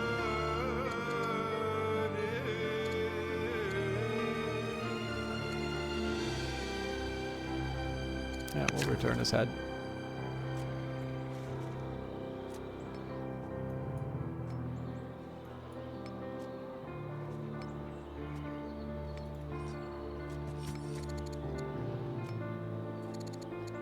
Right, I can't replace that.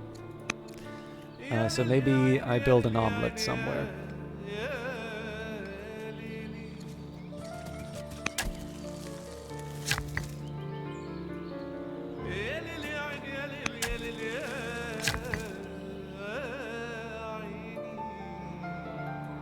Okay, I need to be a little more careful about how I'm using my training. That is going to come back to bite me at some point, but I do also need to get lumber mills built.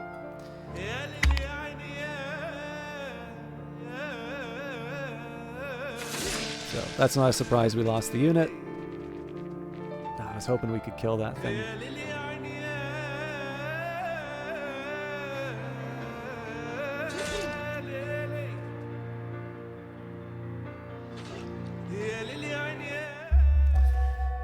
Okay, Nebuchadnezzar the Wise's health has begun to decline. He's now ill. My son-in-law has died. A lot of deaths. Definitely taking the free war elephant. Patriarch Kara Hardash the Younger meets with you to discuss spiritual matters, as he's recently taken up the mantle of leader of Babylonian paganism in the wake of Lutipri the diplomat's death.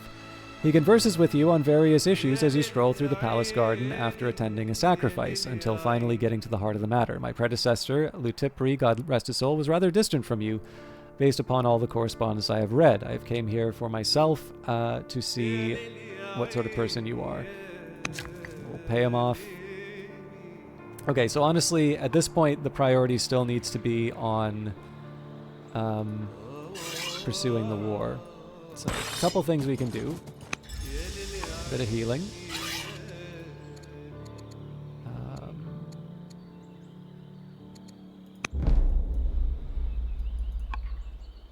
So I kind of need to thread the needle a bit here, but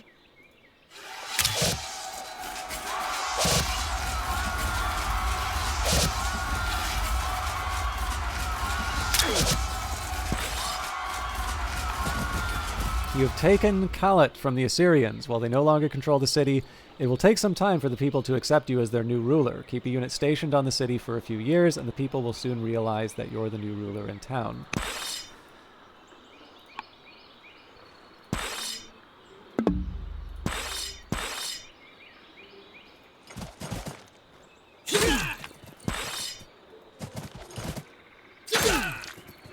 I wonder if there's a slightly better way I can do this.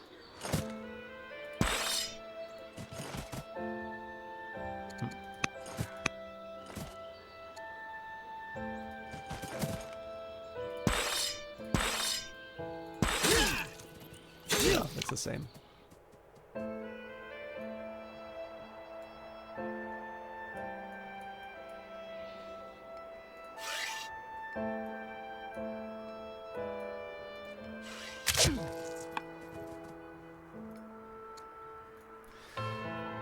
Okay, now we pay back by being able to figure out what we're doing with our other characters.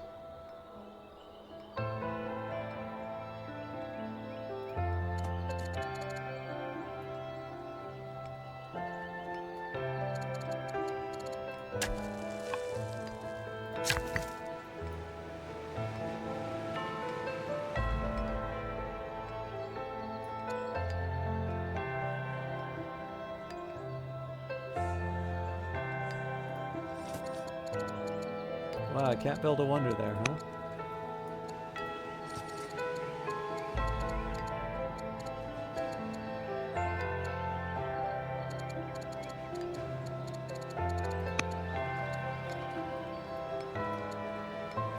I'm tempted.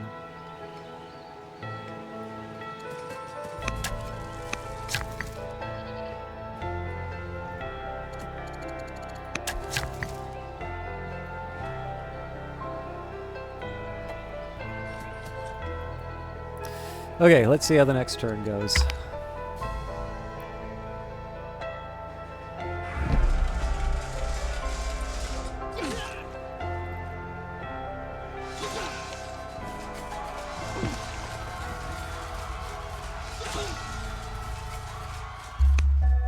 Doctors and diviners have warned you that the end is near. Time to get your affairs in order. Washtub philosopher. After years of interesting behavior, oligarch Beltum Remeni, the famous ascetic, retreats even further into eccentricity and isolation. She takes up residence inside an abandoned washtub in the center of Durathara. Everybody was waiting for Diogenes. Here we go. Many in the nobility seem vexed by the presence of Beltum Remeni, but she is quite popular among the poor and indigent. A delegation will bring her back to the capital. I do not wish to get involved in her madness, or several months at the temple will clear her head. Oh no.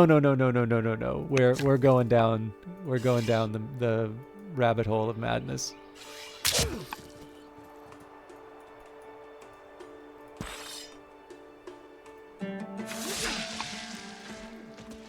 Okay, so we need these reinforcements right away.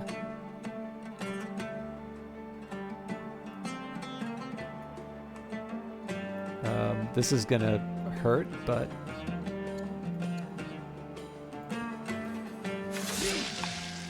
that's just what the doctor ordered.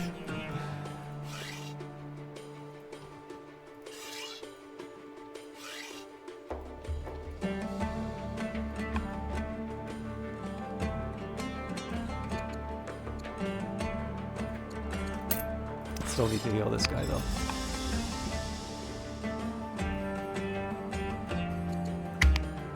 So again, the military matters kind of take priority.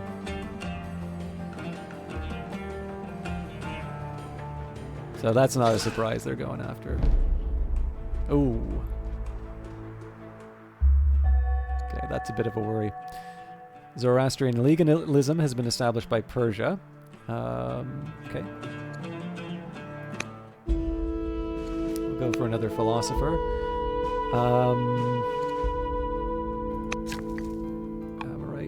It is.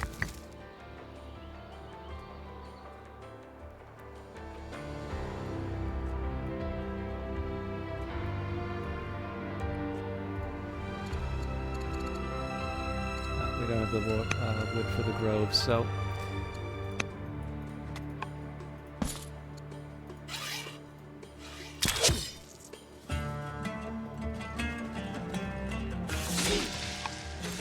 I want to be careful about these guys, right? Oh man, that's a death sentence actually, so.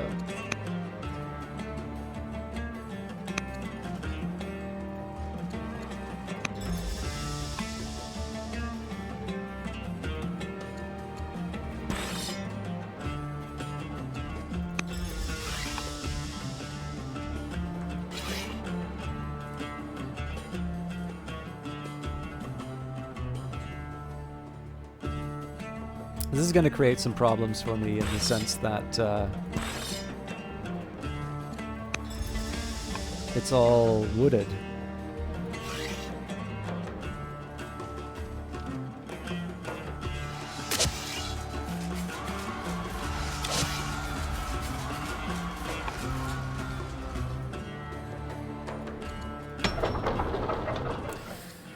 Okay, repair damage first, then we build walls. Yeah, this one's gonna sting.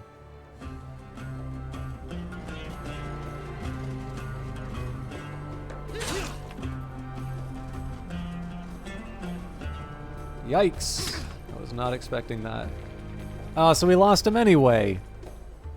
This is the sort of thing that actually does kind of drive me a little nuts when it comes to Old World.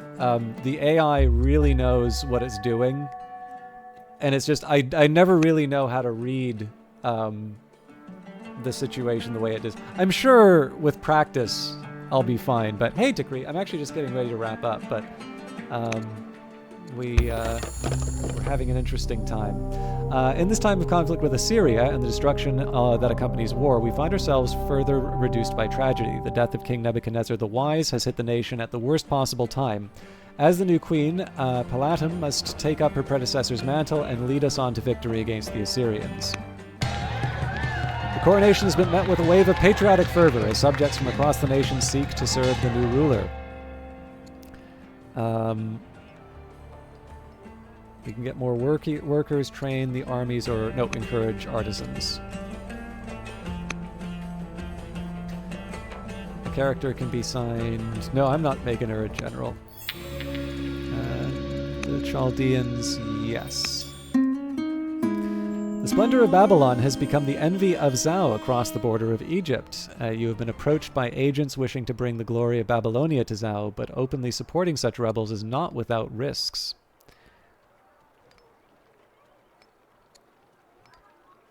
How strong is Egypt?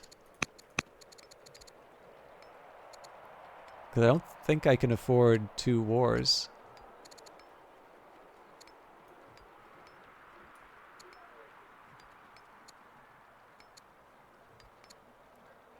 I'll fund it, but...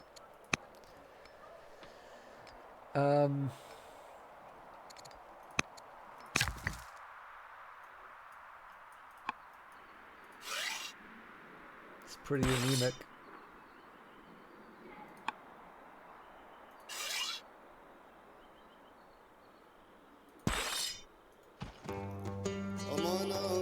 I gotta force march it.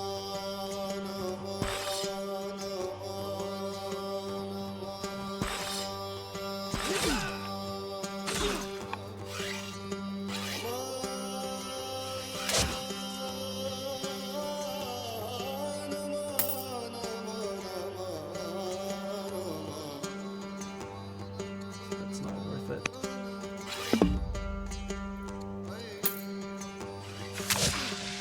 I do need to get a replacement. Well, I'm probably gonna wind up going later just because of this maddening war.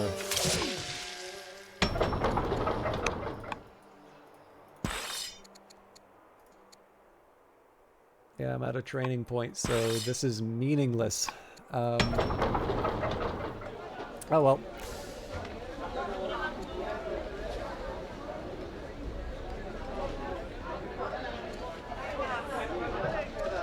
We need access to these forests. But yeah, I'm sorry. I'm very happy to see you. Just I've been trying to get my affairs in order. Okay.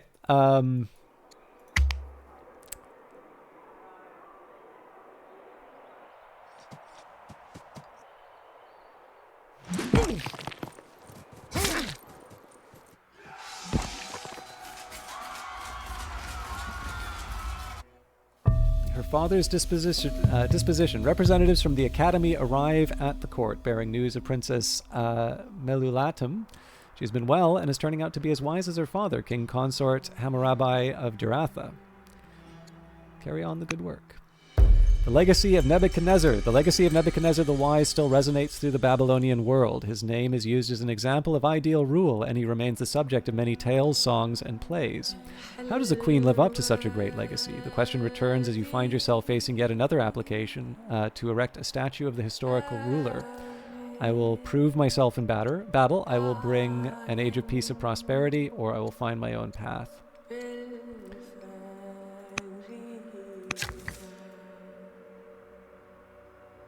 I have no idea how I'm going to make peace under these circumstances, but let's not worry about that quite yet. Okay. I definitely have a few priorities here, so...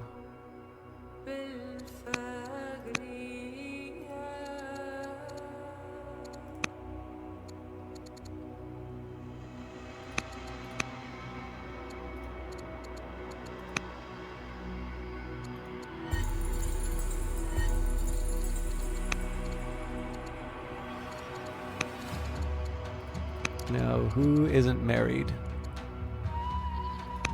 Well, she's 12, so... Okay, looks like we're good.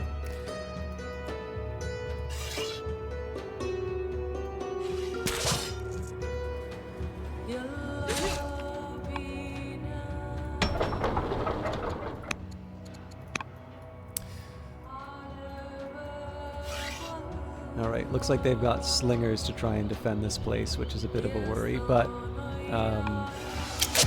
it kind of goes both ways.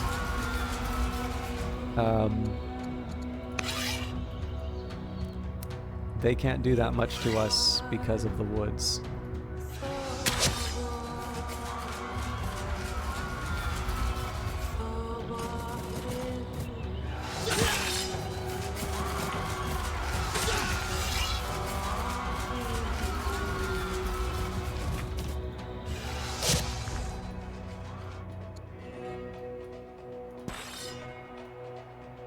Okay, and that's everything. So I suspect all of my workers have kind of fallen to a standstill. But I'd say this is a pretty decent place to be in. So I suspect if this spearman doesn't withdraw, we get to take it out. We've got the city surrounded. And the ideal is that once we take this out, then we transition them, one, to relieve Durothara, but second, to put the pressure on Azala, at which point there should only be one more Syrian city. So yeah, I have a feeling, Kree, you actually you picked a perfect time to stop by, because we're going till like 3 in the morning.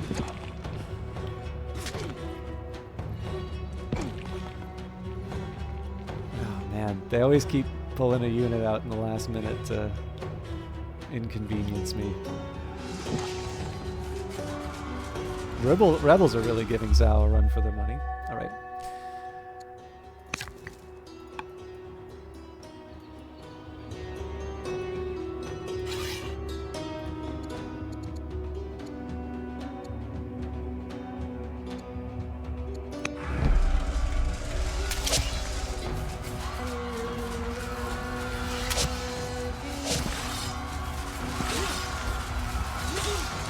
We're close to taking it out.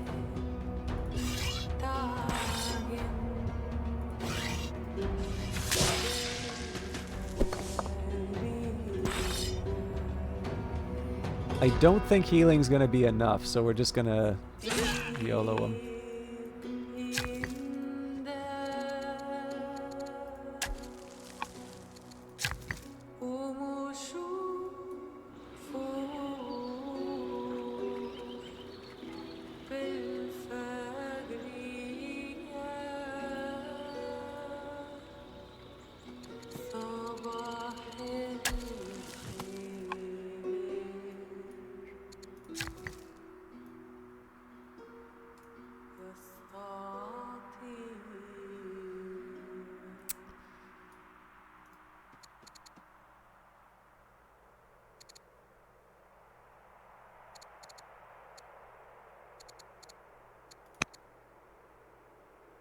Okay, I think I will build an omelet.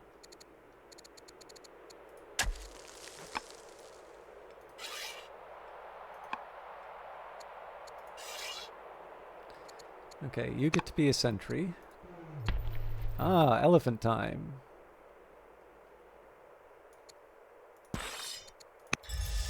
Oh, I didn't even realize I had a spare archer. Doesn't make sense to bring them to Nisbis, so I think we move them...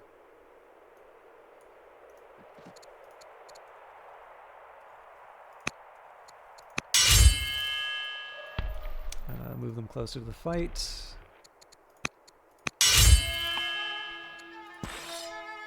Holy crap, how many units do I have? It's a nice problem to have, but... Okay.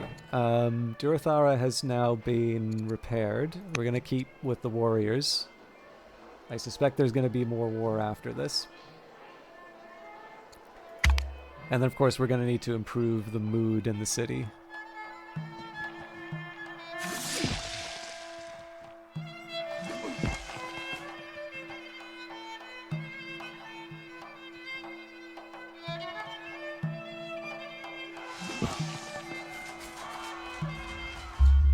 With a mild fever and runny nose, Duke Emiram, maybe for Book of Hours, yeah.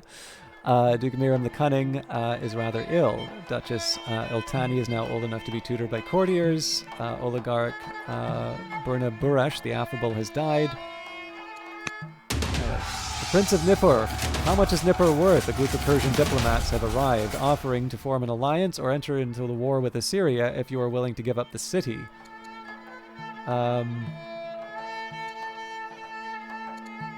Decline the offer. Let us make Iltani a commerce student. An Iron Giant. It seems that Duchess Iltani has a new friend and guardian. Edanthir's the Scythian has taken a liking to the child and spends a lot of time talking to her, and is ever watchful of potential threats. It heartens you to see such behavior from one who has got nothing in particular to gain from such an act, and it strikes you as genuine affection. It's very good that she has a doting protector. We will hire her.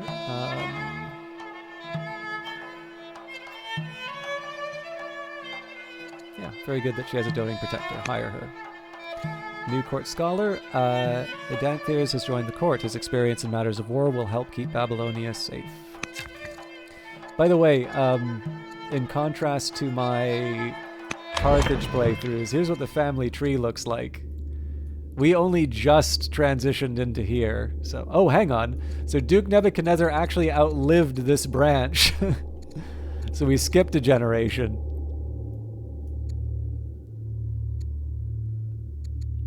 Queen Dowager's still kicking around.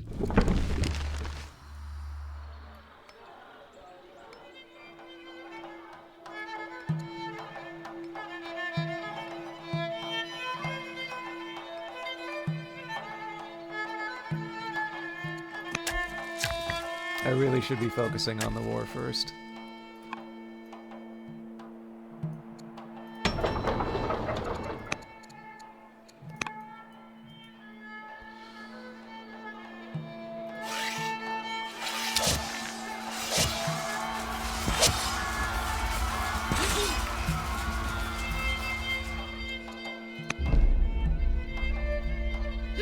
It was slightly annoying we didn't deliver the finale, but...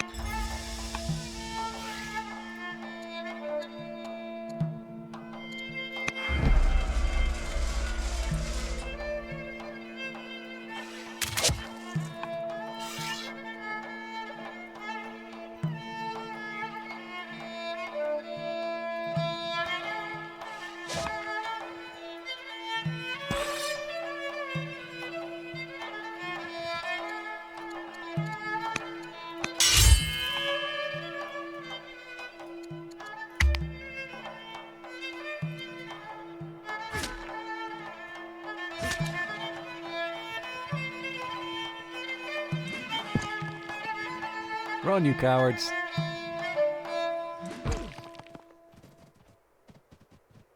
Where'd they come from? Assyria declares war on Egypt. Queen Palatum the New has tutored Duchess Melitaum, improving her discipline.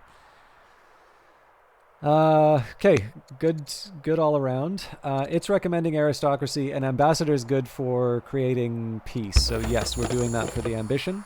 During her studies, Melulatum has been building a rivalry with Nabopolassar. Writing to you, she complains that Nabopolassar always seems to be one step ahead in his practice of philosophical thought and reasoning. What will you do? Take time to personally train her. Needs more disciplined study. Nope. Pay it up. Working with his numerous trade connections, Meli Shipak the minister has formally negotiated a generous arrangement with Egypt. For some of Meli Shipak's wise counsel, the Egyptians are willing to offer us a variety of tributes. Science... it's hard to say no to science.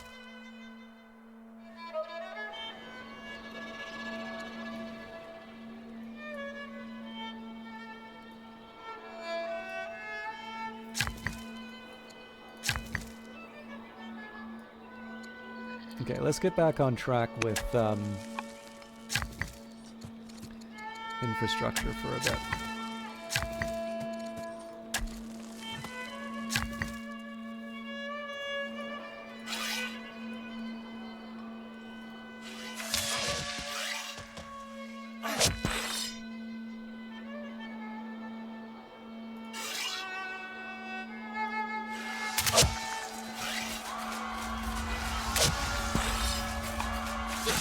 siege is over. An Assyrian city has fallen to us in battle. In the aftermath, a message arrives from Kelbaya's royal envoy. We wish to discuss a truce.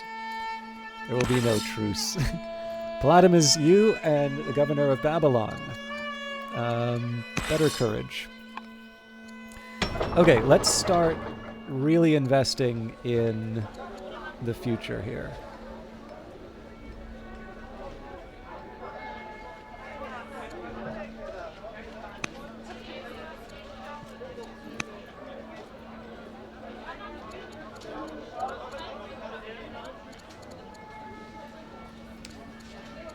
Our discontent is 1.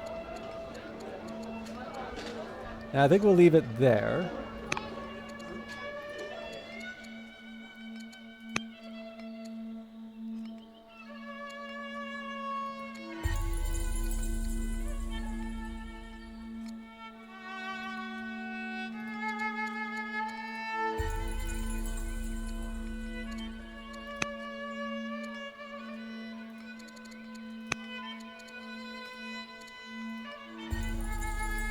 Does not leave me a lot for my military matters.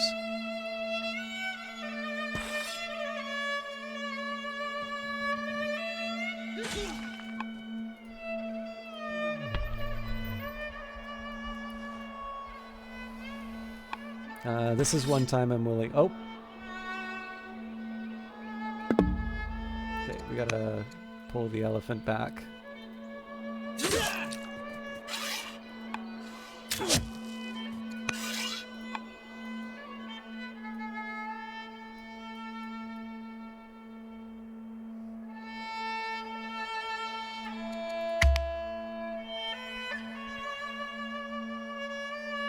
I really need to get the lumber under control. Having always been a bit sickly, Duke Amiram the Cunning, your brother, fourth in line, now has become severely ill. Spicy scheme. Missionary agents from Carthage are causing upheaval in Larsa. Citizens are being duped into signing up for a chance to win a bushel of saffron, but only after they have inscribed their mark, and are they informed that they've also agreed to convert to Zoroastrianism. Ban this sophistry.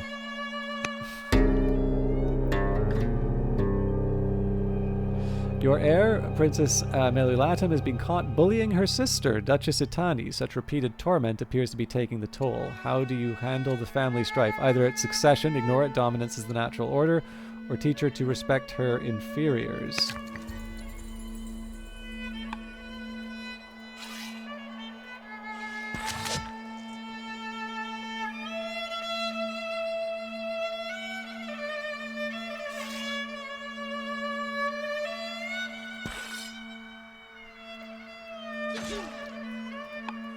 Okay.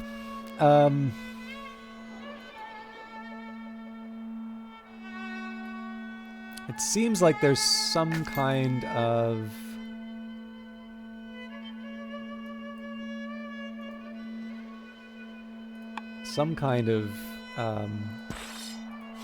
holdout.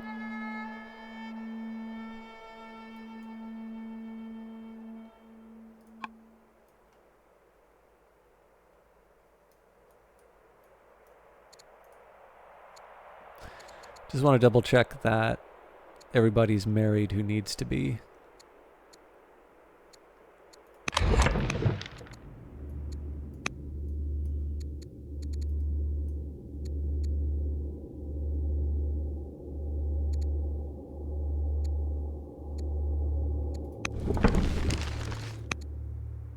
Okay. We should get the 6 walls mission done. We should also finish the 2 foreign cities. Let's try and make peace with the Scythians. We can't because we don't have aristocracy yet.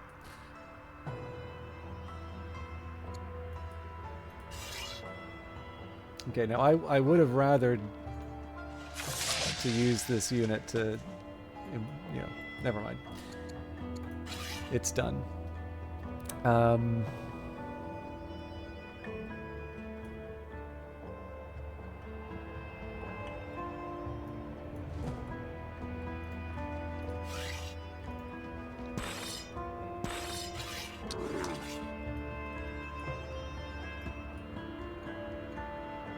should have rearranged the priorities a little bit.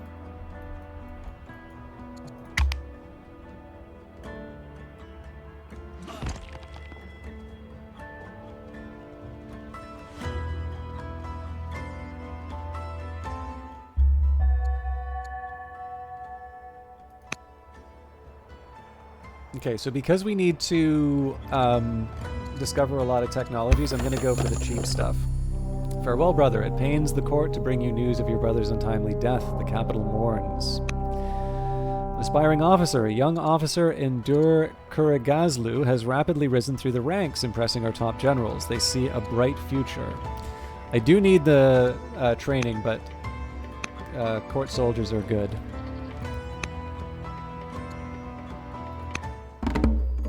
Nobles in the court insist that we clarify our stance on administration. Do we support centralization or vassalage? I think centralization. And I'm happy to take a free... Okay. Tactician.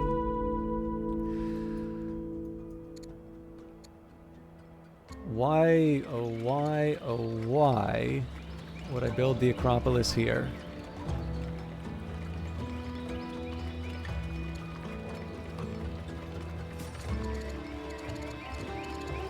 It's not that I don't want to build the Acropolis, it's that I don't want to build it there.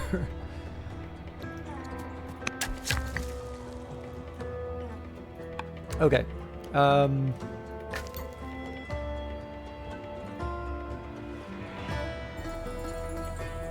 Aha.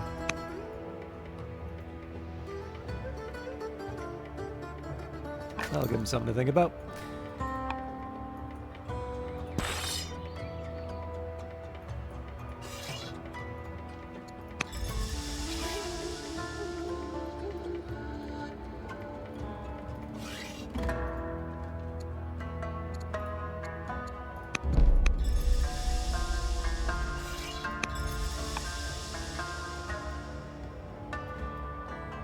Okay, I think I need to see... Ugh.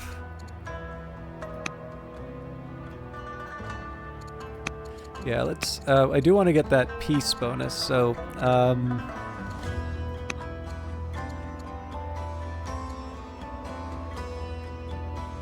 Oh, we've already got a mission going. Okay.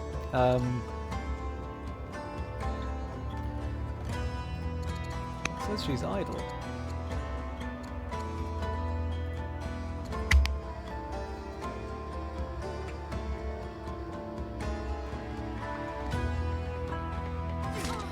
Oh, that's not good.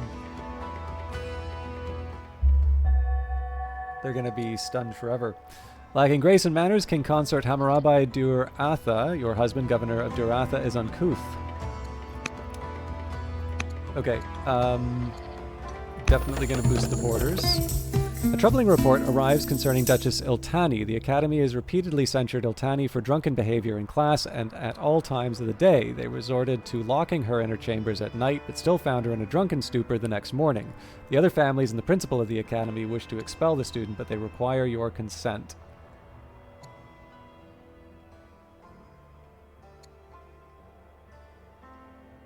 She will continue her studies.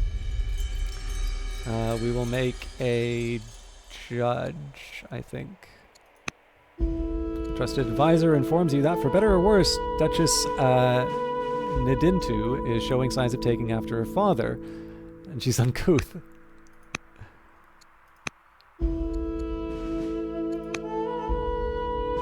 Alright, this is definitely very heavily forested, so I think...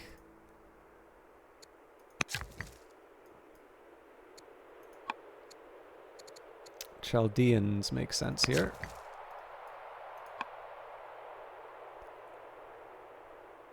We'll finish the walls next turn, which is also good. Okay, so this is gonna suck.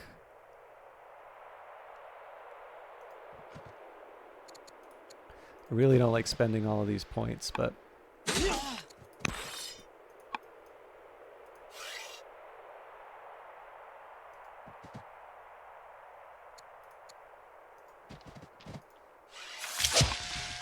But that is a new city for us. Oop. Yeah, that's it. So, start by repairing. Larsa, if it can expand our borders, we'll do it.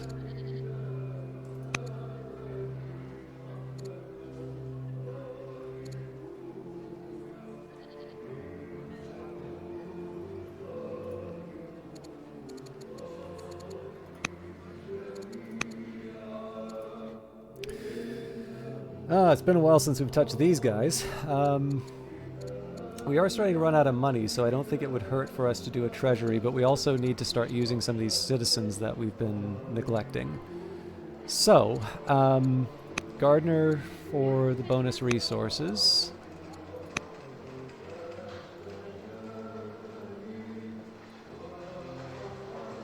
A poet wouldn't be unwelcome, but I think we need to do a treasury. All right.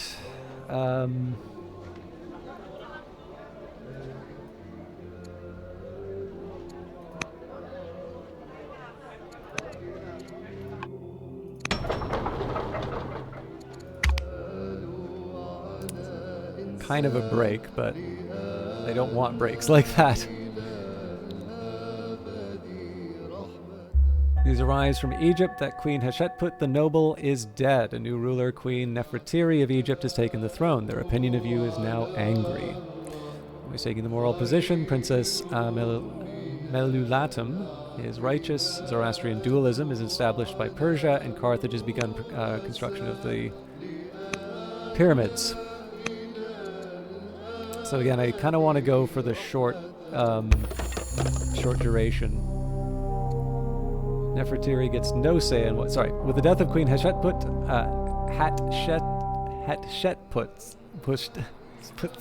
I give up. The noble of Egypt, the rule of Egypt has passed to Queen Nefertiri, the new of Egypt. The new ruler has asked that a statue of the deceased be erected in Dur-Thara, claiming that she was particularly fond of the city. The Amorite family are outraged, pointing out that it is highly unusual for an Egyptian ruler to have a statue in Babylonia. They have no say about what goes on in there. All right. I do want to redirect my military units to inconveniencing. Okay.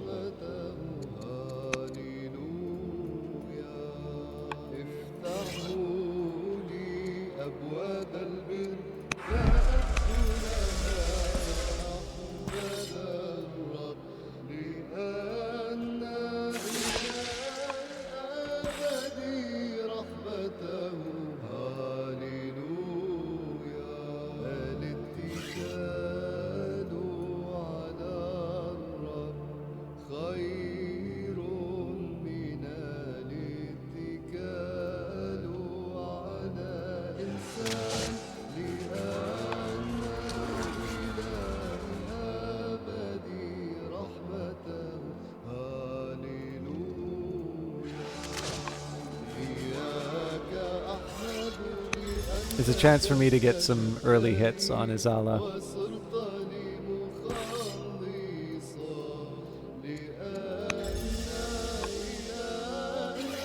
And I think we should probably get our archers back to Babylon, because we're rather undefended. Like, at some point I'm going to have to reorient my military towards actually sort of being properly distributed. But fortunately the game hasn't punished me because it's on easy mode. My god, I've been neglecting the kingdom.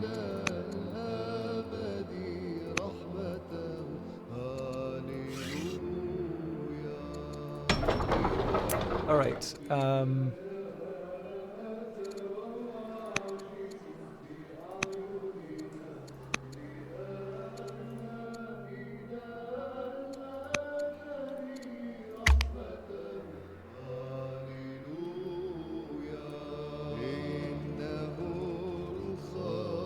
expecting that. Oh man, they're going hard. There's got to be a chariot coming into, yeah.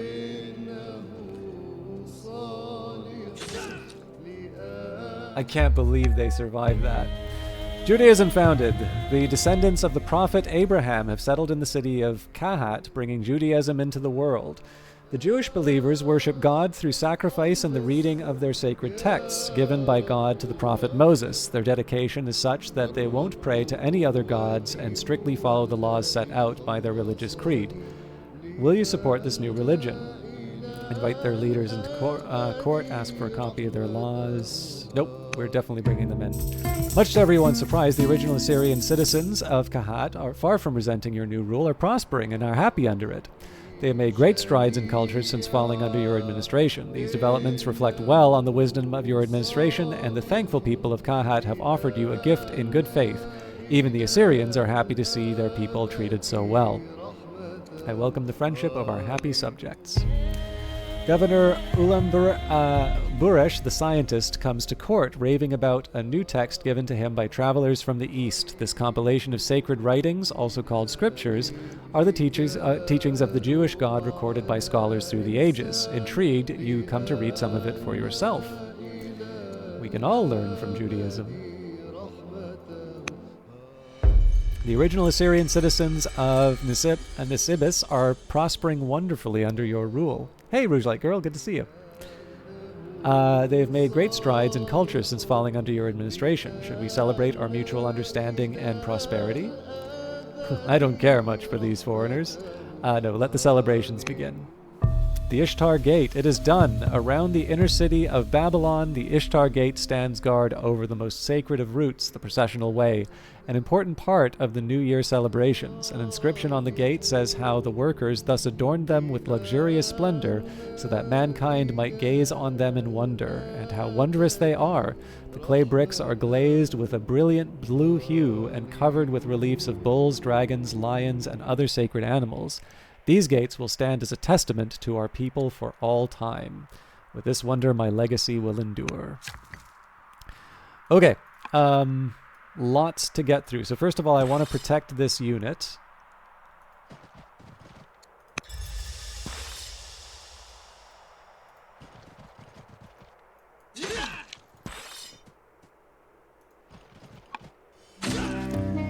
Cost of pride. The battle is vicious and bloody. Even once victory is assured, Su Abu keeps pressing forwards, attacking time and time again. On the fourth charge, a surprising flanking move by the few remaining enemy forces breaks his troops. The few survivors retreat back. Su Abu has routed the enemy, but was the cost worth it? Jesus.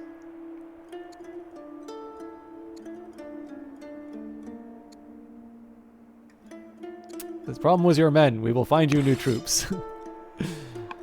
That's going to put him in an awkward spot, but...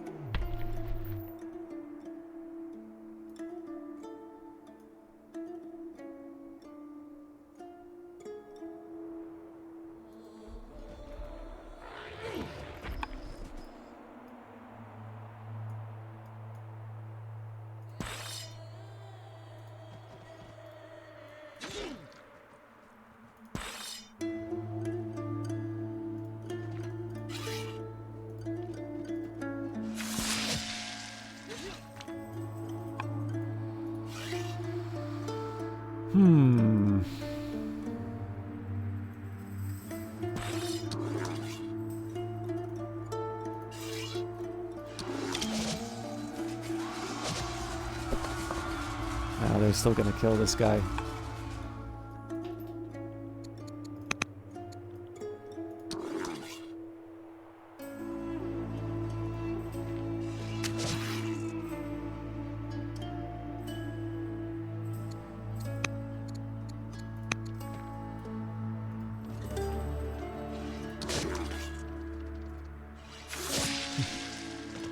You're welcome.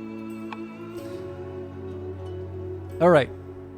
We really only have one more move. So I'll keep repairing the damage. Nipper. Okay, this is looking all right. I do want to expand my borders where I can.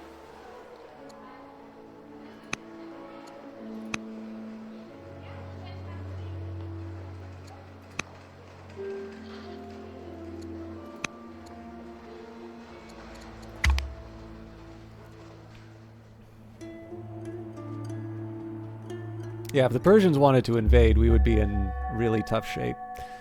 Zakidi the Younger has converted to Judaism.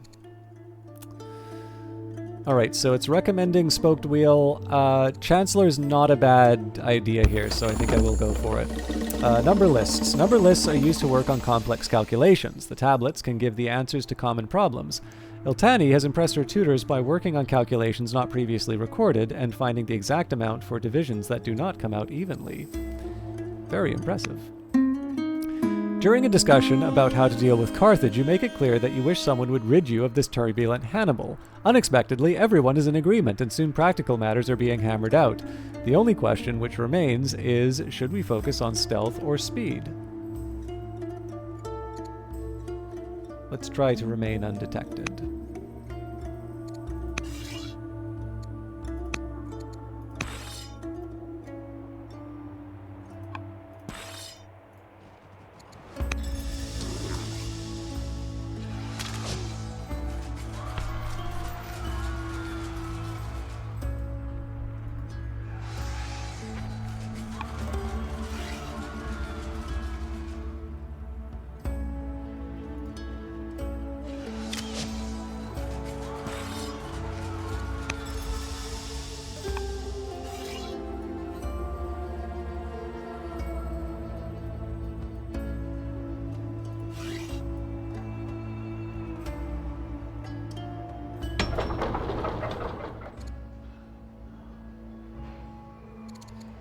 Okay, archer, walls, fish. Gandash is the governor of Dur Kurzagalu. I can take an extra order here. Lumber mills, lumber mills, lumber mills. As much as I want to build a wonder. Lumber mills are how I get archers, and archers are how I win the war.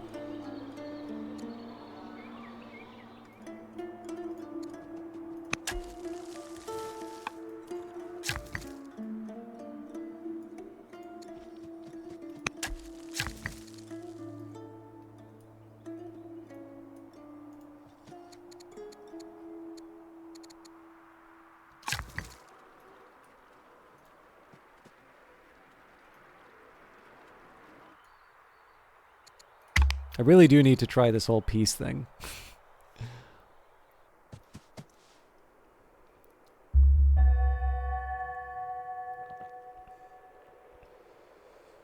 King Consort Hammurabi of Dur Athara has been feeling quite poor lately and is now ill. Matriarch Zakidi the Younger is now head of Judaism.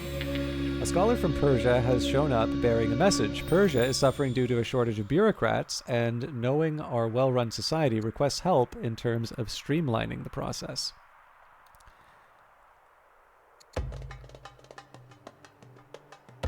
Research the ancient laws of Persia and provide them with a copy. Yeah. Commerce studies. Now that Duchess Iltani has completed her study of commerce, how shall she contribute to the court? Schemer, or let's go for an orator. And, okay, actually we're going to adopt Judaism as the state religion. Worshippers from all over the nation arrive at court seeking direction. Is it time to adopt Judaism as our state religion? Doing so will increase happiness in Jewish cities and improve relations with families who follow Judaism. Yes. So we're going to have to do a bit of... we're going to have to do a little bit of...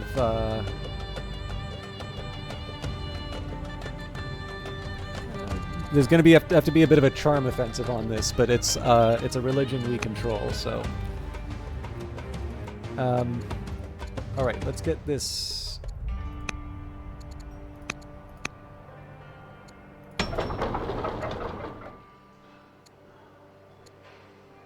Archer's going to take forever.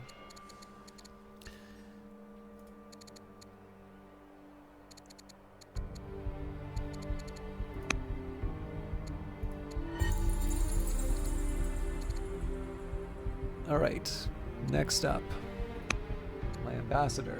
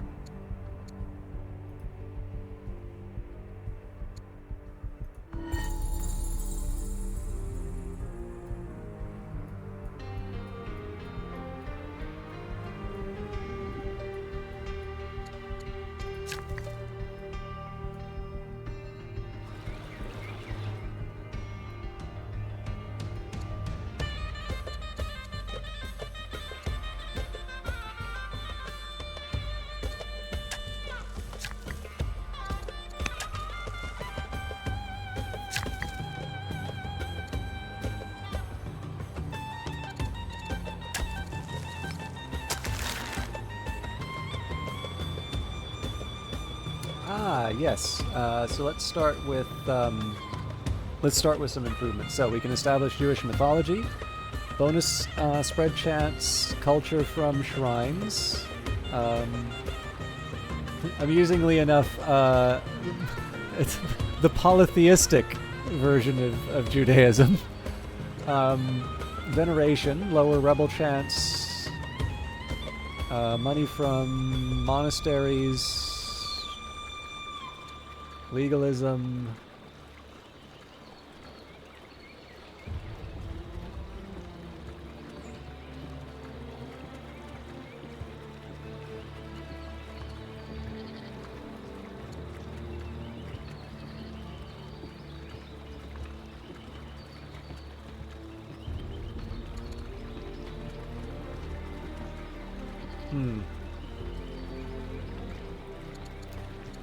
It's tough. Like I tend to like culture. I don't really feel like I need the civics that much. But saving money. I think we'll establish mythology.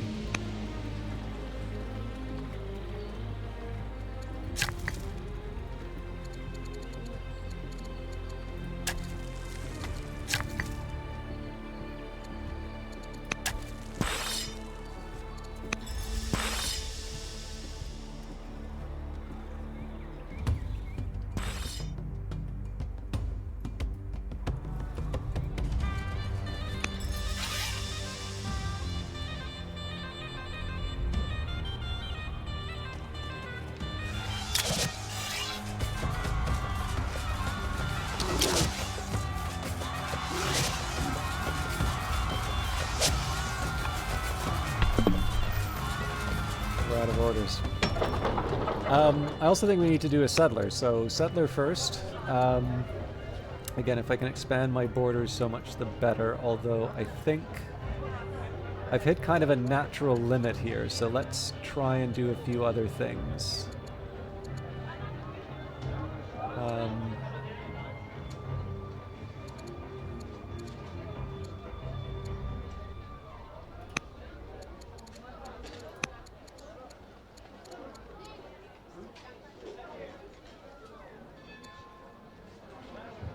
This is a start, at least.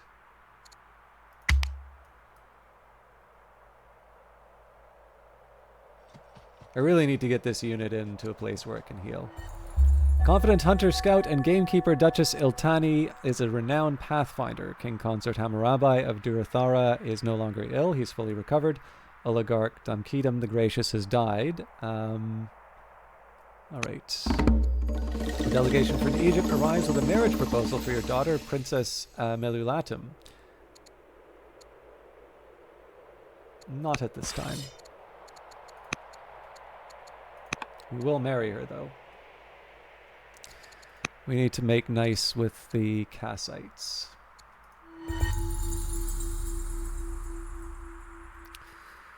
Okay.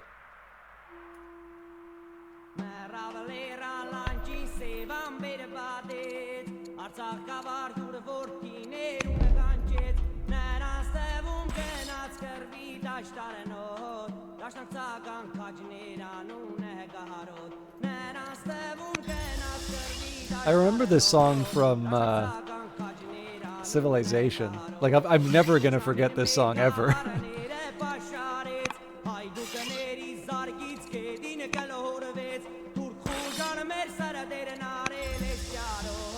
Only 200s kids will understand.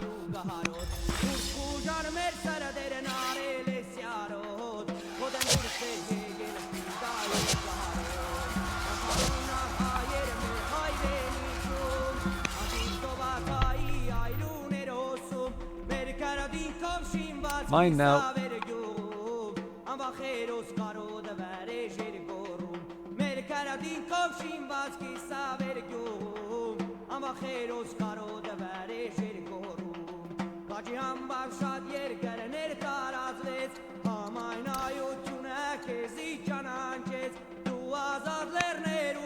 All right.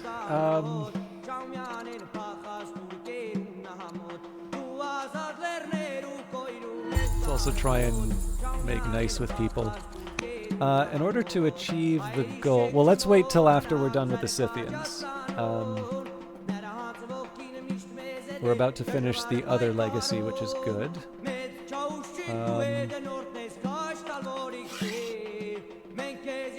Okay, so I might do something with these guys.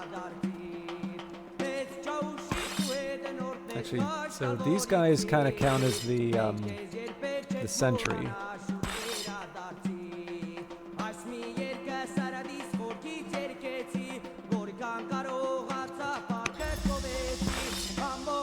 Basically, we're going to be making our move on Acer next.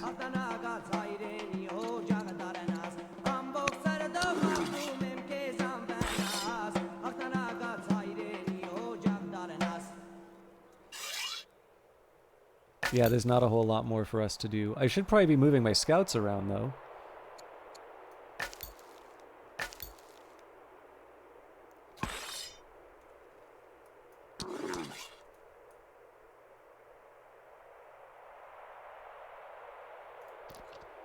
Getting an early poke at Acer is definitely not a bad outcome.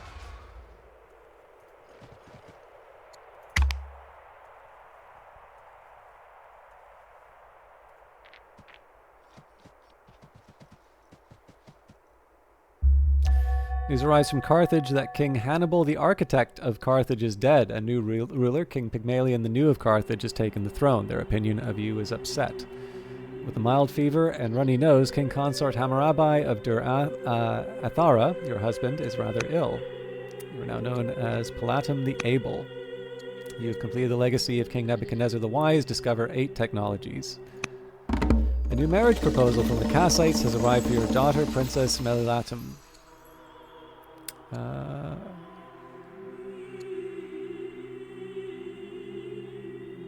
Nabopolassar the Younger is the better option. Hard to say no to a free chariot, although that's not going to help my income at all. With the death of King Hannibal, the architect of Carthage, rule of Carthage is passed to King Pygmalion the New of Carthage. Once the murmurs of shock from the court die down, the messenger reveals the main purpose of her visit. Pygmalion has invited you to visit Carthage on a diplomatic trip to visit the new ruler's lands.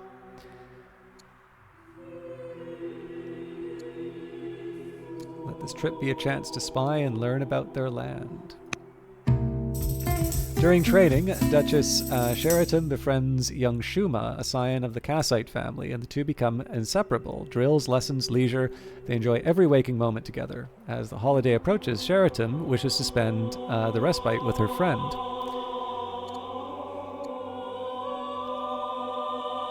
How are we with the Kassites? We could use the boost, but I'm going to invite Shuma to accompany us on royal holiday.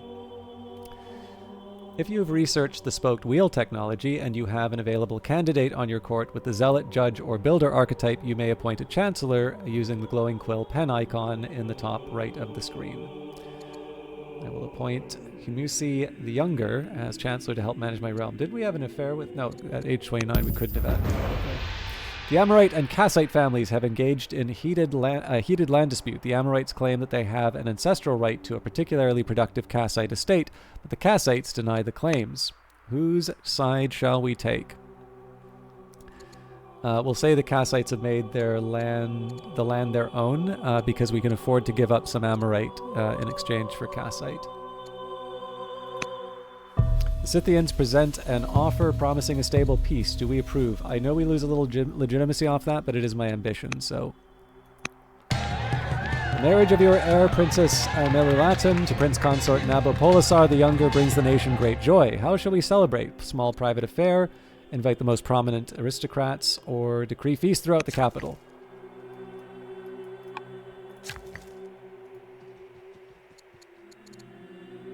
We don't have the civics for the Acropolis now.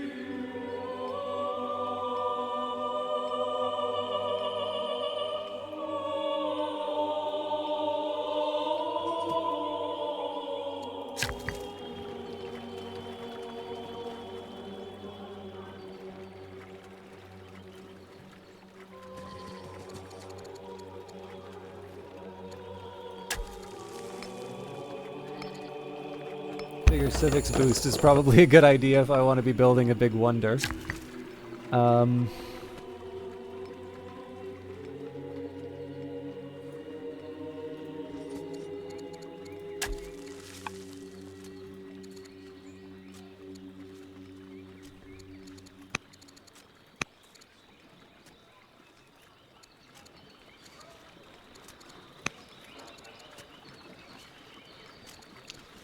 So we're gonna get more wines.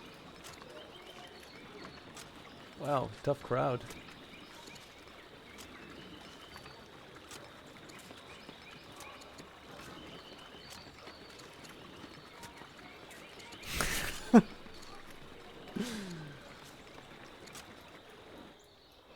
I don't know where else I get the dyes.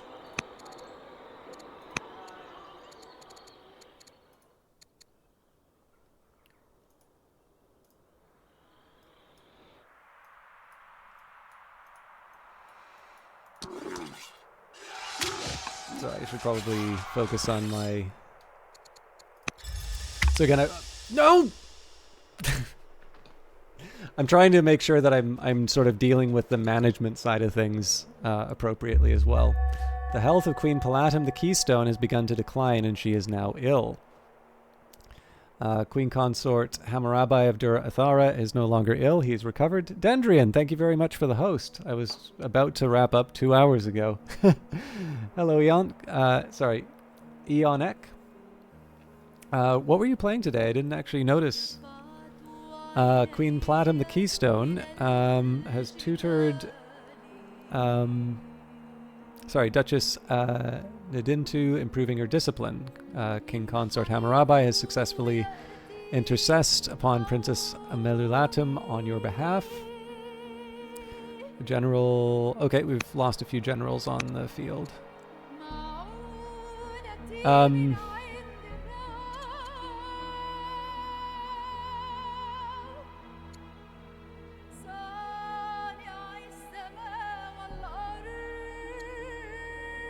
I think we're gonna go for monasticism here because of our new religion.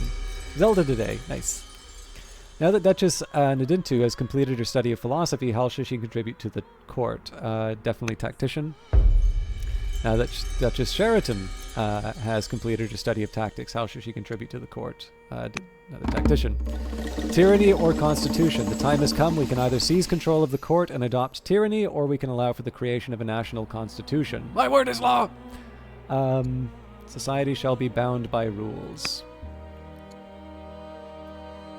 You can use your Chancellor to help manage your realm with special missions. Just select the portrait of your Chancellor in the top right, and you will see their available actions in the panel on the left side of the screen. A Chancellor can give family gifts to improve relations with powerful families, lower discontent with Pacify City, and even imprison troublesome characters. Okay, so one thing I want to do is start converting...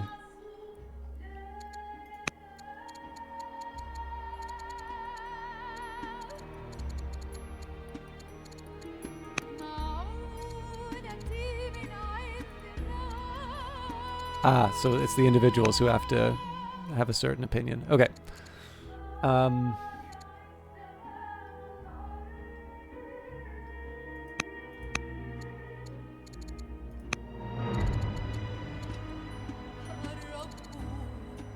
What do I do here? Okay, first of all, let's make sure people get married. Mitanni should have had a marriage already.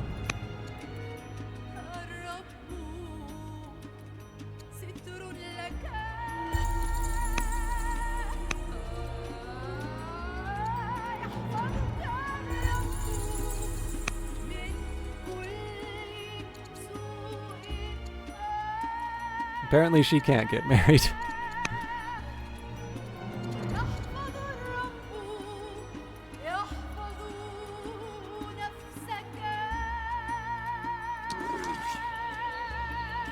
Okay, this guy got stunned off of that, so that's no good.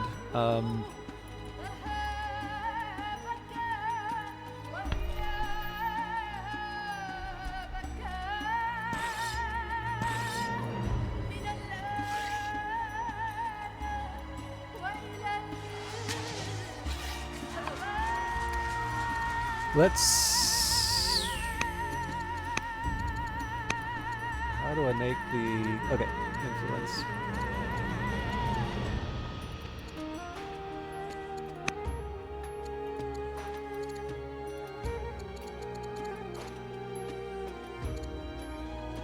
Am I missing something here? There we go.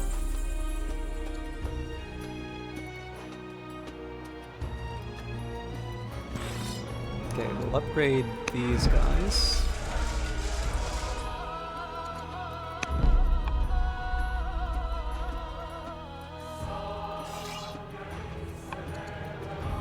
And I want to make sure that there aren't any... I want to make sure there aren't any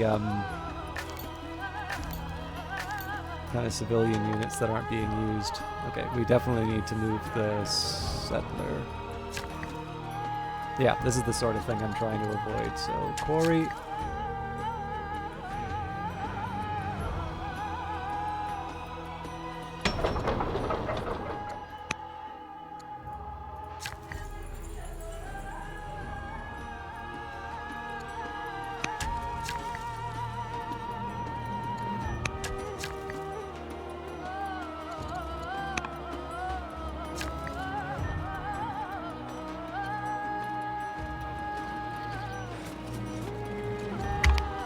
So not the best militarily, right? Like, we do actually need to take on Assur, but I do want to make sure that the... brutal. A new marriage proposal from the Kassites. We are measuring... Man, they're old.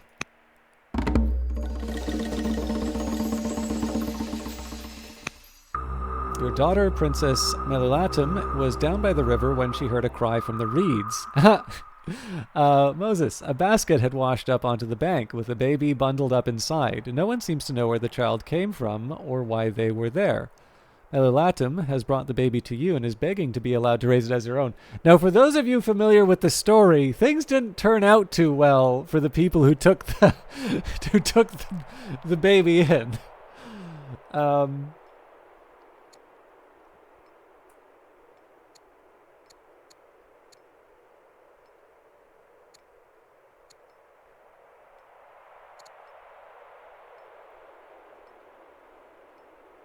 Yeah, we'll allow it.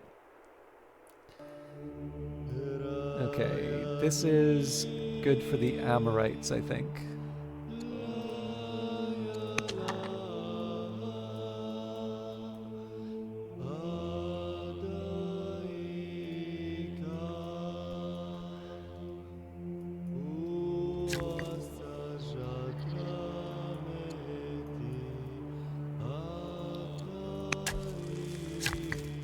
Okay, you're gonna get a range.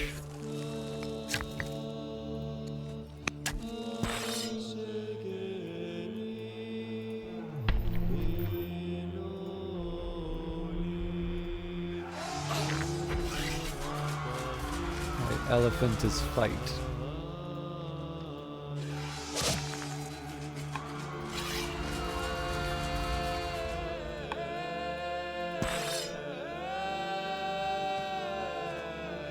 At this point, we're just throwing bodies at the walls. Like, this is a very good position to defend.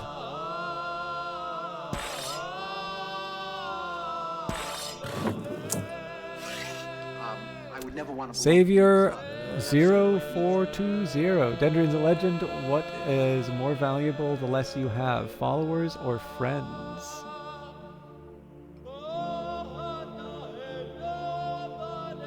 Good point. Gonna bring me into an existential crisis. But thank you very much for coming along with Dendrian's raid. I was supposed to finish 2 hours ago, but Old World's a really good game.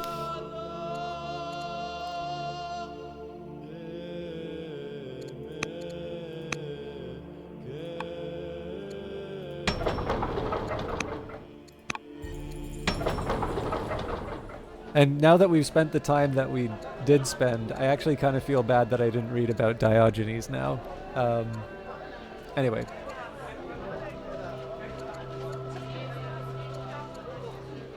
Let's think about what the various upgrades are going to get me. Yeah, that's good. Should probably get a forum at some point. I've already got an archer, so I'm happy with that. Okay, it looks like my...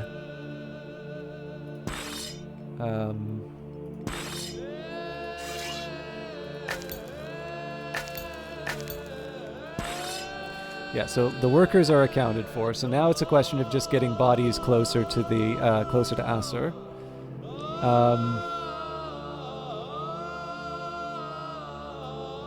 Oh, the Numidians like me, so let's also arrange a peace.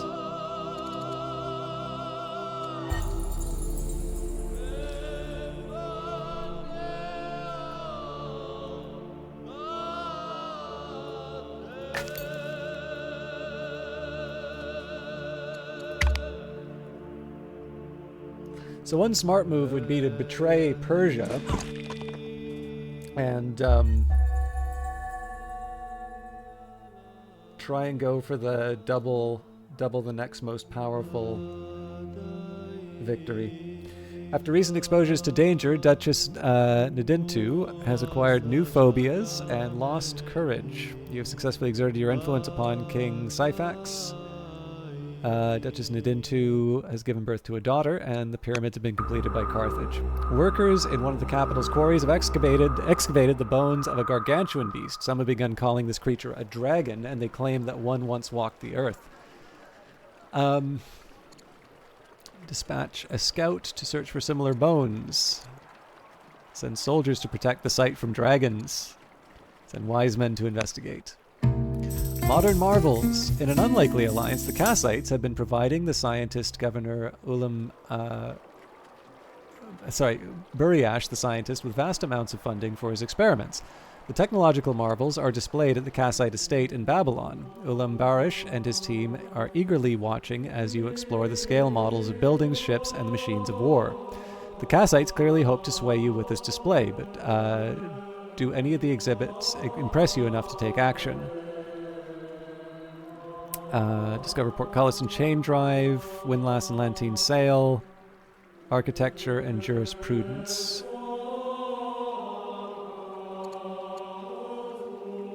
Well, Portcullis is immediately available to us.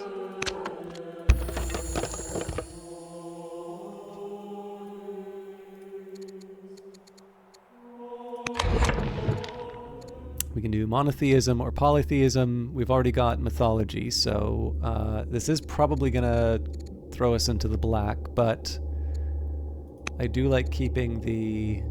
Oh, not yet. I want to build a wonder.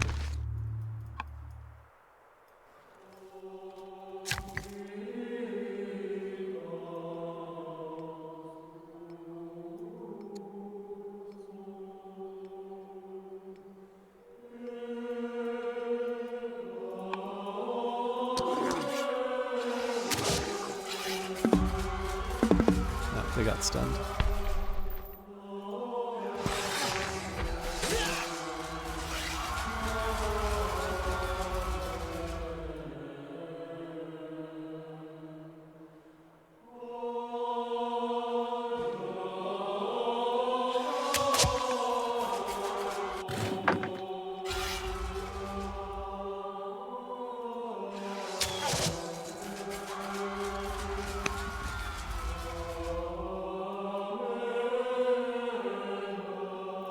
Sorry, I just want to see if there's a better angle that I can approach that from.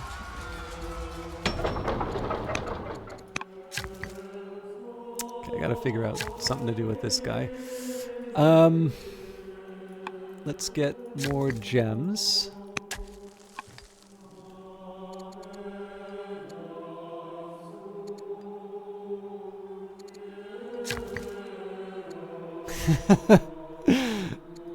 They really want me to build the Acropolis. I want to build the Acropolis. I just want to build it close to the building that's going to give me a big bonus for it.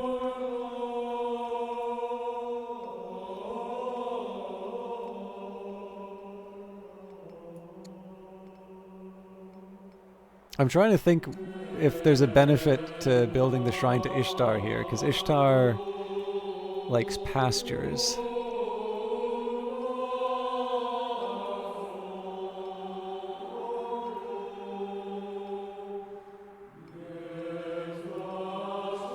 So the better question is there something I can get a bonus from farm pastures and granaries?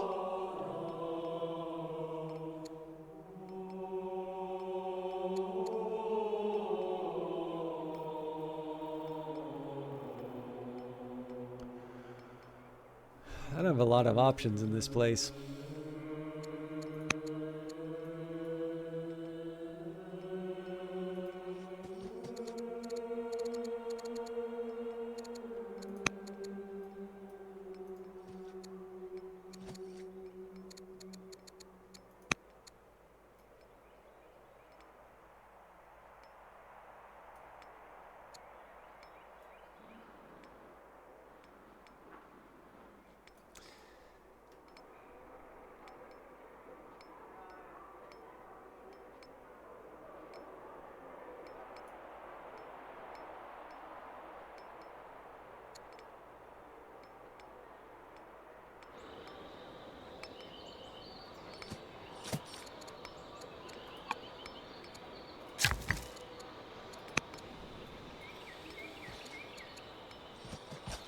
This is me abdicating my responsibility. Oop.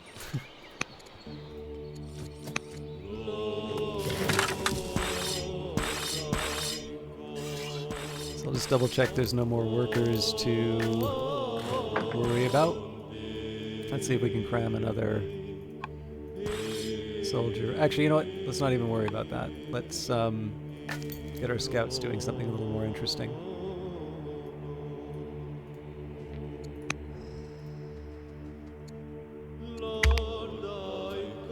Wow. I was not expecting the Persians to have such an active campaign against the Numidians. Princess Melalatum, the judge, has grown more confident and charming. She's gained 1 charisma. Queen Palatum, the keystone, has recovered from her malaise and is no longer ill. Duchess Nadintu and Duke Consort Sin Mubalit have given birth to a daughter, Belasunu. Duchess Iltani and Duke Consort Amil Marduk have given birth to a son, Duke Nebuchadnezzar. Shuma the tactician is converted to Babylonian paganism. Hunting grounds dispute. The Kassite family hunting party has been arrested for trespassing on land belonging to the Persians with whom we are at peace. Persia holds that trespassers in custody and demands a fine for their release. How shall we respond?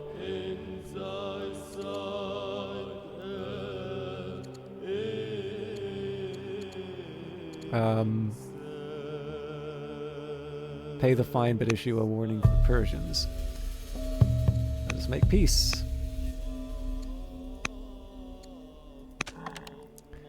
So of course this leaves open the possibility of war with everyone else.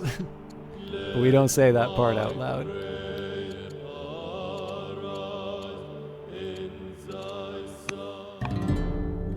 Oh, that works. Actually, I'm gonna be kind of corny.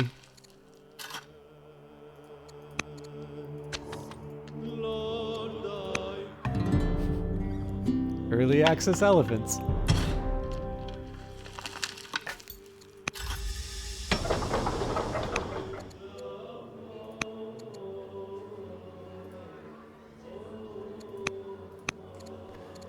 Totally the wrong priorities. There we go.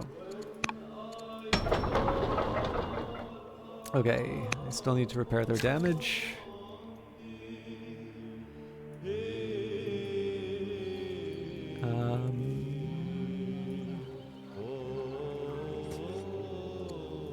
I feel a little dumb force marching to build the Acropolis, but it'll be worth it.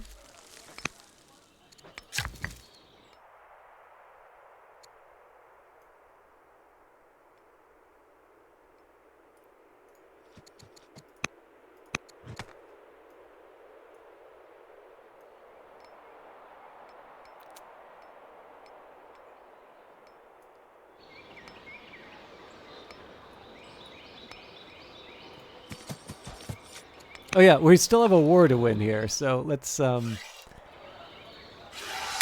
on the prize, huh?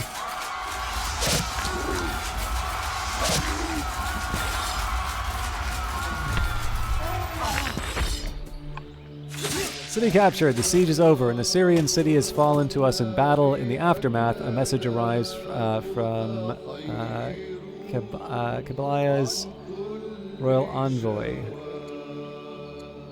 There will be no truce. I thought this was it, actually.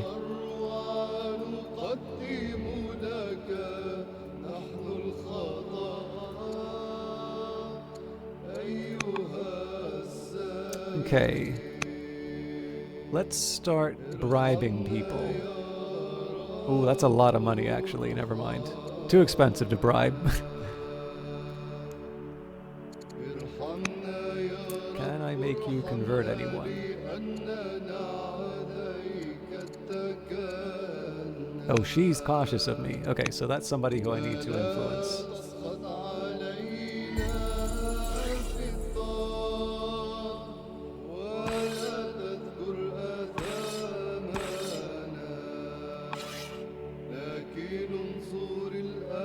So the big thing now is I need to find where the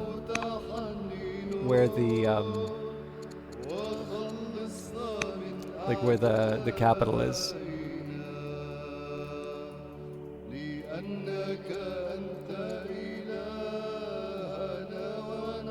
And then I also need to prep for something against the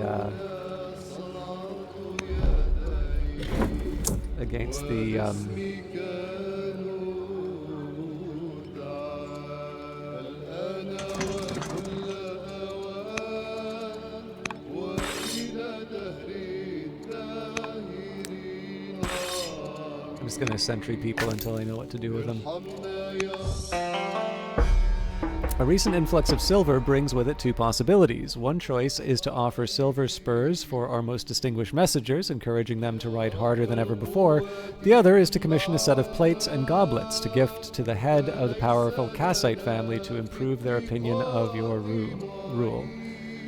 I do like orders, but in this case I think endearing us with the Kassites.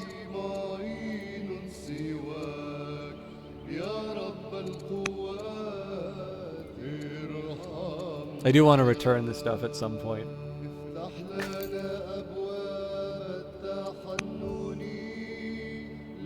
And yeah, I was totally asleep at the switch while the Persians just quietly took over the world.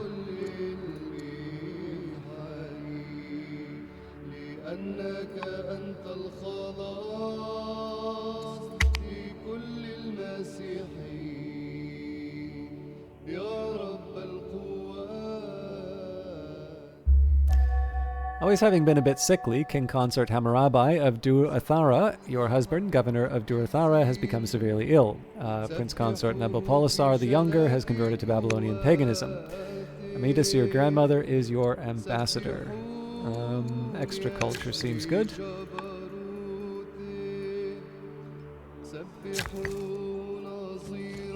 don't think we need a fort there, but I'm okay with another mine. I really need more wood, but I'll work on that.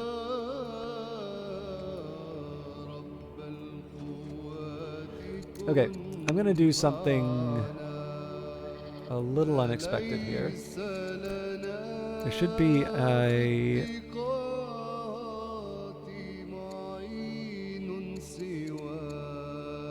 an option to like draw a road.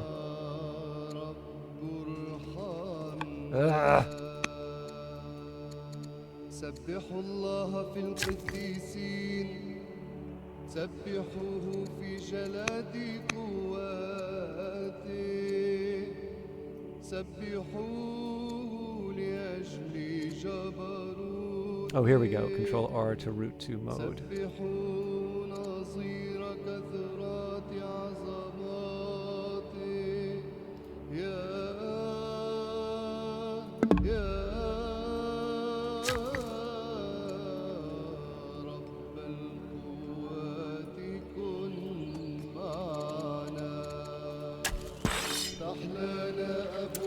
Get a sentry.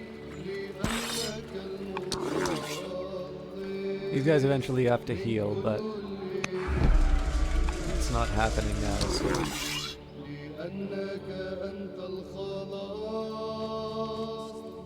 كل المسيحيين يا رب القرآن.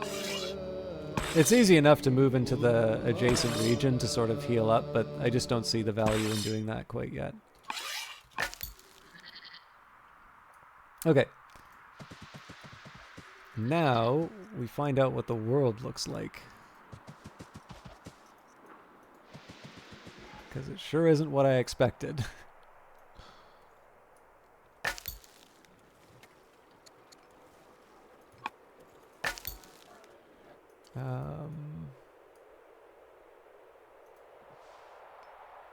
Yeah, see, we're already blocked.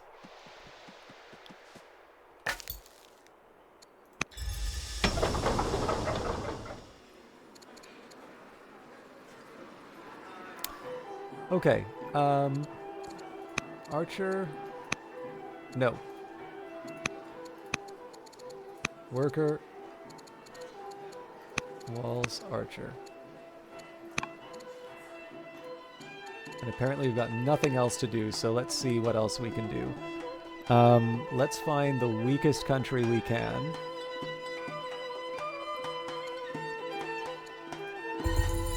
Demand tribute from Carthage.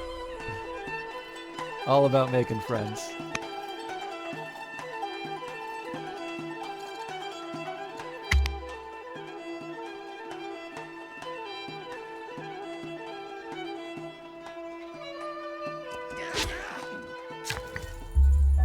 News arrives from Egypt that Queen Nefertiri, the unfortunate of Egypt, is dead. A new ruler, King Amenhat, the new of Egypt, has taken the throne. Kabilala is dead. Shaditu, the new of Assyria, is ruling. Self-assured and assertive, Princess Miladam the Judge exudes an aura of confidence. You've successfully exerted your influence. We've lost a governor. Okay, cool. Actually, family members are starting to take over in these different positions, which is more or less good.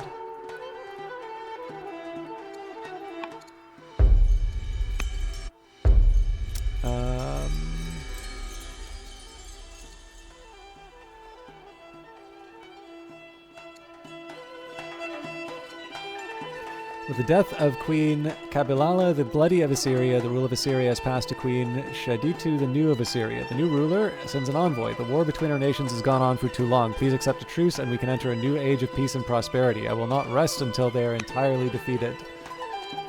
We only have one option. Governor of Babylon. I think we'll take Inspiring. Alright, now... I do want to be on better footing for war.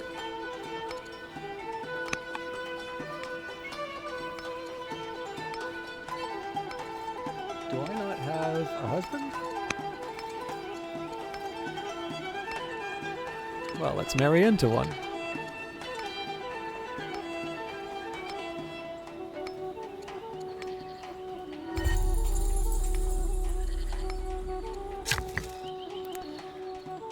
All right. More quarries. I may build lumber mill here, I'm not sure.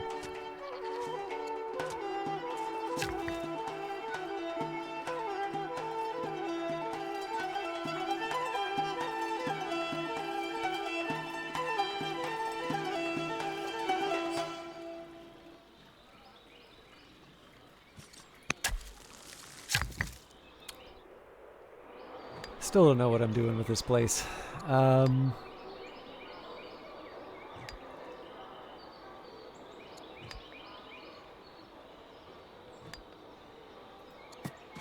Let's go for the hamlet, why not?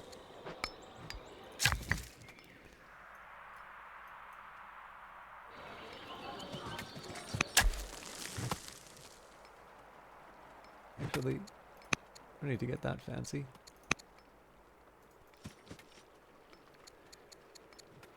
So farm doesn't get any grove bonuses, but I figured I can build a mine.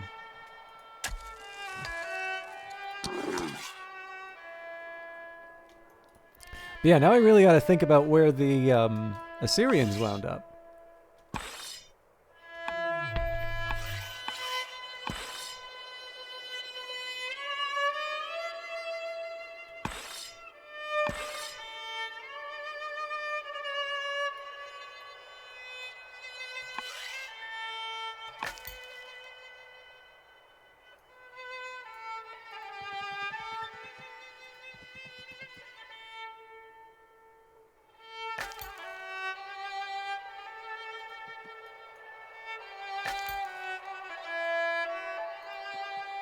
Found it!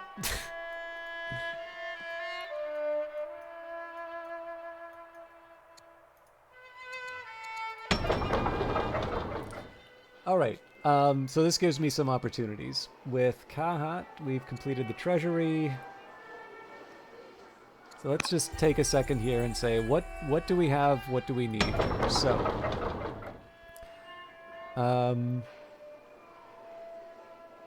it doesn't take that long for a Jewish disciple, so I'm going to build one of those. I will build an archer for protection. And we'll leave it there for now.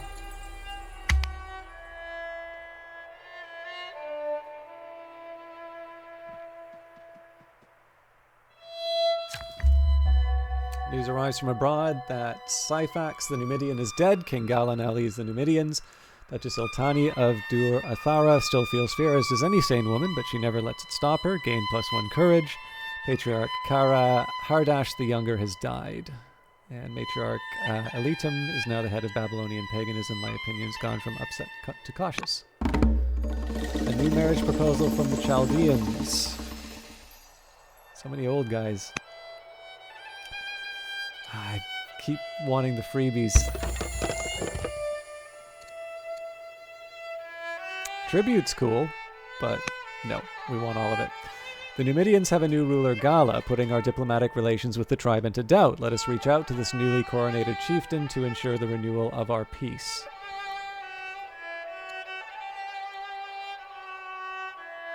If this Numidian ruler is not so deserving of our goodwill, mere truce will suffice. Yeah, I don't need to pay him off.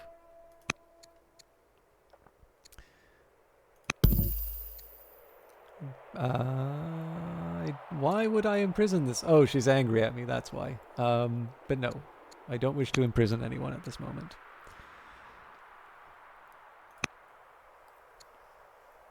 Hard to say no to Prosperous when we need the money.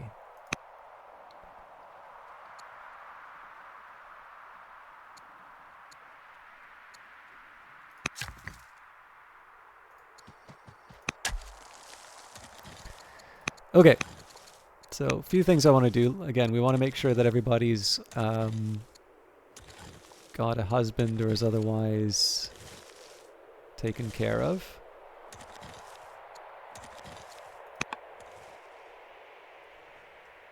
I'm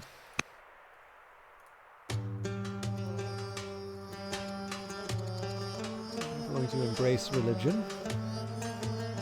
We definitely want to redirect people towards the Assyrians, and we do actually have a little bit of room for that already.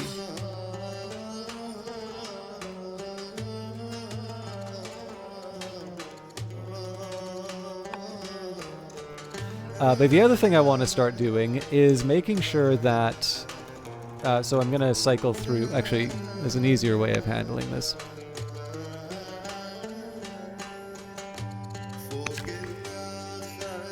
Okay, that's fine.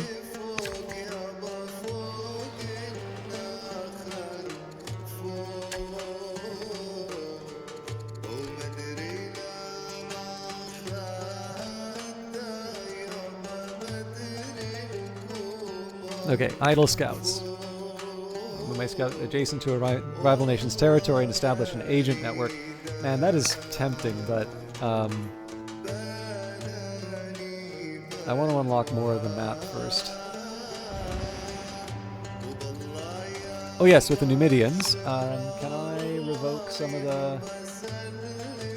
Okay.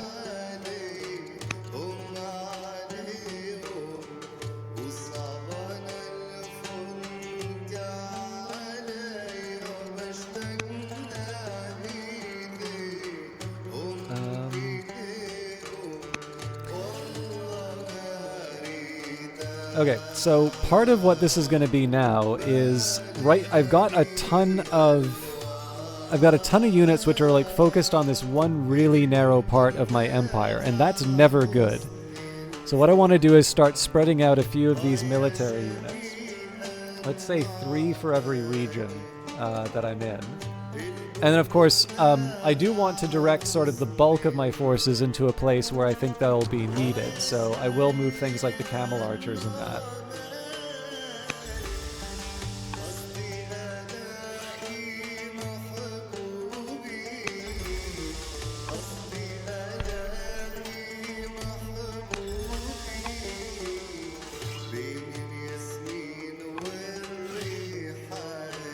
Yeah, I mean, that's kind of the turn already.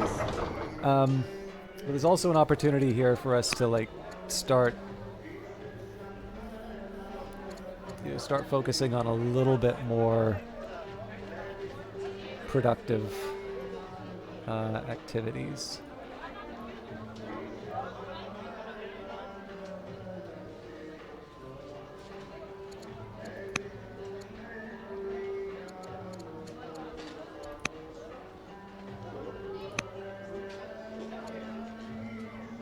That's a start.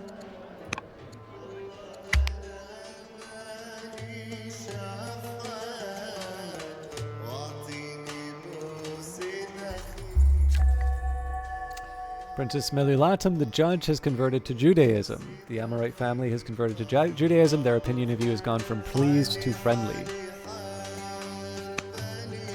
I've discovered the Bay of Palma, and I'm known as Palatum the Strong. The people of Carthage are claiming that they are unable to give tribute, with their supply lines disrupted by the attacks of their enemies, the Egyptians. Instead, they offer a gift of gold as the sign of friendship. They have food and will pay it. Very well, we accept the offering. Part of me just wanted to be a jerk, but okay, so we need it was the chain drive. Holy crap.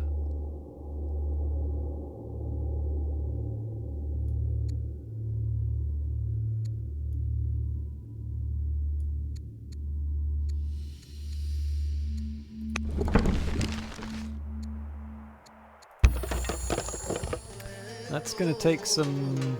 It's gonna take some work. All right, Acer. What kind of a?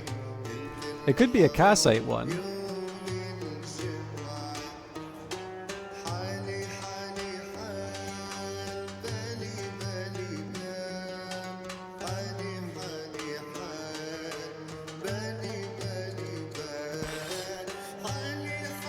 I don't really feel like it's a natural Kassite city, but I'm going for it just because I don't know when I'm gonna get them, like when they're gonna be available next. Okay, we're not gonna focus too much on missions unless I get to convert people.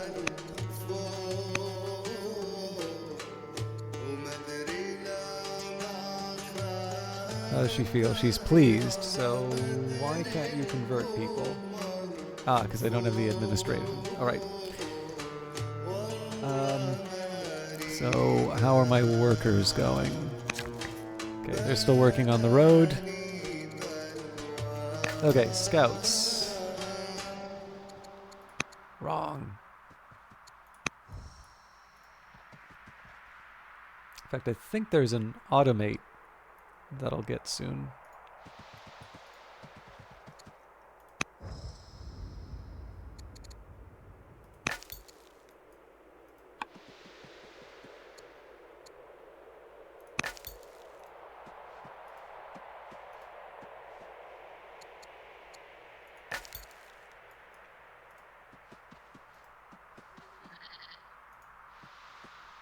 Okay, so they do have military units.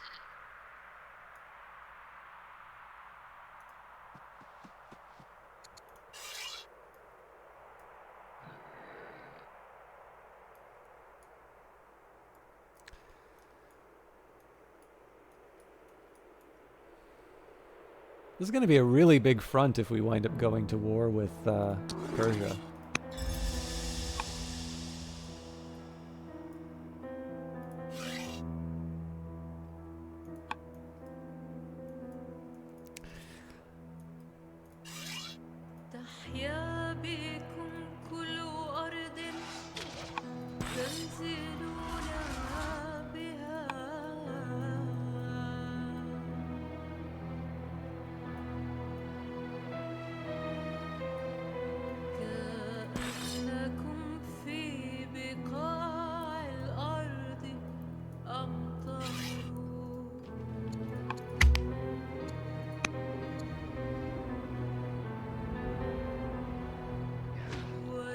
Yeah, that's not a huge surprise that happened.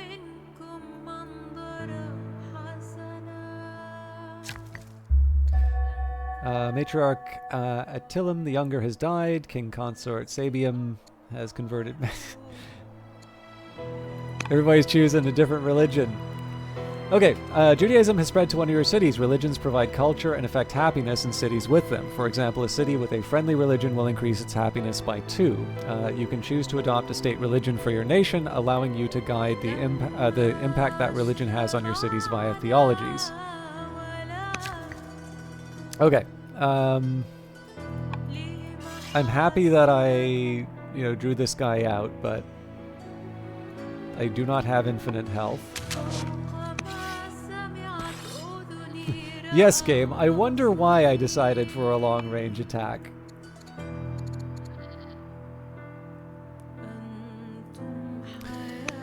Okay. Next up.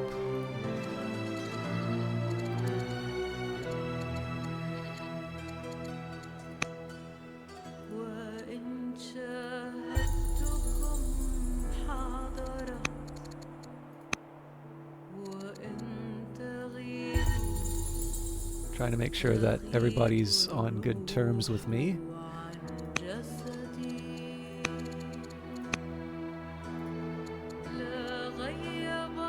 One more year before I can yank some of the goodies.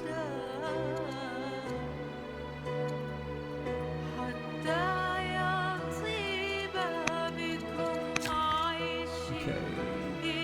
This is fine.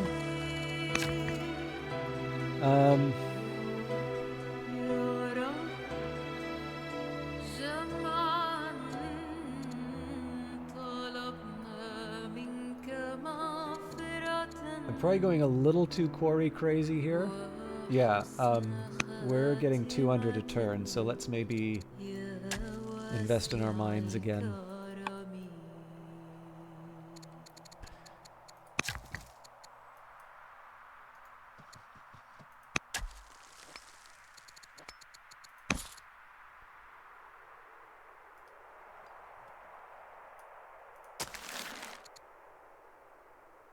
Okay, so I don't have the civics. In fact, I should probably work a bit harder on that.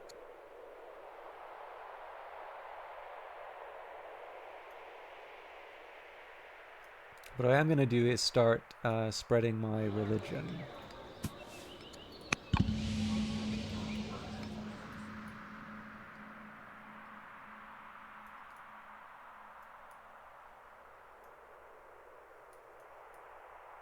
At some point I'm going to need to somehow connect Larsa.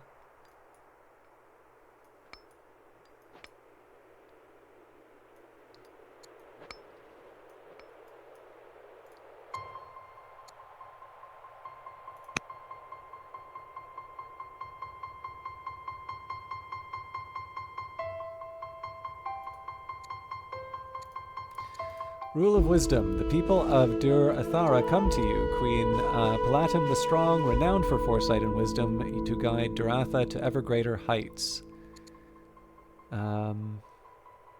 She must not leave any idle hands, or learn to govern herself.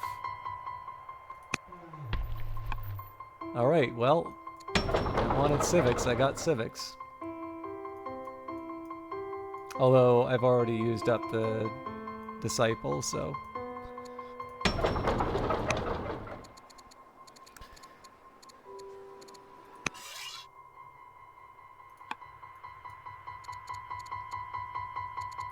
Alright, let's just tab through everything.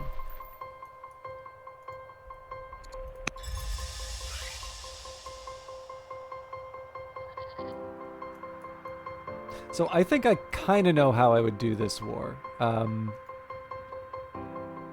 We take these first and basically kind of... So up through here and then move into Persia. So what we would need to do is make sure that we could hold Nippur and Dur Kurzagalu. Which is, of course, what I'm going to do in terms of deploying troops.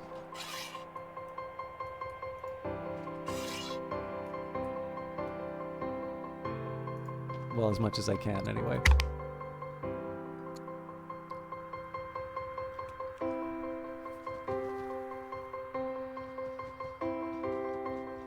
chopping down all my forests. Okay, so everybody's starting to become friends, which is a problem for me.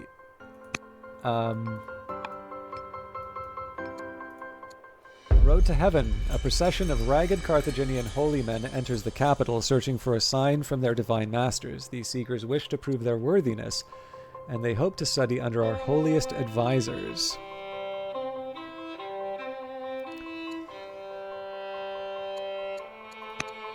It's pretty crummy in terms of relationships with Carthage right now. They will understand when they're ready.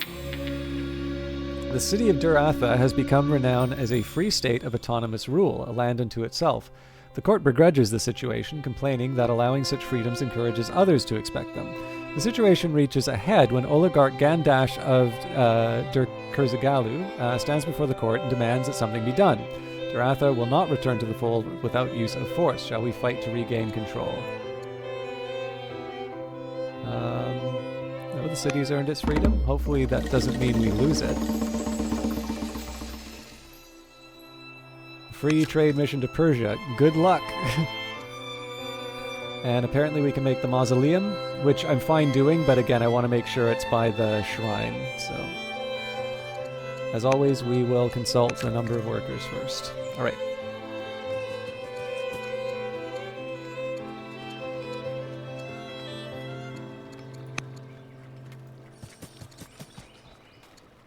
Okay, so apparently I can't build any of those wonders in that area.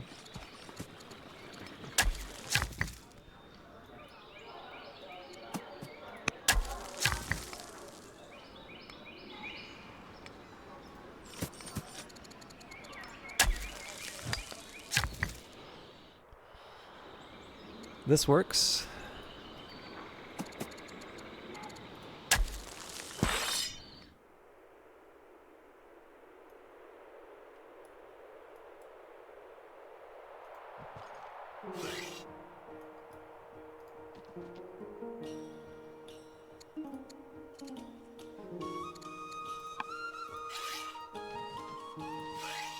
So we'll put these guys... I just want to get the sentries on sleep.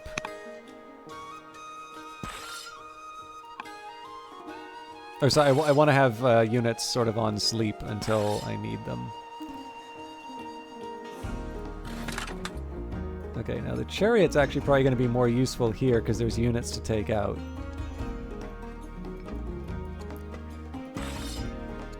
And I do want to make sure that my capital is defended, so...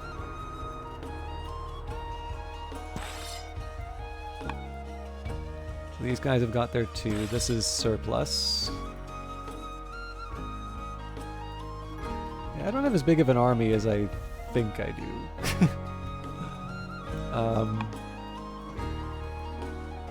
But it's enough.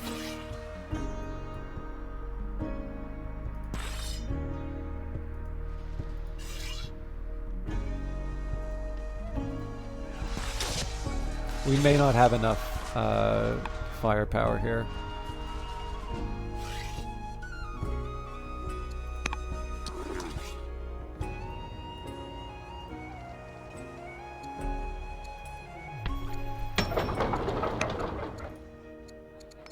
Okay.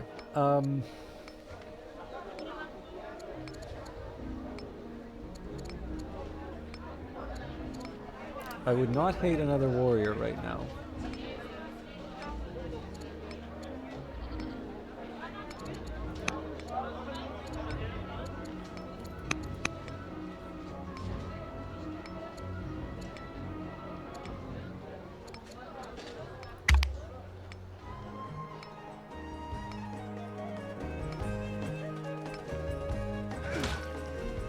Kind of knew that was coming.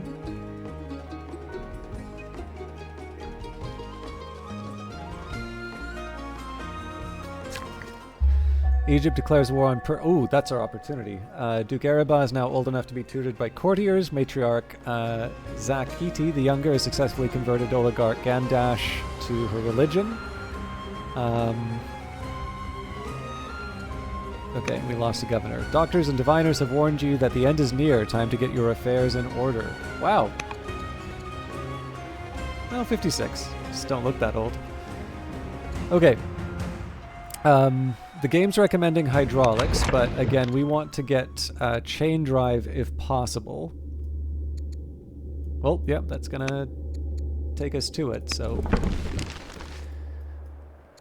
Alright, last turn, and then I think I'm going to go to bed after this, because I've been threatening to forever, and I've not been delivering. But yeah, the death of a ruler is usually a nice break point, so... Alright, now I need to make my city happy still, so let's... Well,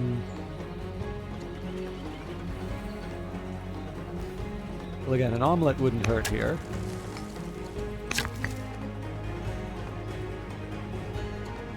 I will build the wonder.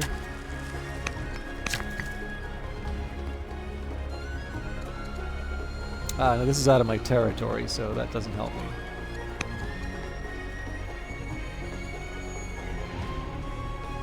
Trying to think of like amenities that I can build in this place. So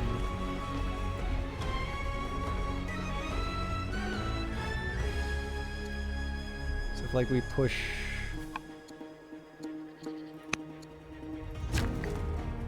If I push out like this... Okay, yeah, no, we've got some possibilities here.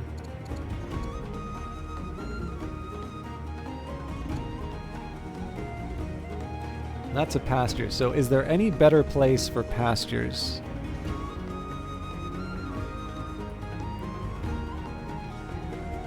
That would be a camp.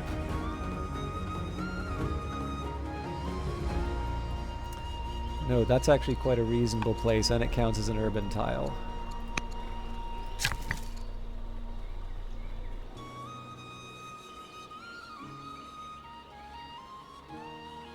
So in fact, that works even better.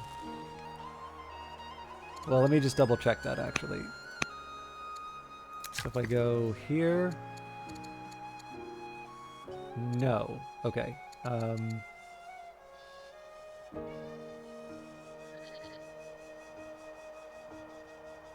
No, you know what? I'm gonna risk it.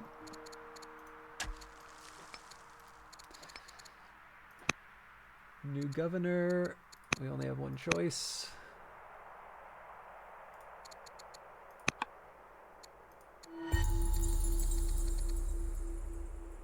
Okay. We're going to strip the Numidians of the gifts. Even if it makes them mad.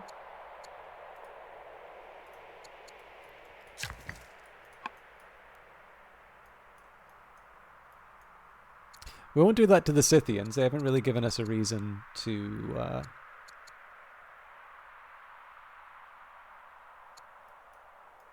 sort of hurt the relationship. Okay.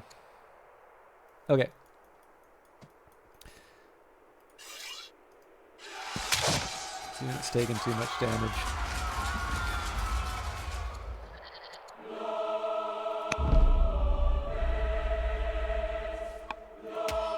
That'll almost kill that unit in one hit.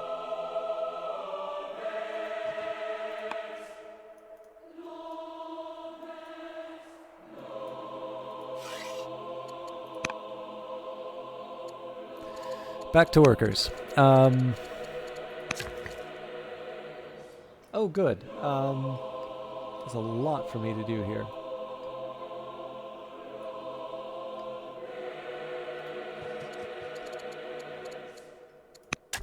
I'm thinking lumber mills are what the doctor ordered. Okay, we still want to explore the new world or old world.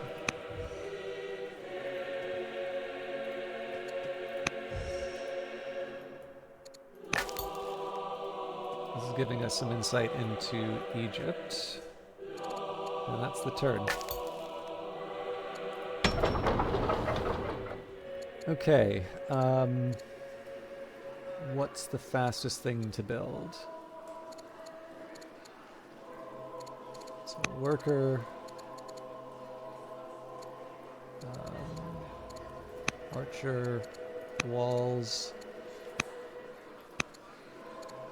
That's going to keep them busy for a while. The court mourns. Today we grieve the death of Meli-Shipak the minister, a member of the Babylonian court. His spirit will be venerated and his deeds will be remembered.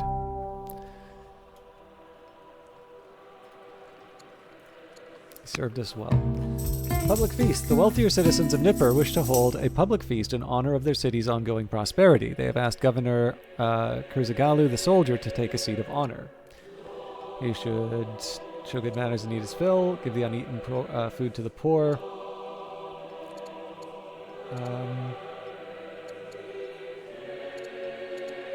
Still go for wisdom. Stockpile the uneaten food for future hardship. Like father, like son, a trusted advisor informs you that for better or worse, Duke Nebuchadnezzar is showing signs of taking after his father, Duke Consort Amel Marduk. How this influence will take shape is yet to be seen. The spoiled rooster bred a spoiled egg, but perhaps this one might turn out better than the rest. Or the last. Duke Nebuchadnezzar becomes divine. Okay, Duke Araba. I feel like we need more generals at this point, so study tactics. We've already got the governor.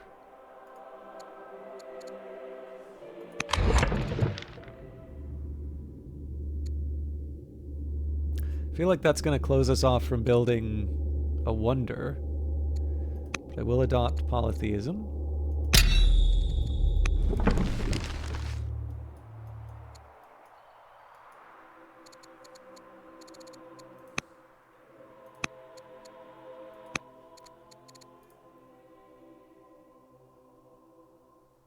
Sadly, I don't have any of the right luxuries to give people.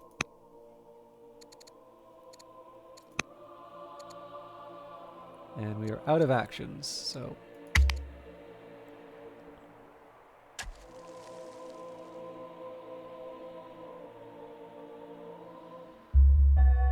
Afflicted by nigh constant vomiting and diarrhea, King Consort Sabium the Extravagant, your husband, governor of Nisbis, is severely ill. Queen Palatum the Strong, governor of Babylon, has died in office. Christianity is founded in Chebu. General Edanthers the Scythian is converted to Judaism. Duchess Iltani of Dur Ethara is now head of the Amorite family. The old ambition, discover Portcullis and Chain Drive, is now a legacy. You will have 20 years to complete it. That's going to be a really hard one to do in 20 years. Messengers from the capital bring news of Queen Palatum the Strong's death. All of Babylonia mourns with the royal family. Hail Queen Melulatum, the new and rightful queen of Babylonia. Reclaiming control. The city of Dur Athara has been living under its own guidance, away from the rule of Babylonia. A council from the city visits soon after hearing of your coronation. They are favorable to your rule and offer to bring the city back under the sway of the crown.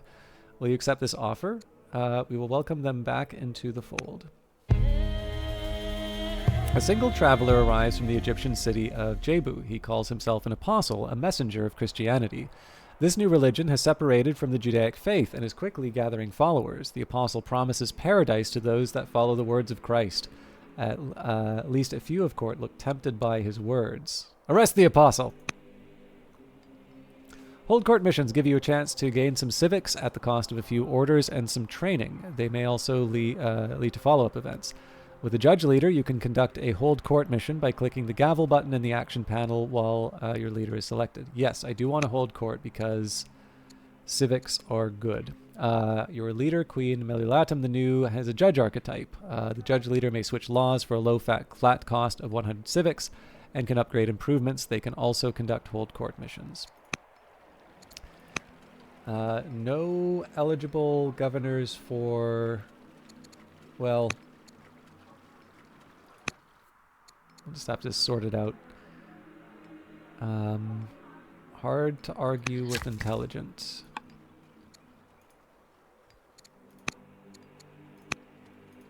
Okay. I do want to get a few basics down. I'm not going to lock in the turn, but I do want to get at least the work done. Okay, so we've connected one city.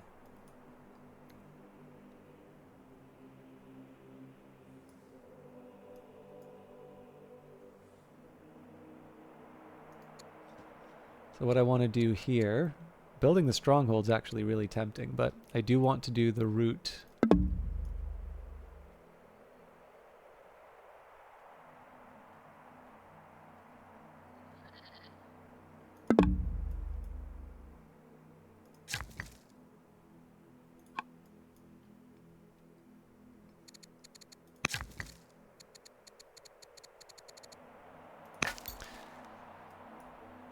Okay, we do still need to worry about the war, so...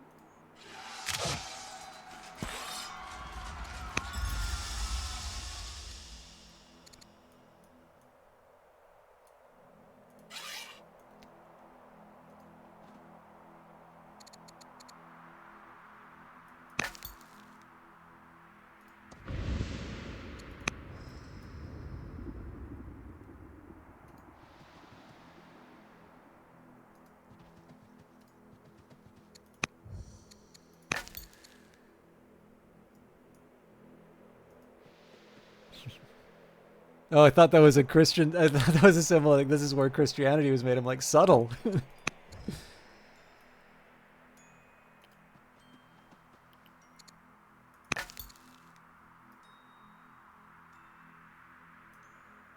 um...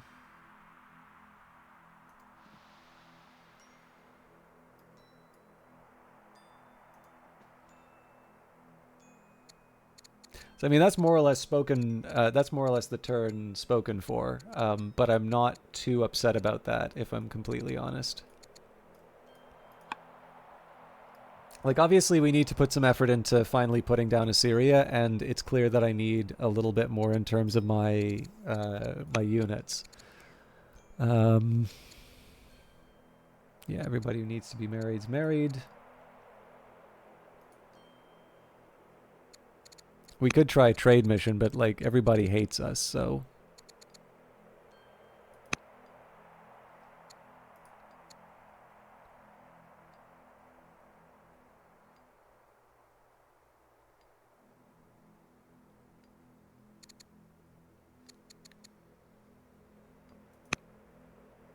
She doesn't like me very much. Okay. That's going to give me some stuff to think about for the next turn. So, I mean, we're doing okay points-wise. Persia's slowly been creeping up. And to be honest, like, there is a side of me that says maybe the right call here. Like, the thing, like, okay, there's a couple things here. We're at peace with them. So that we're first of all going to have to break the peace. Then number two, they do actually have kind of a technological edge. Like, I don't think they're weaker than us anymore. Oh no, it says that they're weaker than us. But like, they obviously have a few things that could handle us rather well. So I think there will be a couple of things that I try to do here. I'm using this scout on this side of the map mostly because what I want to do is place some, like, thoughtful scouts generally around the Persian Empire, just so I can get an idea of what their troop movement is. Second, actually I should also take a look at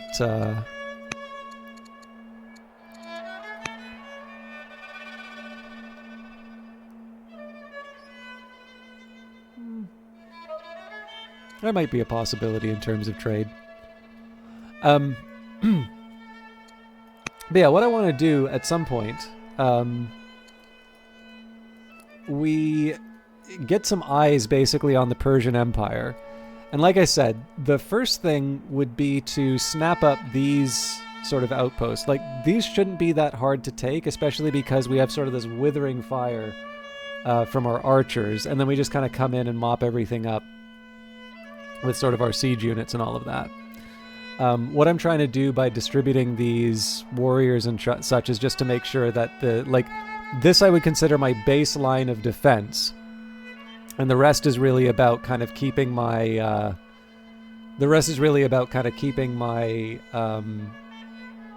like, the surplus is just where I sort of focus the remaining attacks.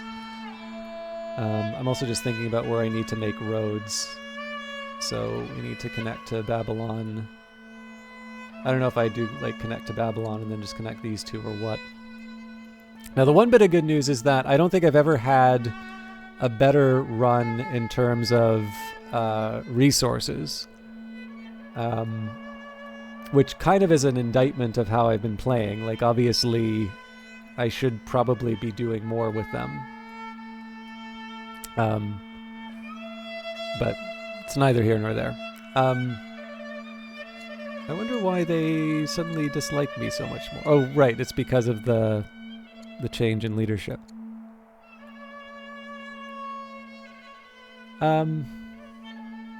But yeah. I think I need, like I said, I need a little more equilibrium in terms of my cities. So essentially, if a city doesn't have the equivalent of 1 archer and 2 warriors protecting it, I am going to make sure that it builds up to that. Then I kind of want to be putting some points into infrastructure. I've got 3 people working in this region. I should probably move this unit over into Kahat. So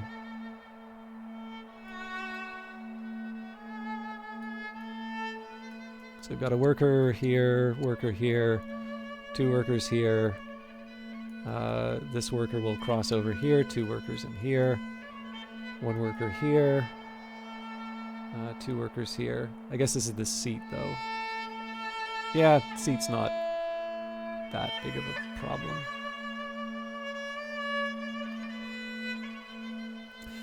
But yeah, so one other thing that's nice about this is it motivates me to build more barracks and things like that. I guess the other thing I want to keep an eye on is for a few of my different cities, there is rising discontent, and there's really no excuse for that.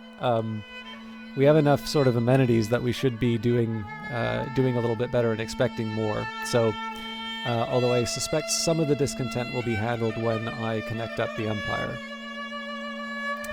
But yeah, so I'm not in a rush to go to war with Persia.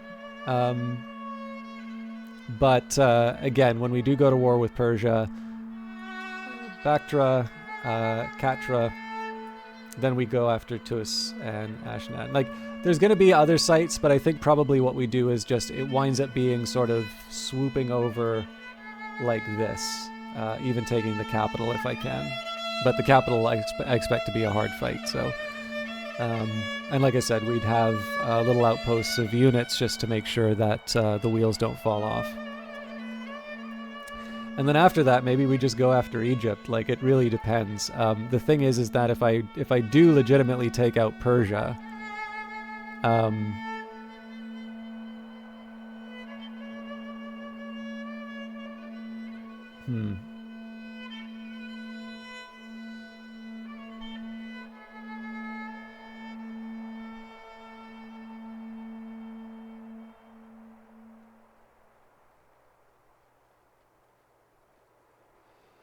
See, the thing is, if I can get up to 38, with Persia staying where they are, I win automatically. Which is another reason to actually go after Persia, right? Because that just lets me... So... I guess the floor for this would be 29. This is a week, so that would be 627. Yeah, so basically if I took these 3 cities, that would be the victory. Because like the thing is that it's the able, right? Like, I've definitely played and beaten this game on harder difficulties. So, it would be kind of nice to wrap this up quicker. I'm not going to do it tonight, obviously. Like, this was just a chance to take a little bit of a break and feel better. But, cool. That was fun.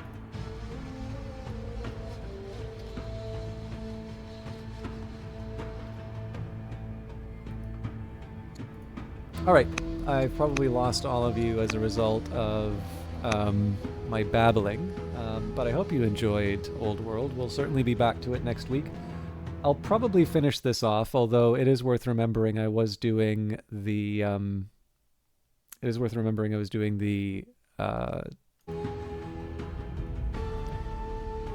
sorry, just got a ton of emails.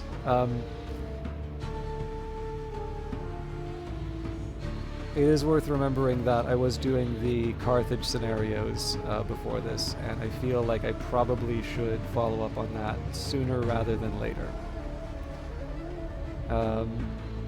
But let's see who's online.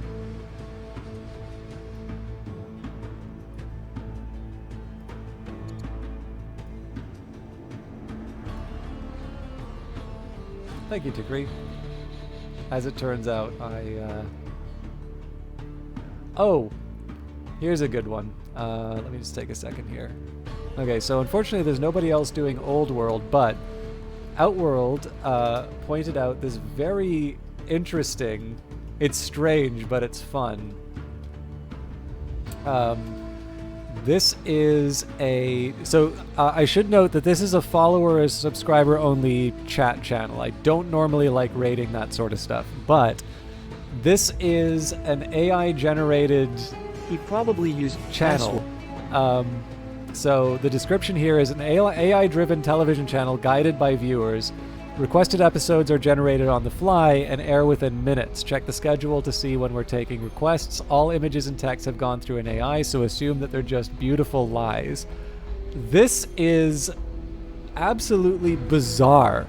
But it is... Man, it is a wild ride to watch, so I wanted to share that with you. Yeah, I hope you all have a wonderful evening. We will see you Wednesday for possibly Godless, possibly Phantom Brigade. I need to figure that out. Anyways, have a good night. Talk to you later. Land, on a strange world, there lived a hero.